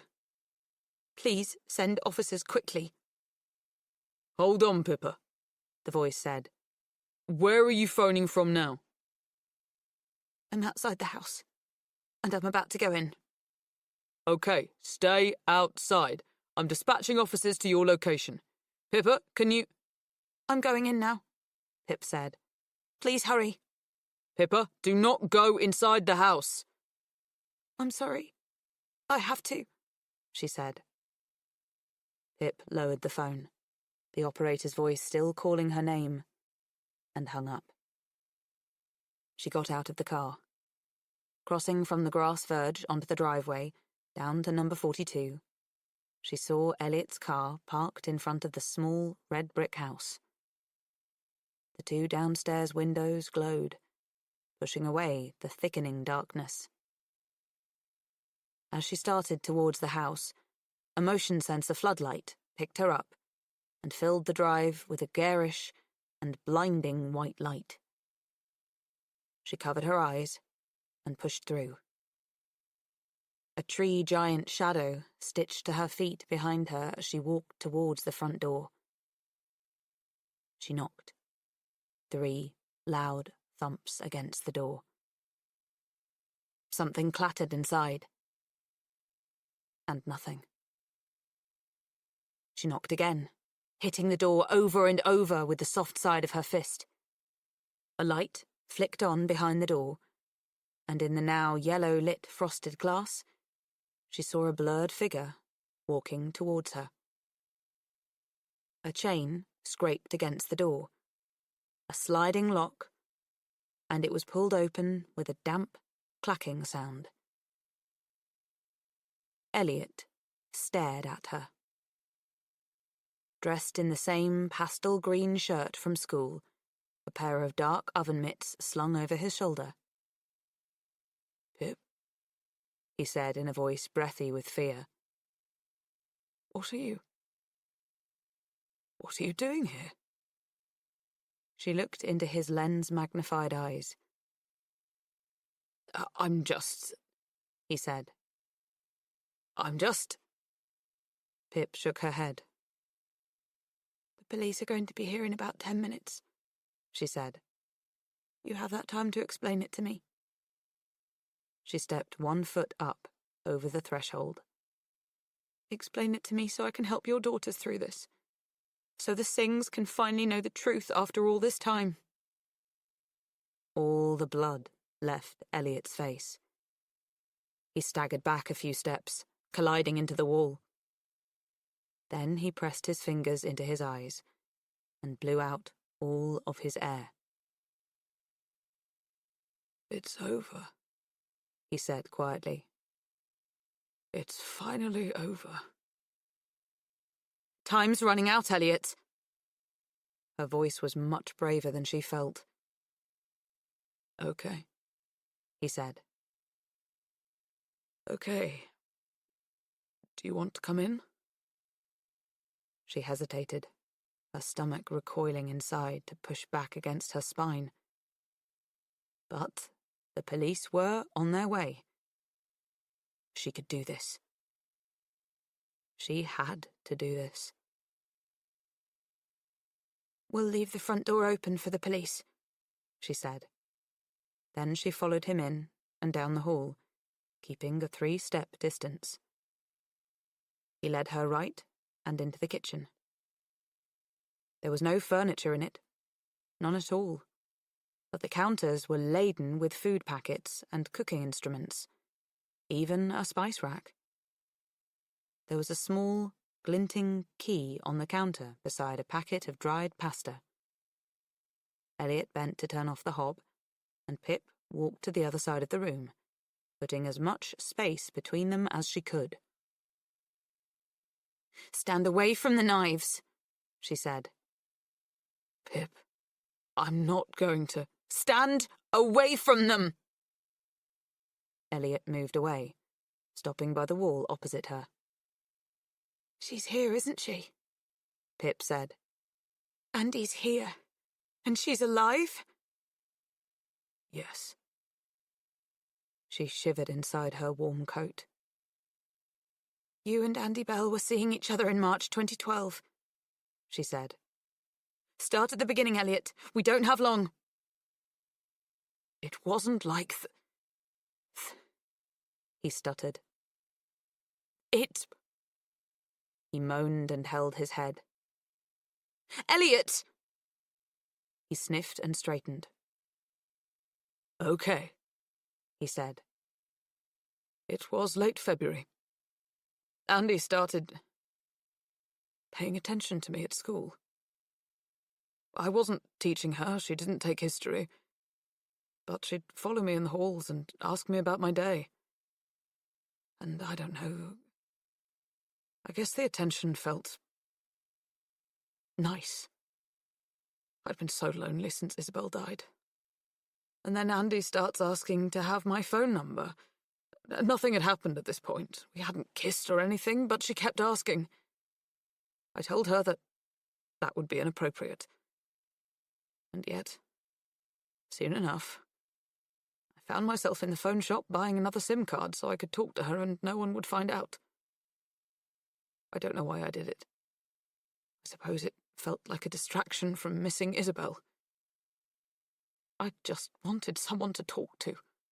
I only put the SIM in at night, so Naomi would never see anything. And we started texting. She was nice to me. Let me talk about Isabel and how I worried about Naomi and Kara. "You're running out of time," Pip said coldly. Yes, he sniffed. And then Andy started suggesting we meet somewhere outside of school. Like a hotel. I told her absolutely not. But in a moment of madness, a moment of weakness, I found myself booking one. She could be very persuasive. We agreed a time and date, but I had to cancel last minute because Kara had chickenpox. I tried to end it. Whatever it was we had at this point. But then she asked again, and I booked the hotel for the next week. "The Ivy House Hotel in Chalfont," said Pip. He nodded. That's when it happened the first time. His voice was quiet with shame. We didn't stay the night. I couldn't leave the girls for a whole night. We stayed just a couple of hours. "And you slept with her?" Elliot didn't say anything. "She was 17, Pip said. "The same age as your daughter. You were a teacher. Andy was vulnerable and you took advantage of that. You were the adult and should have known better." There's nothing you can say that will make me more disgusted at myself than I already am. I said it couldn't happen again, and tried to call it off. Andy wouldn't let me. She started threatening to turn me in. She interrupted one of my lessons, came over and whispered to me that she'd left a naked picture of herself hidden in the classroom somewhere, and that I should find it before someone else did. Trying to scare me. So I went back to the Ivy House the next week because I didn't know what she'd do if I didn't. I thought she would tire of whatever this was soon enough. He stopped to rub the back of his neck. That was the last time. It only happened twice, and then it was the Easter holidays. The girls and I spent a week at Isabel's parents' house, and with time away from Kilton, I came to my senses. I messaged Andy, and I said it was over, and I didn't care if she turned me in. She texted back, saying that when school started again, she was going to ruin me if I didn't do what she wanted. I didn't know what she wanted. And then, by complete chance, I had the opportunity to stop her. I found out about Andy cyberbullying that girl. And so I called her dad, as I told you, and said that if her behaviour didn't improve, I would have to report her and she'd be expelled. Of course, Andy knew what it really meant. Mutually assured destruction. She could have me arrested and jailed for our relationship, but I could have her expelled and ruin her future. We were at a stalemate, and I thought it was over. So why did you kidnap her on Friday the 20th of April? Pip said. That's not, he said. It didn't happen like that at all. I was home alone and Andy turned up, I think around 10ish. She was irate, just so angry. She screamed at me, telling me I was sad and disgusting, that she'd only touched me because she needed me to get her a place at Oxford, like I'd helped Sal. She didn't want him to leave without her. Screaming that she had to get away from home, away from Kilton, because it was killing her. I tried to calm her down, but she wouldn't. And she knew exactly how to hurt me. Elliot blinked slowly. Andy ran to my study and started tearing those paintings Isabel made when she was dying. My rainbow ones. She smashed up 2 of them and I was shouting for her to stop. And then she went for my favourite one. And I just pushed her to get her to stop. I wasn't trying to hurt her. But she fell back and hit her head on my desk, hard, and... He sniffed. She was on the floor, and her head was bleeding. She was conscious but confused. I rushed off to get the first aid kit, and when I came back, Andy had gone, and the front door was open. She hadn't driven to mine. There was no car in the drive, and no sound of one. She walked out and vanished. Her phone was on the floor in the study. She must have dropped it in the scuffle. The next day, he continued, I heard from Naomi that Andy was missing. Andy was bleeding and left my house with a head injury, and now she was missing. And as the weekend passed, I started to panic. I thought I'd killed her. I thought she must have wandered out of my house and then, confused and hurt, got lost somewhere and died from her injuries. That she was lying in a ditch somewhere and it would only be a matter of time until they found her. And when they did, there might be evidence on her body that would lead back to me. Fibres, fingerprints. I knew the only thing I could do was to give them a stronger suspect to protect myself. To protect my girls. If I got taken away for Andy's murder, I didn't think Naomi would survive it. And Cara was only 12 at the time. I was the only parent they had left. There's no time for your excuses, Pip said. So then you framed Sal Singh. You knew about the hit and run because you'd been reading Naomi's therapy diaries. Of course I read them, he said. I had to make sure my little girl wasn't thinking of hurting herself. You made her and her friends take Sal's alibi away. And then, on the Tuesday, I called in sick to work and dropped the girls at school. I waited outside, and when I saw Sal alone in the car park, I went up to talk to him. He wasn't coping well with her disappearance. So I suggested that we go back to his house and have a chat about it. I planned to do it with a knife from the Singh's house. But then I found some sleeping pills in the bathroom, and I decided to take him to the woods. I thought it would be kinder. I didn't want his family to find him. We had tea, and I gave him the first 3 pills. Said they were for his headache. I convinced him that we should go out in the woods and look for Andy ourselves, that it would help his feelings of helplessness. He trusted me. He didn't wonder why I was wearing leather gloves inside. I took a plastic bag from their kitchen and we walked out into the woods. I had a penknife, and when we were far enough in, I held it up to his neck. Made him swallow more pills. Elliot's voice broke.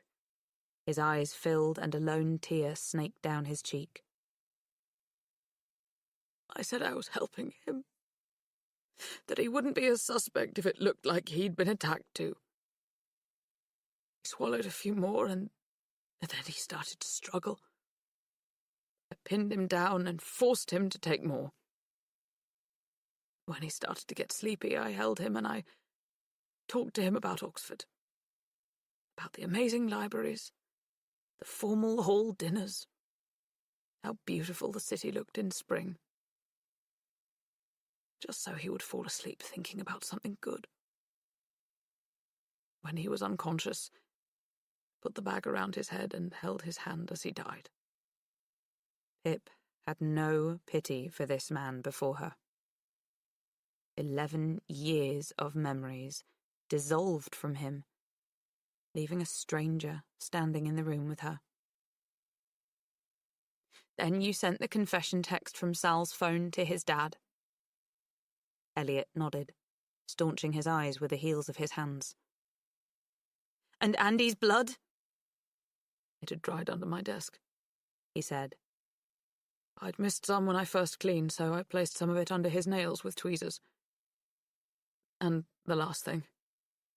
I put Andy's phone in his pocket and I left him there. I didn't want to kill him. I was trying to save my girls. They'd already been through so much pain. He didn't deserve to die. But neither did my girls. It was an impossible choice. Pip looked up to try to push her tears back in. There was no time to tell him how wrong he was. And then, as more days passed, Elliot cried, I realized what a grave mistake I'd made. If Andy had died somewhere from her head injury, they would have found her by now. And then her car turns up and they find blood in the boot. She must have been well enough to drive somewhere after leaving mine. I'd panicked and thought it was fatal when it wasn't. But it was too late. Sal was already dead. And I'd made him the killer. They closed the case, and everything settled down. So how do we get from there to you imprisoning Andy in this house? He flinched at the anger behind her words. It was the end of July. I was driving home and I just saw her. Andy was walking on the side of the main road from Wickham, heading towards Kilton. I pulled over and it was obvious she'd got herself messed up in drugs, that she'd been sleeping rough. She was so skinny and dishevelled. That's how it happened. I couldn't let her return home because, if she did, everyone would know Sal had been murdered. Andy was high and disoriented, but I pulled over and got her in the car. I explained to her why I couldn't let her go home. But that I would take care of her. I'd just put this place up for sale, so I brought her here and took it off the market. Where had she been all those months? What happened to her the night she went missing? Pip pressed, feeling the minutes escaping from her. She doesn't remember all the details. I think she was concussed. She says she just wanted to get away from everything. She went to a friend of hers who was involved in drugs, and he took her to stay with some people he knew. But she didn't feel safe there, so she ran away to come home. She doesn't like talking about that time. Howie Bowers, Pip thought aloud. Where is she, Elliot? In the loft. He looked over at the small key on the counter. We made it nice up there for her. I insulated it, put in plywood walls and proper flooring. She picked out the wallpaper. There aren't any windows, but we put in lots of lamps. I know you must think I'm a monster, Pip, but I've never touched her. Not since that last time at the Ivy House. It's not like that. And she's not like she was before. She's a different person. She's calm and grateful.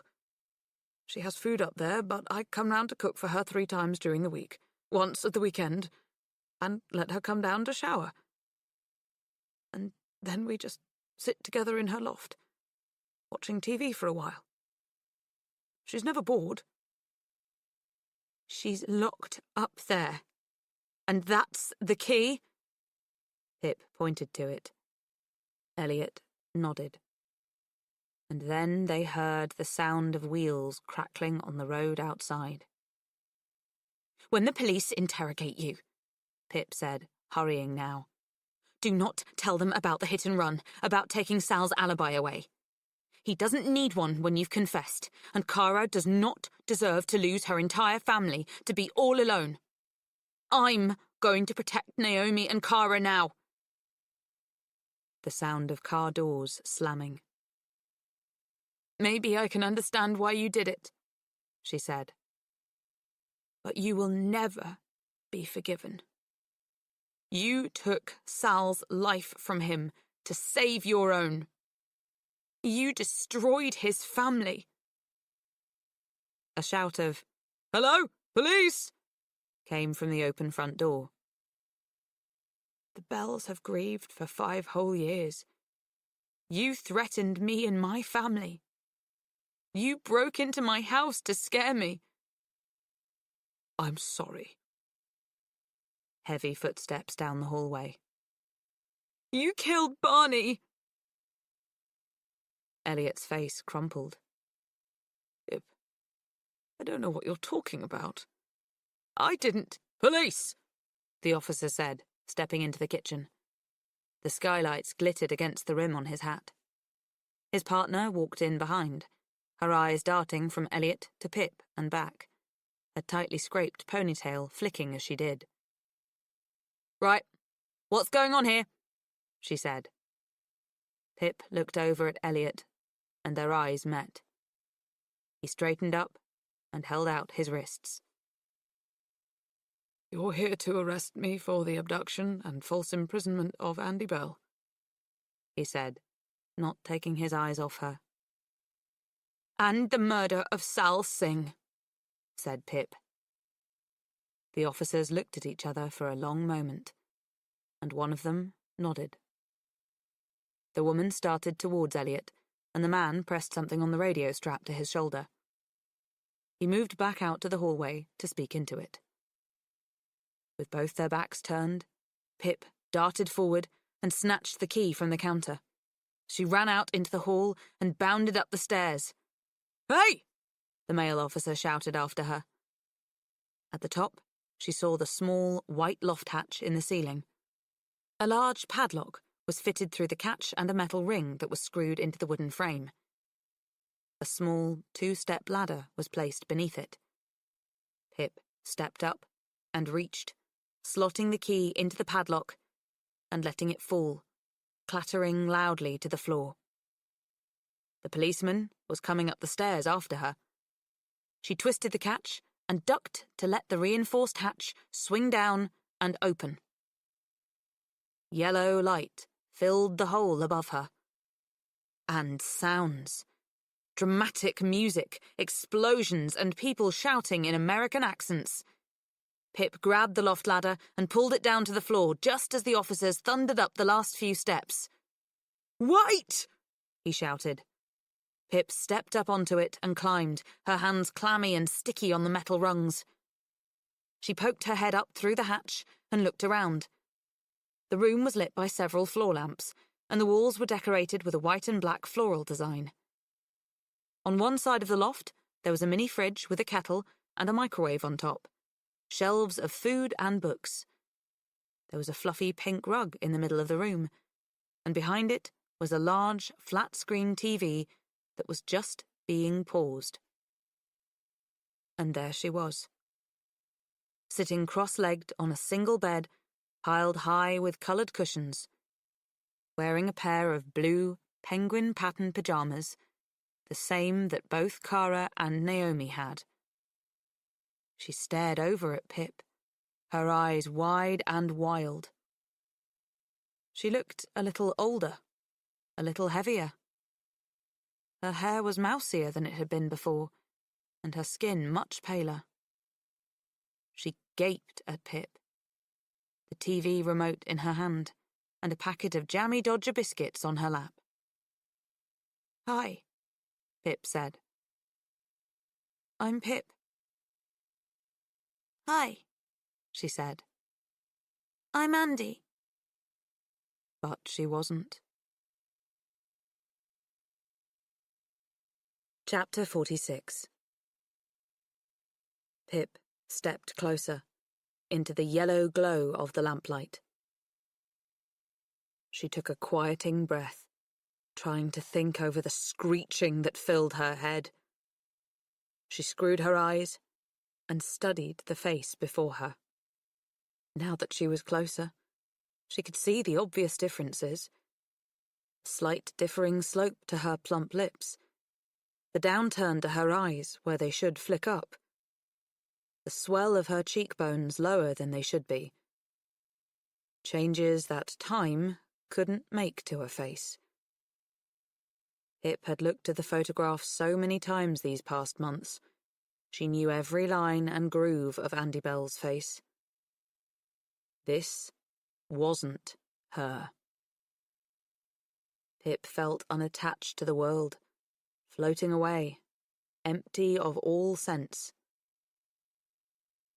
"You're not Andy," she said quietly, just as the policeman climbed up the ladder behind and placed a hand on her shoulder.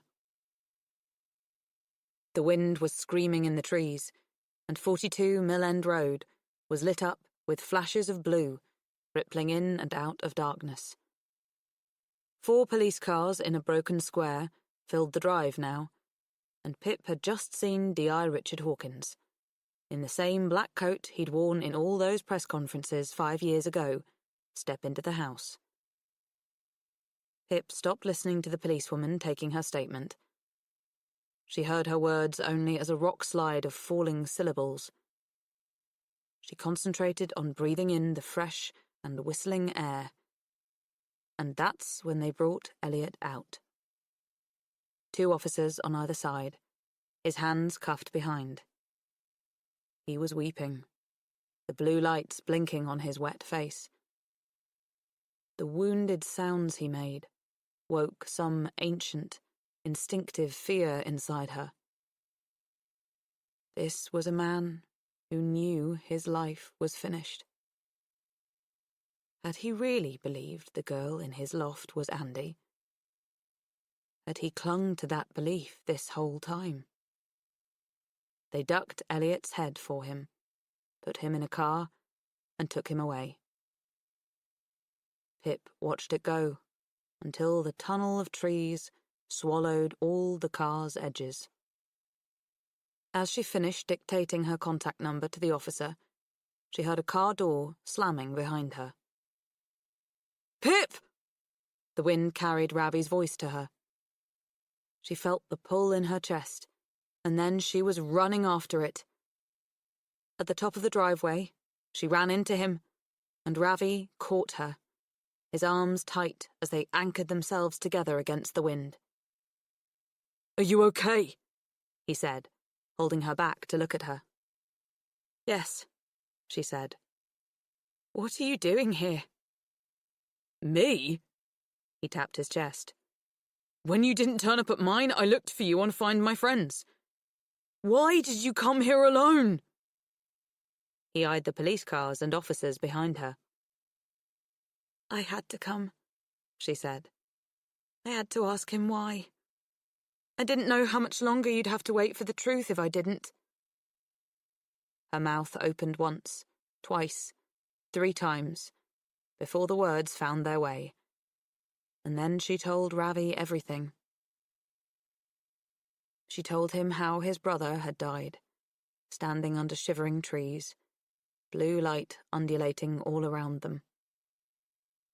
She said she was sorry when the tears broke down Ravi's face, because that's all there was to say. A blanket stitch sent to mend a crater. "Don't be sorry," he said, with a half laugh, half cry. "Nothing can bring him back, I know that. But we have, in a way. Sal was murdered. Sal was innocent. And now everyone will know." They turned to watch as D.I. Richard Hawkins walked the girl out of the house, a lilac blanket wrapped round her shoulders. "It's really not her, is it?" Ravi said. "She looks a lot like her," said Pip. The girl's eyes were wide and spinning and free as she looked around at everything, relearning what outside was. Hawkins led her to a car and climbed in beside her as 2 uniformed officers got in the front. Pip didn't know how Elliot had come to believe this girl he found on the side of the road was Andy. Was it delusion? Did he need to believe Andy hadn't died as some kind of atonement for what he did to Sal in her name? Or was it fear that blinded him? That's what Ravi thought, that Elliot was terrified Andy Bell was alive and would come back home, and then he'd go down for Sal's murder. And in that heightened state of fear, all it took was a blonde girl who looked similar enough to convince himself he'd found Andy. And he'd locked her up, so he could lock up that terrible fear of being caught right along with her. Pip nodded in agreement, watching the police car drive away. "I think," she said quietly, "I think she was just a girl with the wrong hair and the wrong face when the wrong man drove past." And that other itching question that Pip couldn't yet give voice to. What had happened to the real Andy Bell after she'd left the Ward's house that night? The officer who'd taken her statement approached them with a warm smile. "Do you need someone to take you home, darling?" she asked Pip. "No, it's okay," she said. "I have my car." She made Ravi get in the car with her. There was no way she'd let him drive home on his own. He was shaking too hard. And secretly, she didn't want to be alone either. Pip turned the key in the ignition, catching sight of her face in the rearview mirror before the lights dimmed. She looked gaunt and grey, her eyes glowing inside sunken shadows. She was tired. So unutterably tired. "I can finally tell my parents," Ravi said when they were back on the main road out of Wendover. "I don't know how to even start." Her headlights lit up the Welcome to Little Kilton sign, the letters thickening with side shadows as they moved past and crossed into town. Pip drove down the high street, heading towards Ravi's house. She drew to a stop at the main roundabout. There was a car waiting on the cusp of the roundabout at the other side. its headlights a bright and piercing white. It was their right of way. "Why aren't they moving?" Pip said, staring at the dark, boxy car ahead, lines of yellow light across its body from the street lamp above. "Don't know," Ravi said. "You just go." She did, pulling forward slowly across the roundabout. The other car had still not moved. As they drew closer, and out of the glare of the oncoming headlights, Pip's foot eased up on the pedal as she looked curiously out of her window. "Oh, shit," Ravi said. It was the Bell family. All three of them. Jason was in the driver's seat, his face red and striped with tear trails.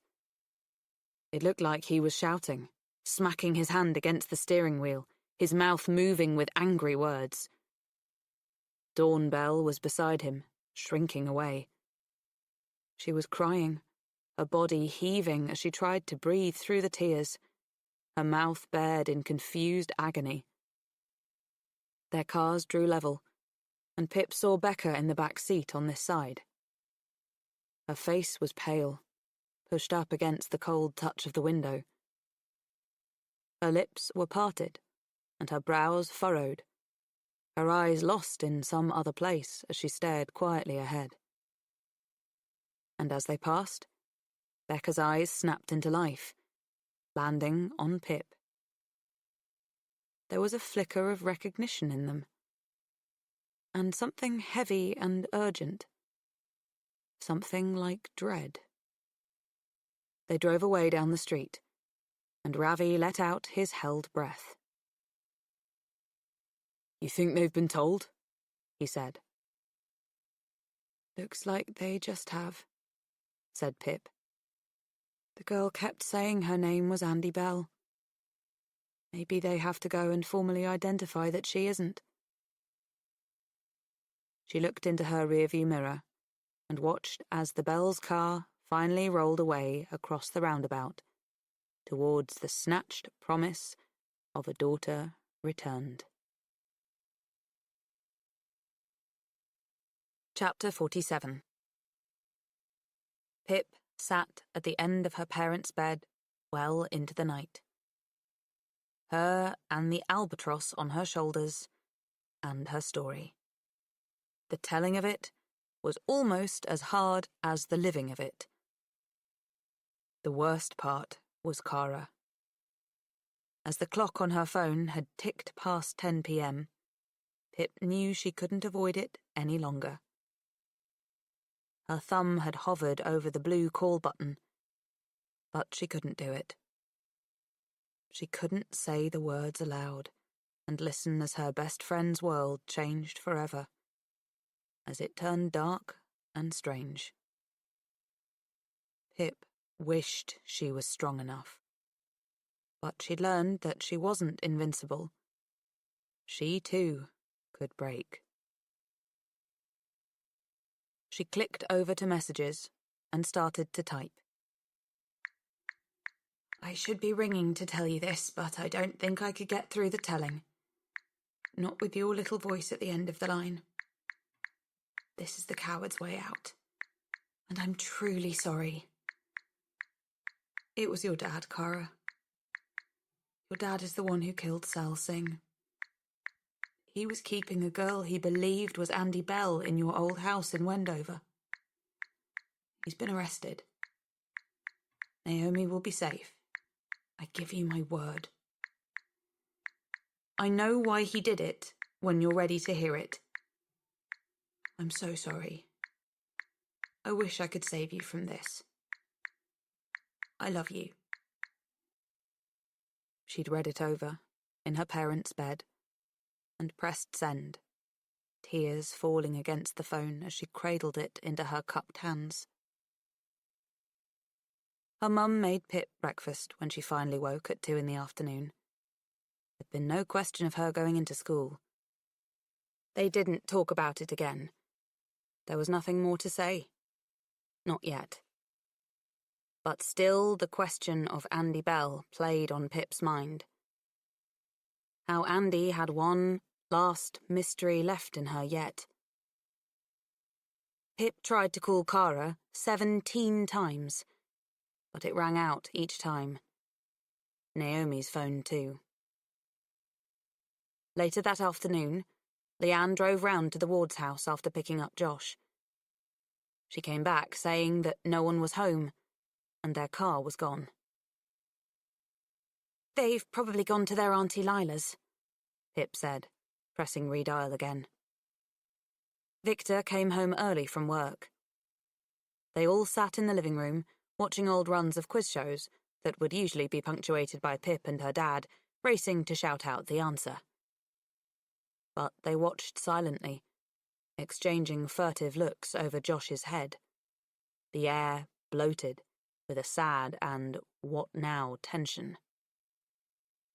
When someone knocked at the front door, Pip jumped up to escape the strangeness that smothered the room.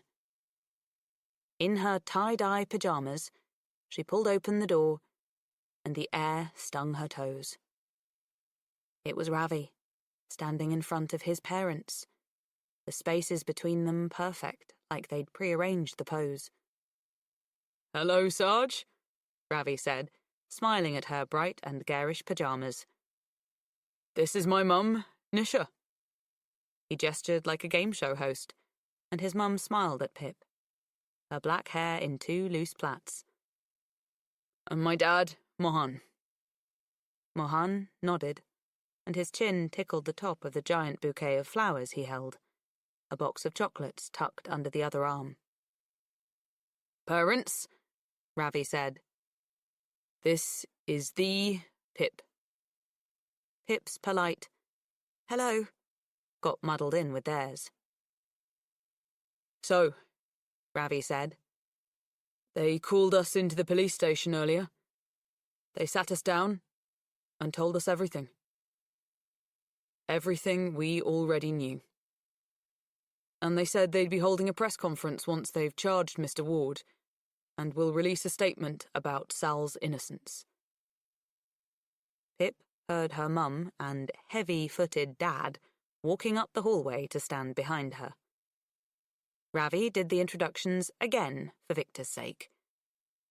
Leanne had met them before, 15 years ago, when she'd sold them their house. "So," Ravi continued, "we all wanted to come over and thank you, Pip. This wouldn't have happened without you." "I don't quite know what to say," Nisha said, her Ravi Sal round eyes beaming. "Because of what you two did. You and Ravi. We now have our boy back. You've both given Sal back to us, and there are no words for how much that means." "These are for you," Mohan said, leaning forward and handing over the flowers and chocolates to Pip. "I'm sorry. We weren't quite sure what you're supposed to get for someone who's helped vindicate your dead son. Google had very few suggestions," said Ravi. "Thank you," Pip said. "Do you want to come in?" "Yes, do come in," Leanne said. "I'll put on a pot of tea." But as Ravi stepped into the house, he took Pip's arm and pulled her back into a hug, crushing the flowers between them, laughing into her hair. When he let her go, Nisha stepped up and folded her into a hug. Her sweet perfume smelled to Pip like homes and mothers and summer evenings. And then, not sure why or how it happened, they were all hugging. All 6 of them, swapping and hugging again, laughing with tears in their eyes. And just like that, with crushed flowers and a carousel of hugs, the Singhs had come and taken away the suffocating and confused sadness that had taken over the house.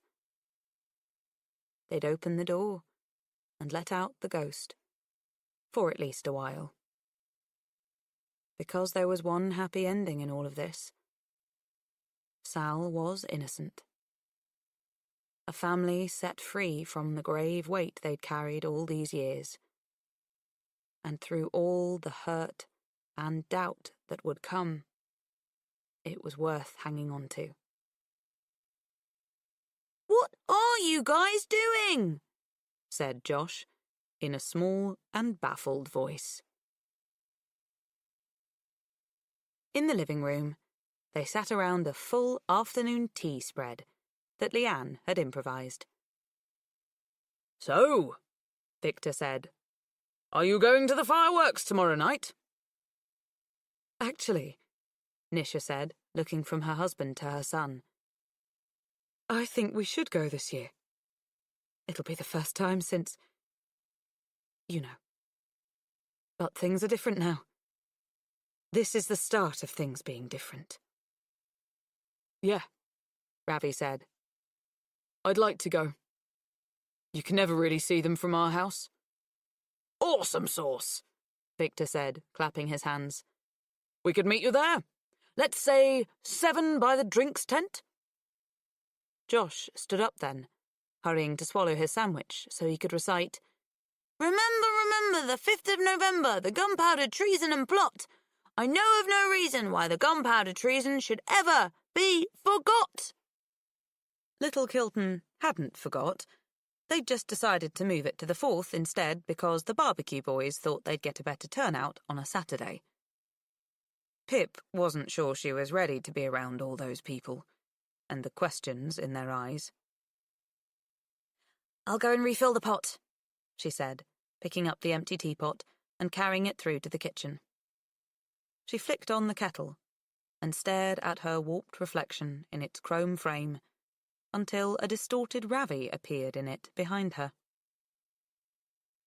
"You're being quiet?" he said.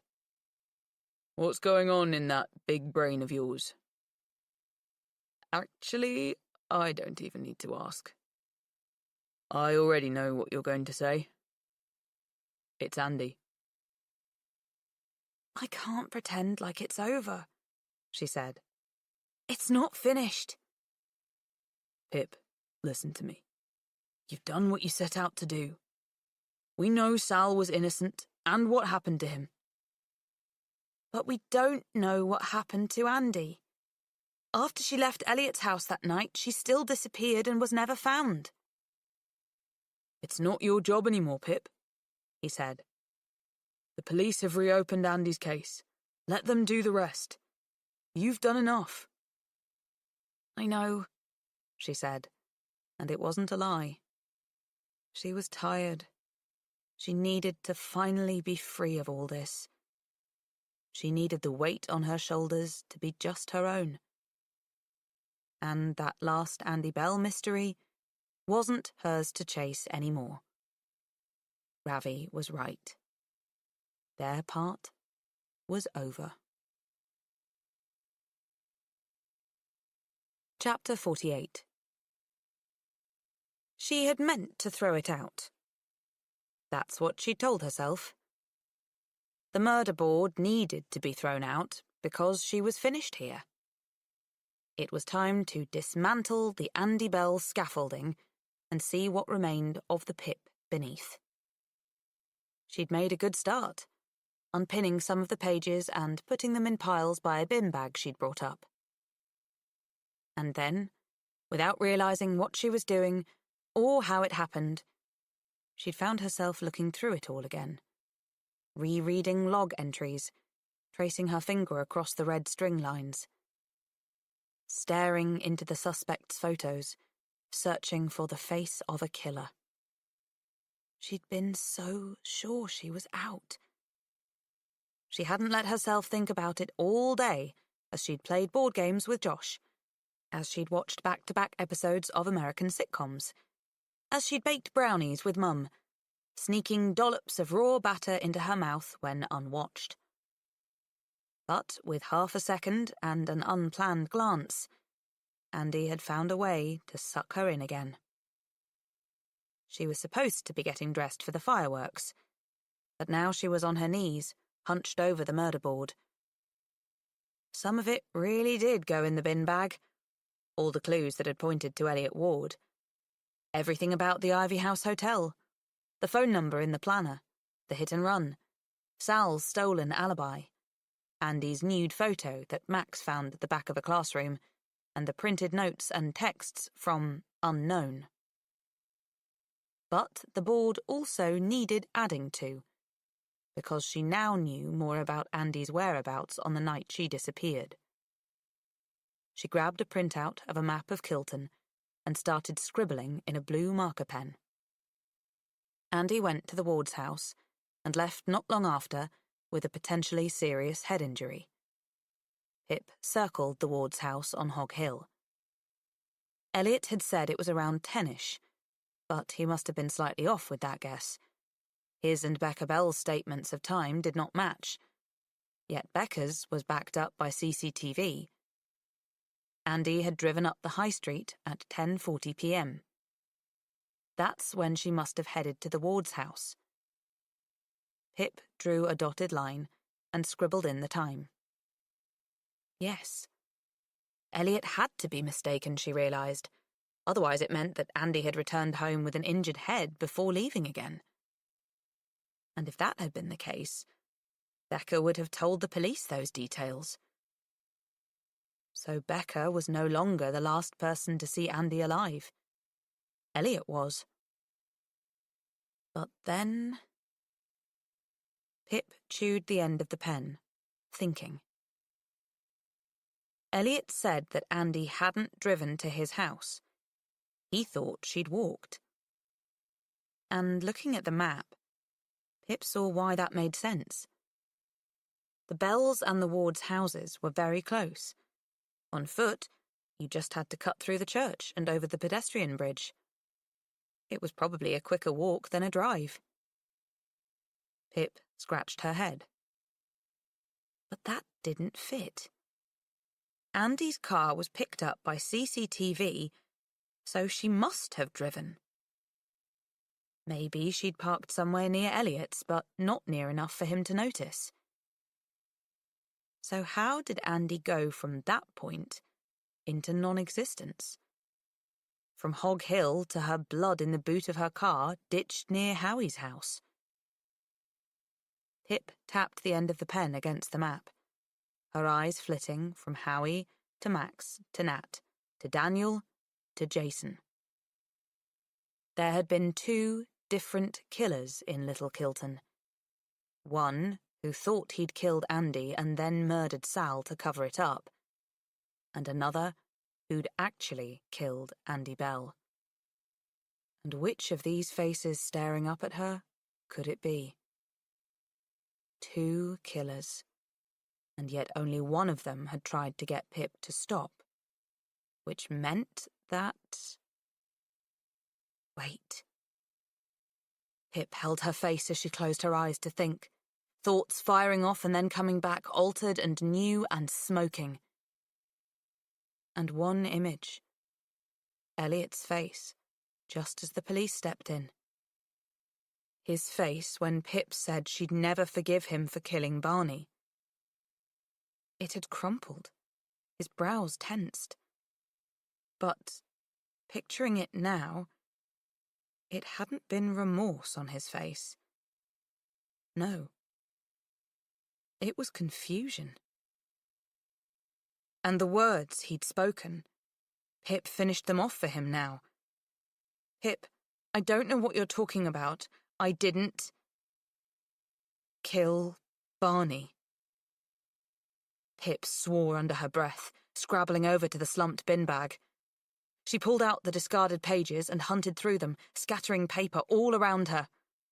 And then they were in her hands, the notes from the camping trip and her locker in one hand, the printed texts from Unknown in the other. They were from 2 different people. It was so obvious now, looking at them. The differences weren't only in form, it was in their tone. In the printed notes, Elliot had referred to her as Pippa, and the threats were subtle, implied. Even the one typed into her EPQ log. But Unknown had called her a stupid bitch, and the threats weren't just implied. They'd made her smash her laptop up, and then they'd killed her dog. She sat back and let out her too full breath. 2 different people. Elliot wasn't unknown, and he hadn't killed Barney. No. That had been Andy's real killer.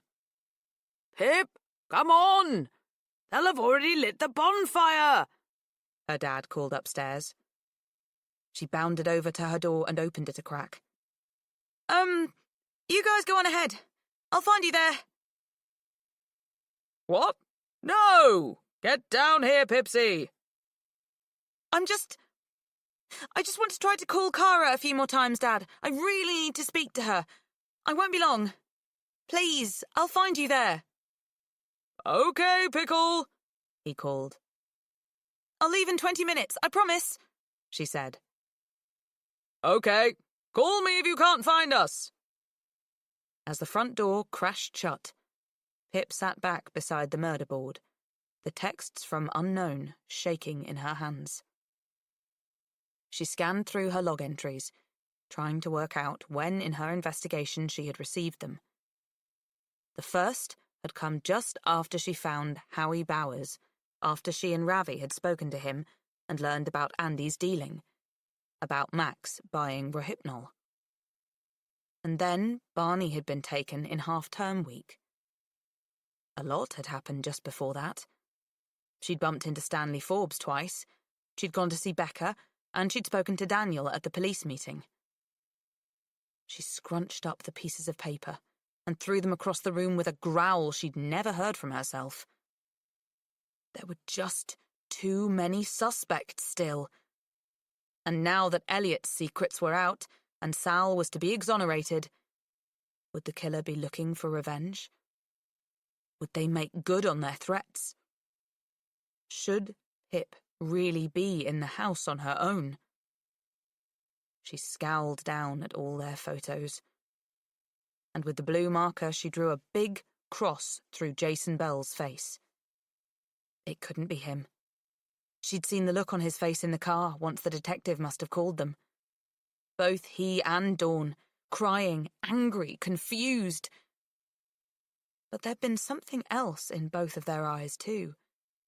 The smallest glimmer of hope alongside their tears. Maybe, even though they'd been told she wasn't, some small part of them had hoped it would still be their daughter. Jason couldn't have faked that reaction. The truth was in his face. The truth was in the face. Pip picked up the photo of Andy with her parents and Becca, and she stared at it.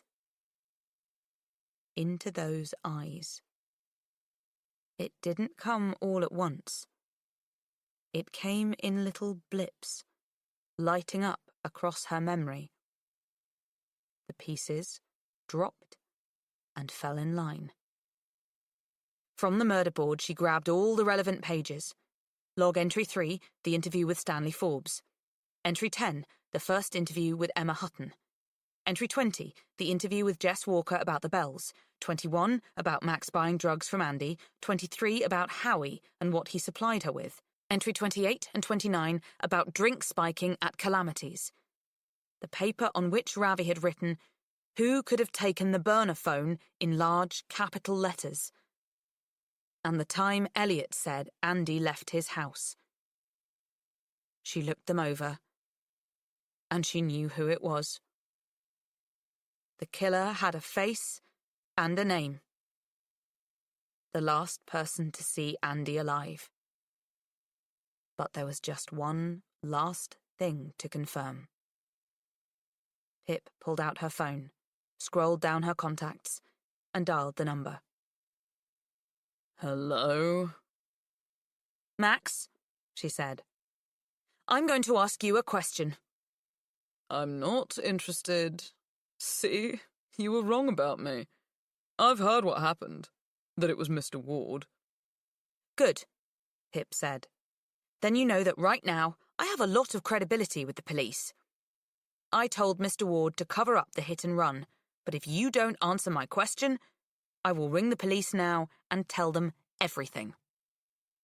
You wouldn't. I will. Naomi's life is already destroyed. Don't think that will stop me anymore, she bluffed. What do you want? He spat. Pip paused. She put the phone on speaker and scrolled to her recording app. She pressed the red record button and sniffed loudly to hide the beep. Max, at a calamity party in March 2012, she said, did you drug and rape Becca Bell? What? No, I fucking didn't. Max! Pip roared down the phone. Do not lie to me, or I swear to God I will ruin you. Did you put Rohypnol in Becca's drink and have sex with her? He coughed. Yes, but it wasn't rape. She didn't say no. Because you drugged her, you vile, rapist gargoyle! Pip shouted. You have no idea what you've done! She hung up, stopped the recording, and pressed the lock button. Her sharp eyes, encased in the darkened screen, stared right back into her. The last person to see Andy alive? It had been Becca. It had always been Becca. Pip's eyes blinked back at her, and the decision was made. Chapter 49. The car jerked as Pip pulled roughly onto the curb. She stepped out into the darkened street and up to the front door. She knocked. The wind chimes beside it were swaying and singing in the evening breeze, high and insistent. The front door opened, and Becca's face appeared in the crack. She looked at Pip and pulled it fully open. Oh, hi, Pippa, she said. Hi, Becca. I came to see if you were okay after Thursday night. I saw you in the car and...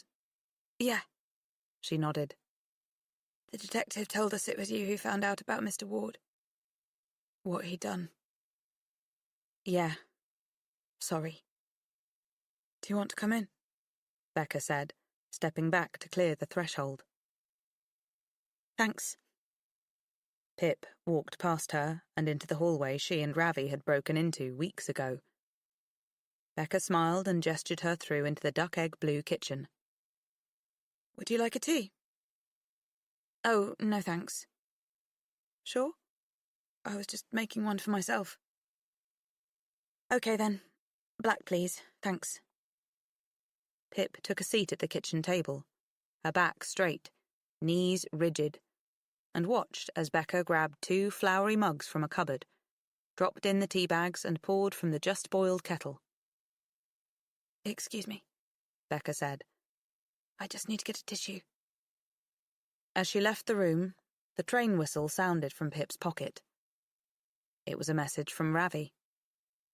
Yo, Sarge, where are you? She flicked the phone onto silent and zipped it back into her coat.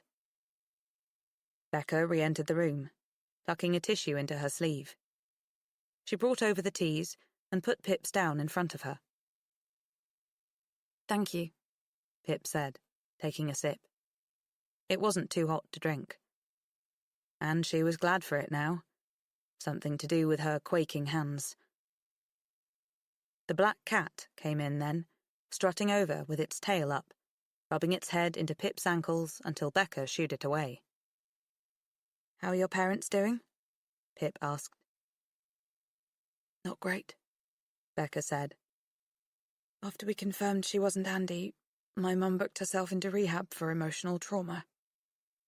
And my dad wants to sue everyone. Do they know who the girl is yet? Pip said into the rim of her mug. Yeah, they called my dad this morning. She was on the missing persons register. Isla Jordan, 23, from Milton Keynes. They said she has a learning disability and the mental age of a 12-year-old. She came from an abusive home and had a history of running away and possession of drugs. Becca fiddled with her short hair. They said she's very confused. She lived like that for so long, being Andy because it's what pleased Mr. Ward, that she actually believes she's a girl called Andy Bell from Little Kilton. Pip took a large gulp, filling the silence while the words in her head shivered and readjusted. Her mouth felt dry, and there was an awful tremor in her throat, echoing back her doubled heartbeat. She raised the mug and finished off the tea. She did look like her, Pip finally said. I thought she was Andy for a few seconds. And I saw in your parents' faces that hope that maybe it would be Andy after all. That me and the police could be wrong.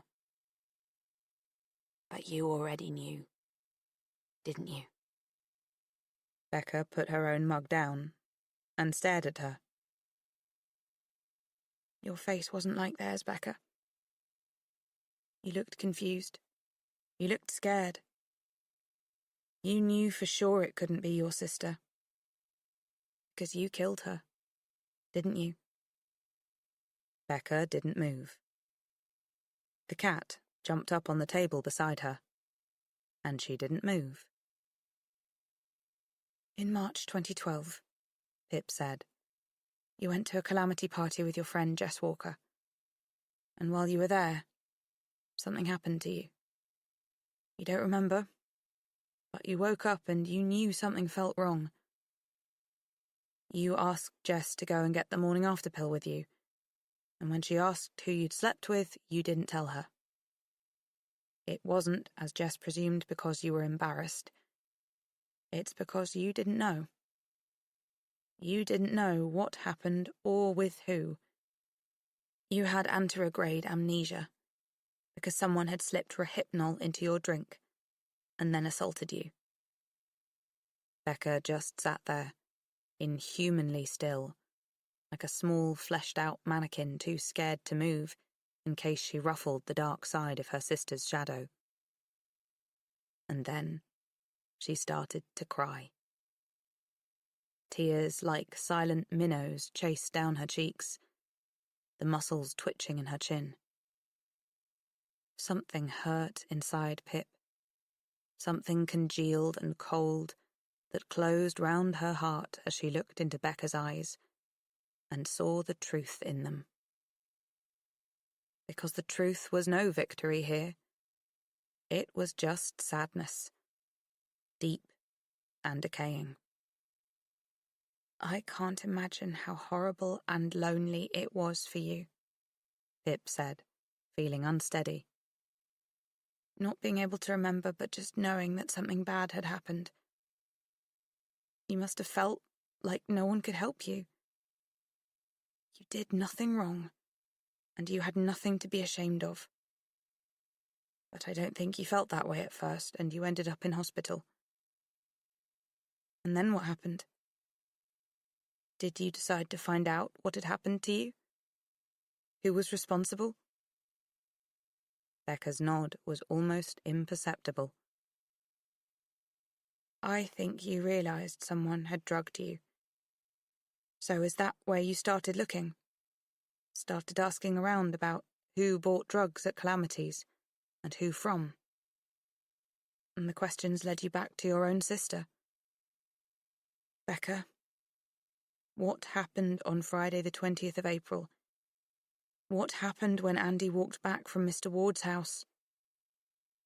All I'd found out was someone bought weed and MDMA off her once, Becca said, looking down and catching her tears. So when she went out and left me alone, I looked in her room. I found the place where she hid her other phone and the drugs. I looked through the phone. All the contacts were saved with just one-letter names, but I read through some messages and I found the person who bought Rohypnol from her. She'd used his name in one of the texts. Max Hastings, said Pip. And I thought, she cried, I thought that now I knew. We would be able to fix everything and put it right. And I thought that when Andy got home, I'd tell her and she'd let me cry on her and tell me she was so sorry and that me and her, we were going to set this right and make him pay. All I wanted was my big sister. And just the freedom of finally telling someone. Pip wiped her eyes, feeling shaky and drained. And then Andy came home, Becca said. With a head injury?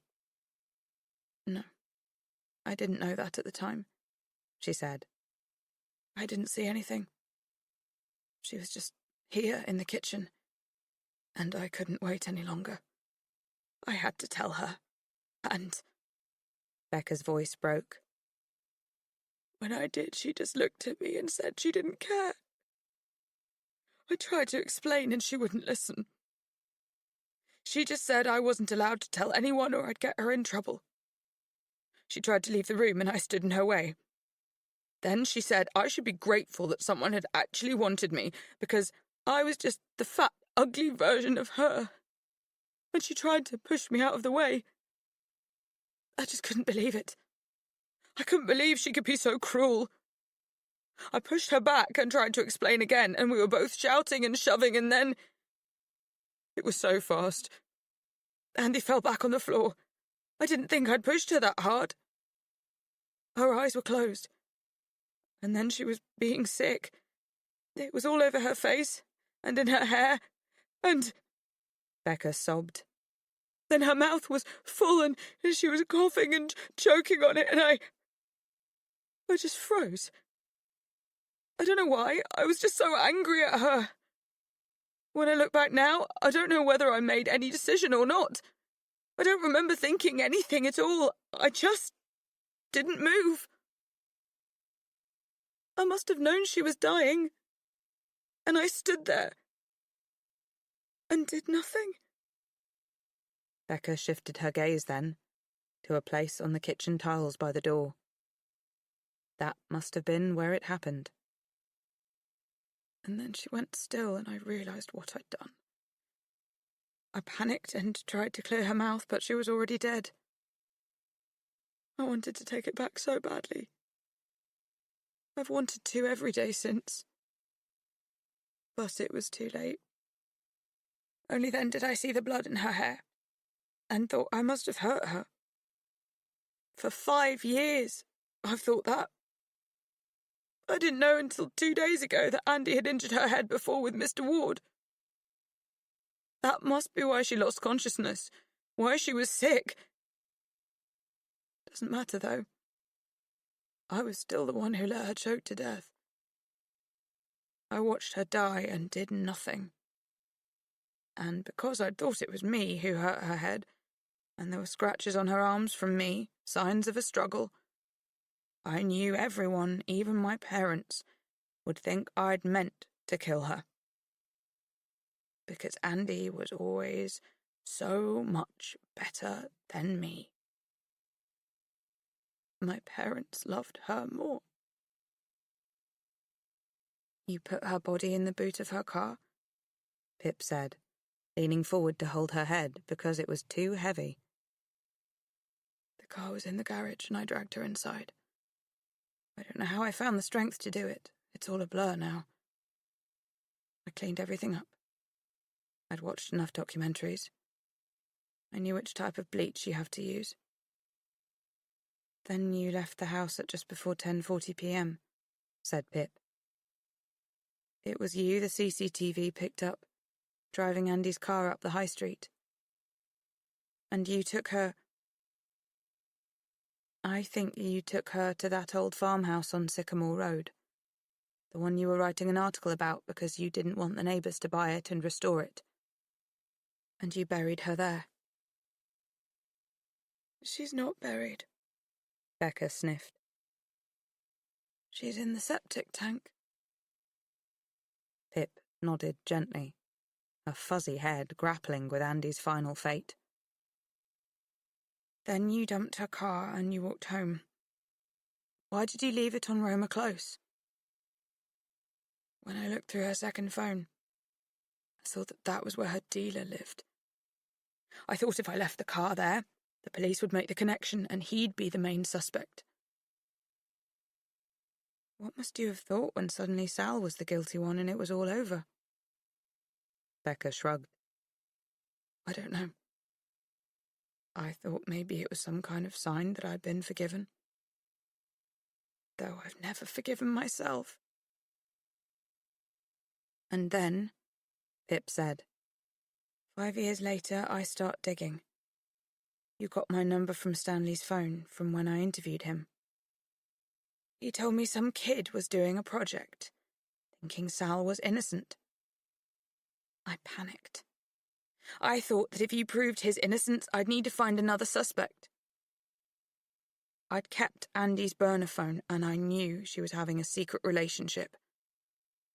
There were some texts to a contact named E about meeting up at this hotel, the Ivy House. So I went there to see if I could find out who this man was. I didn't get anywhere.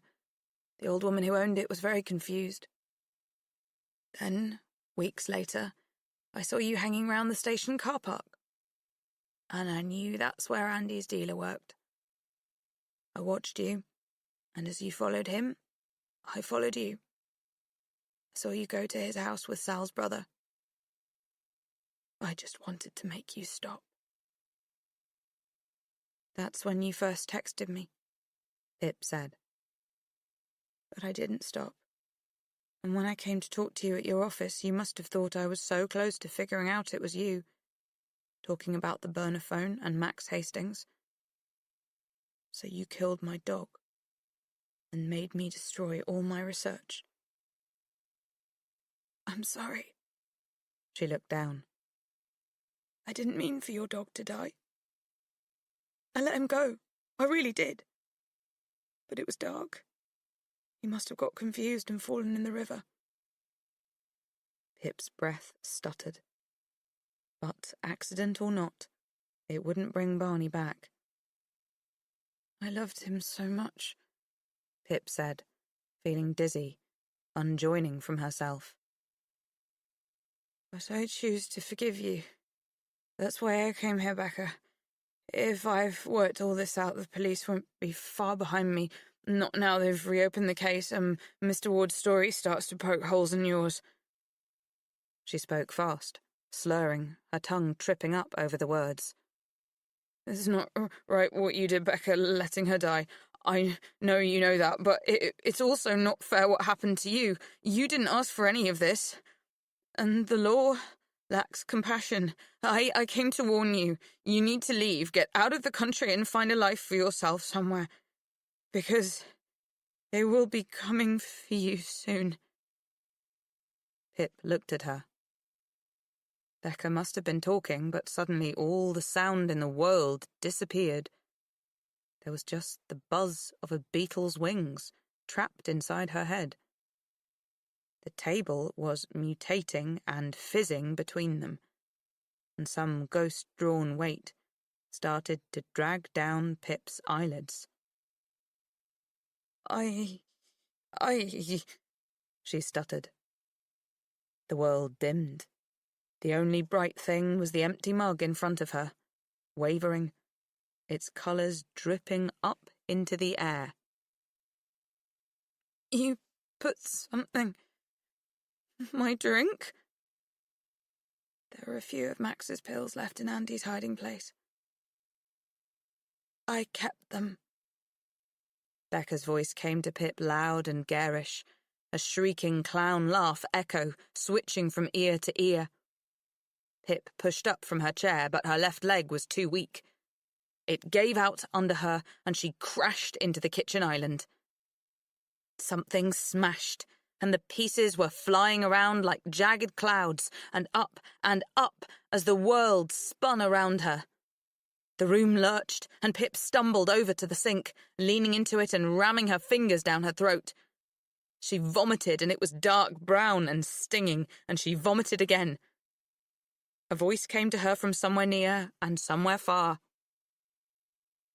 I'll work something out. I have to. There's no evidence. There's just you and what you know. I'm sorry. I didn't want to do this.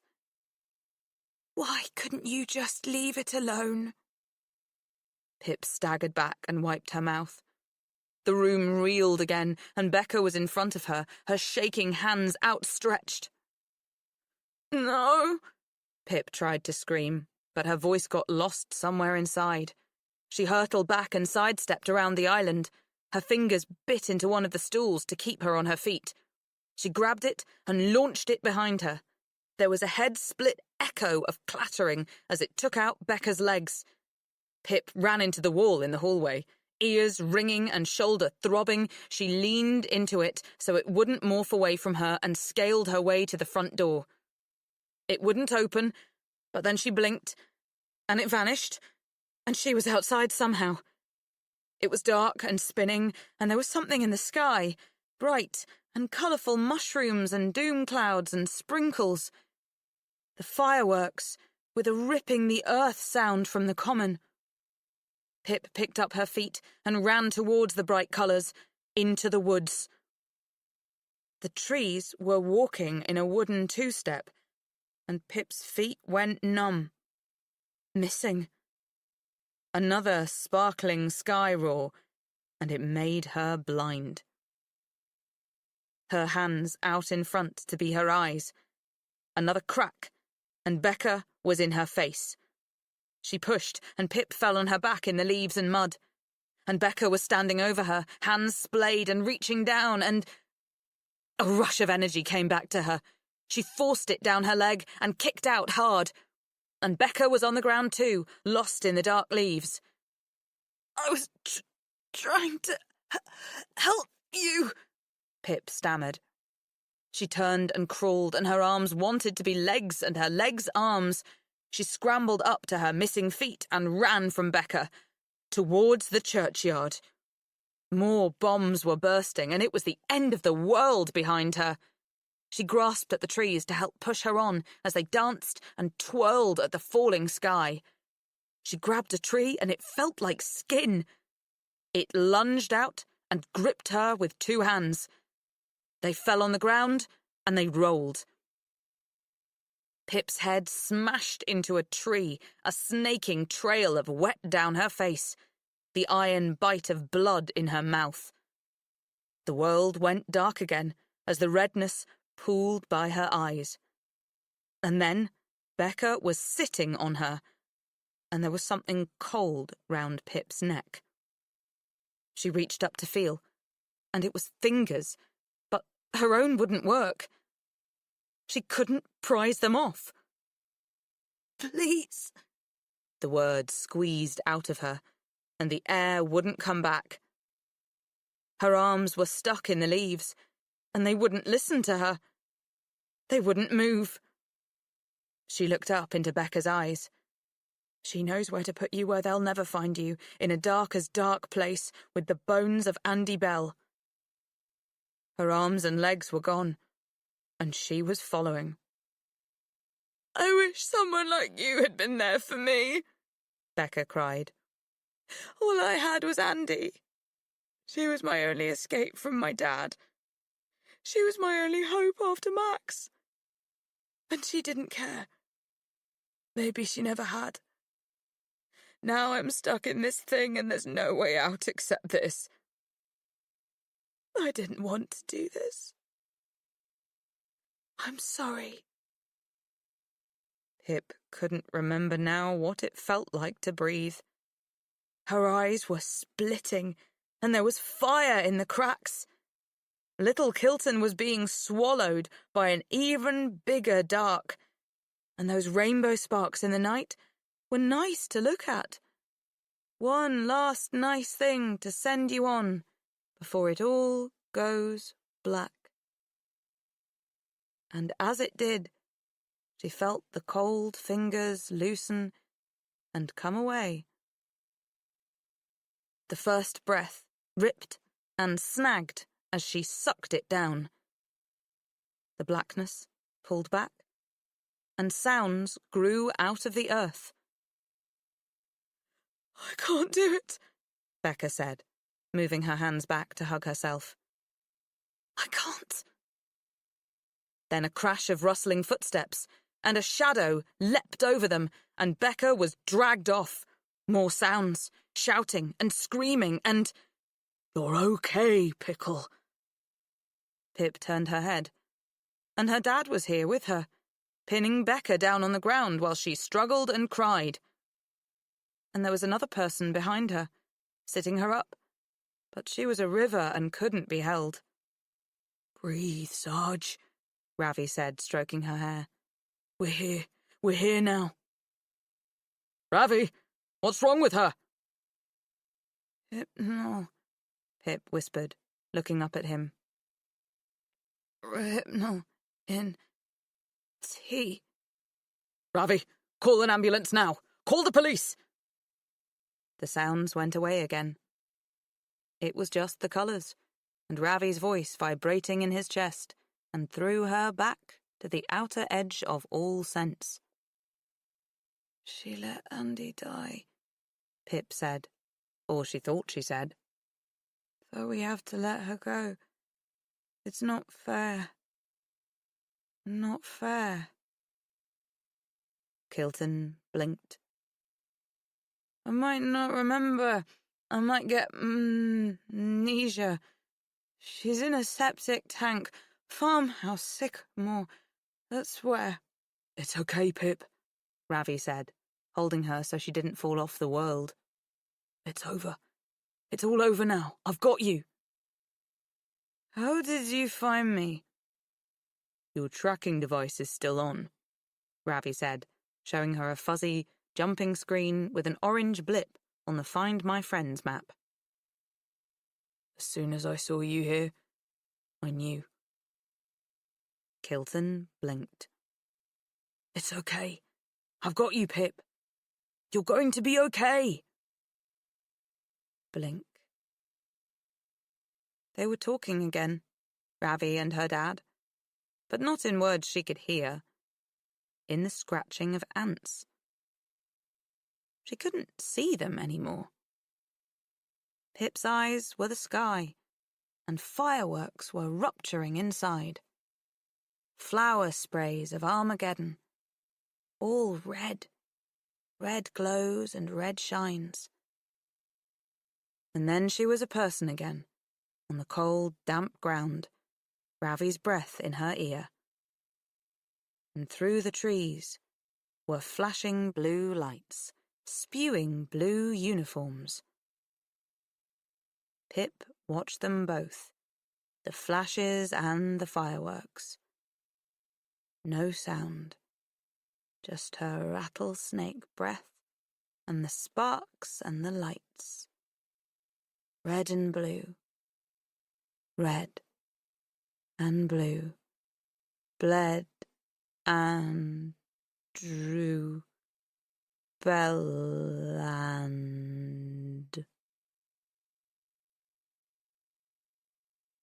3 months later. "There are a lot of people out there, Sarge." Really? "Yeah, like 200. She could hear them all. The chattering and the clattering of chairs as people took their seats in the school hall. She was waiting in the wings, her presentation notes clutched in her hands, sweat from the bulbs of her fingers smudging the printed ink.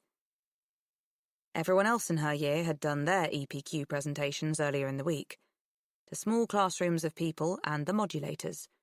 But the school and the exam board thought it would be a good idea to turn Pip's presentation into a bit of an event, as the head teacher had put it. Pip had been given no choice in the matter. The school had advertised it online and in the Kilton Mail. They'd invited members of the press to attend. Pip had seen a BBC van pull up earlier, and the equipment and cameras unpacked. "Are you nervous?" Ravi said. "Are you asking obvious questions?" When the Andy Bell story broke, it had been in the national newspapers and on TV stations for weeks. It was in the height of all that craziness that Pip had had her interview for Cambridge. The 2 college fellows had recognised her from the news, gawping at her, yapping questions about the case.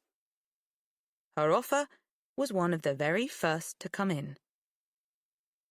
Kilton's secrets and mysteries had followed Pip so closely in those weeks, she'd had to wear them like a new skin.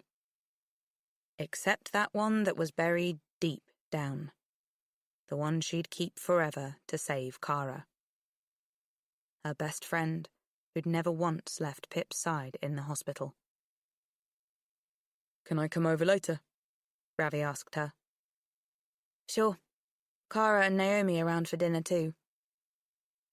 They heard a sharp patter of clip-clop heels, and Mrs. Morgan appeared, fighting through the curtain. I think we're just about ready when you are, Pippa. Okay, I'll be out in a minute. Well, Ravi said when they were alone again. I'd better go and take my seat. He smiled, put his hands on the back of her neck, fingers in her hair, and leaned in to press his forehead against hers. He told her before that he did it to take away half her sadness, half her headache, half her nerves, as she'd got on the train to Cambridge for her interview. Because half less of a bad thing meant there was room for half good. He kissed her, and she glowed with that feeling. The one with wings. You bring the rain down on them, Pip. I will. Oh, and, he said, turning one last time before the door. Don't tell them the only reason you started this project was because you fancied me. You know, think of a more noble reason. Get out of here! Don't feel bad. You couldn't help yourself. I'm ravishing. He grinned. Get it? Ravishing? Ravi Singh? Sign of a good joke, having to explain it, she said. Now go! She waited another minute, muttering the first lines of her speech under her breath. And then she walked out on stage. People weren't quite sure what to do. About half the audience started clapping politely, the news cameras panning to them, and the other half sat deadly still, a poppy field of eyes stalking her as she moved. From the front row, her dad stood up and whistled with his fingers, shouting, Get 'em, Pickle! Her mum swiftly pulled him back down and exchanged a look with Nisha Singh, sitting beside her. Pip strode over to the head teacher's lectern and flattened her speech down on top. Hi, she said, and the microphone screeched, cutting through the silent room. Cameras clicked. My name is Pip, and I know many things. I know that typewriter is the longest word that can be made with just one row of the keyboard. I know that the Anglo-Zanzibar War was the shortest in history, lasting only 38 minutes. I also know that this project put myself, my friends, and my family in danger, and has changed many lives. Not all for the better. But what I don't know, she paused, is why this town and the national media still don't really understand what happened here.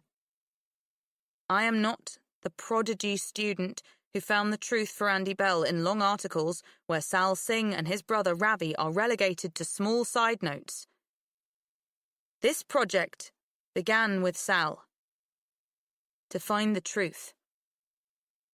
Pip's eyes uncovered him then. Stanley Forbes in the third row, scribbling away in an open notebook. She still wondered about him and the other names on her persons of interest list, the other lives and secrets that had crisscrossed this case. Little Kilton still had its mysteries, unturned stones and unanswered questions. But this town had too many dark corners. Pip had learned to accept that she couldn't shine a light into each and every one. Stanley was sitting just behind her friends, Kara's face absent among them. As brave as she had been through everything, she decided today would have been too hard for her. I couldn't have fathomed, Pip continued, that when this project was over, it would end with 4 people in handcuffs and 1 being set free after 5 years in her own prison. Elliot Ward has pleaded guilty to the murder of Sal Singh, to the kidnap of Isla Jordan, and perverting the course of justice. His sentencing hearing is next week. Becca Bell will face trial later this year for the following charges: manslaughter by gross negligence, preventing a lawful burial, and perverting the course of justice. Max Hastings has been charged with 4 counts of sexual assault and 2 counts of rape, and will also be tried later this year.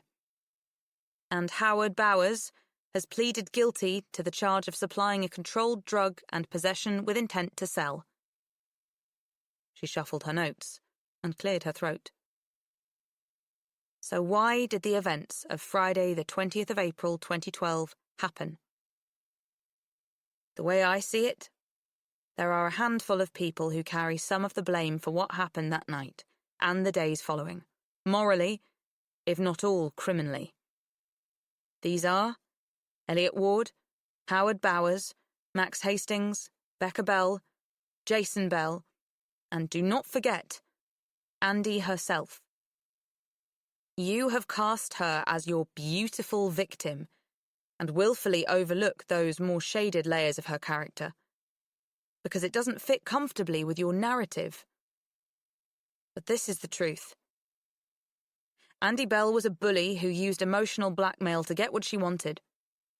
She sold drugs without care or regard for how they might be used. We will never know if she knew she was facilitating drug-assisted sexual assault, but certainly, when confronted with this truth by her own sister, she could not find it in herself to show compassion. And yet, when we look closer, what do we find behind this true Andy? We find a girl, vulnerable and self-conscious. Because Andy grew up being taught by her father that the only value she had was in the way she looked and how strongly she was desired. Home for her was a place where she was bullied and belittled. Andy never got the chance to become the young woman she might have been away from that house, to decide for herself what made her valuable, and what future she wanted.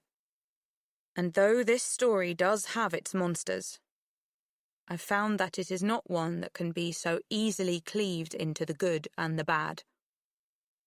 In the end, this was a story about people and their different shades of desperation, crashing up against each other. But there was one person who was good until the very end, and his name was Sal Singh. Pip looked up then, her eyes flicking straight to Ravi, sitting between his parents. "The thing is," she said, "I didn't do this project alone, as the guidelines require. I couldn't have done it on my own. So I guess you're going to have to disqualify me." A few people gasped in the audience, Mrs. Morgan loudly among them. A few titters of laughter.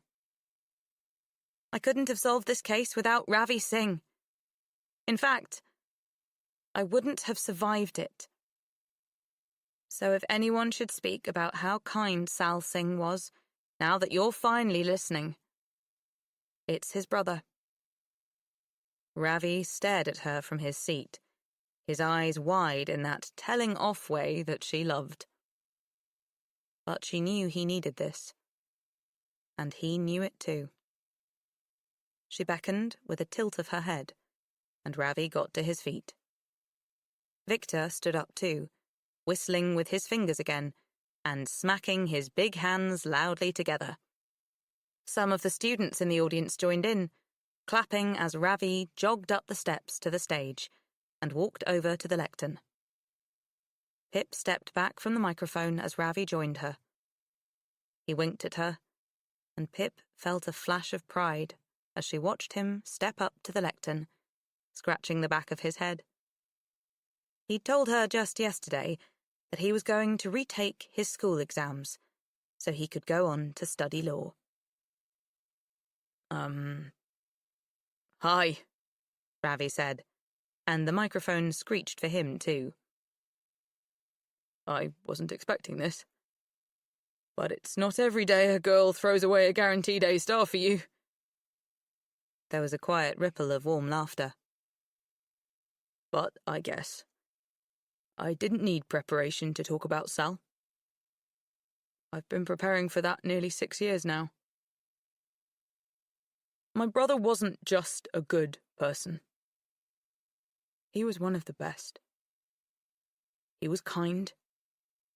Exceptionally kind. Always helping people, and nothing was ever too much trouble. He was selfless. I remember this one time when we were kids, I spilt Ribena all over the carpet and Sal took the fall for me so I wouldn't get in trouble. Oops. Sorry, Mum. Guess you had to find out sometime. More laughter from the audience. Sal was cheeky. And he had the most ridiculous laugh. You couldn't help but join in. And, oh yeah, he used to spend hours drawing these comics for me to read in bed because I wasn't a great sleeper. I still have them all. And damn was Sal clever. I know he would have done incredible things with his life if it hadn't been taken away from him. The world will never be as bright without him. Ravi's voice cracked. And I wish I'd been able to tell him all this when he was alive. Tell him he was the best big brother anyone could ever wish for. But at least I can say it now, on this stage. And know that this time, everyone will believe me. He looked back at Pip, his eyes shining, reaching for her. She drew forward to stand with him, leaning into the microphone to say her final lines. But there was one final player in this story, Little Kilton. And it's us. Collectively, we turned a beautiful life into the myth of a monster. We turned a family home into a ghost house. And from now on, we must do better. Pip reached down behind the lectern for Ravi's hand, sliding her fingers between his. Their entwined hands became a new living thing, her finger pads perfect against the dips in his knuckles, like they'd grown just that way to fit together. Any questions? That was A Good Girl's Guide to Murder by Holly Jackson, with Kristen Atherton as Pip and Luke Polly as Ravi. Additional voices by Claire Corbett, Jot Davis, and Mariam Grace. Produced and edited by Richard Hughes, and sound design by Richard Hughes at Anyway Audio. Casting by Rebecca Fortain. Directed by Richard Hughes and Rebecca Fortain. An audiobook from Far Shore, an imprint of HarperCollins. Text copyright Holly Jackson 2019. Production copyright 2021 by HarperCollins Publishers. All rights reserved. Holly Jackson asserts the moral right to be identified as the author of this work. Thank you for listening.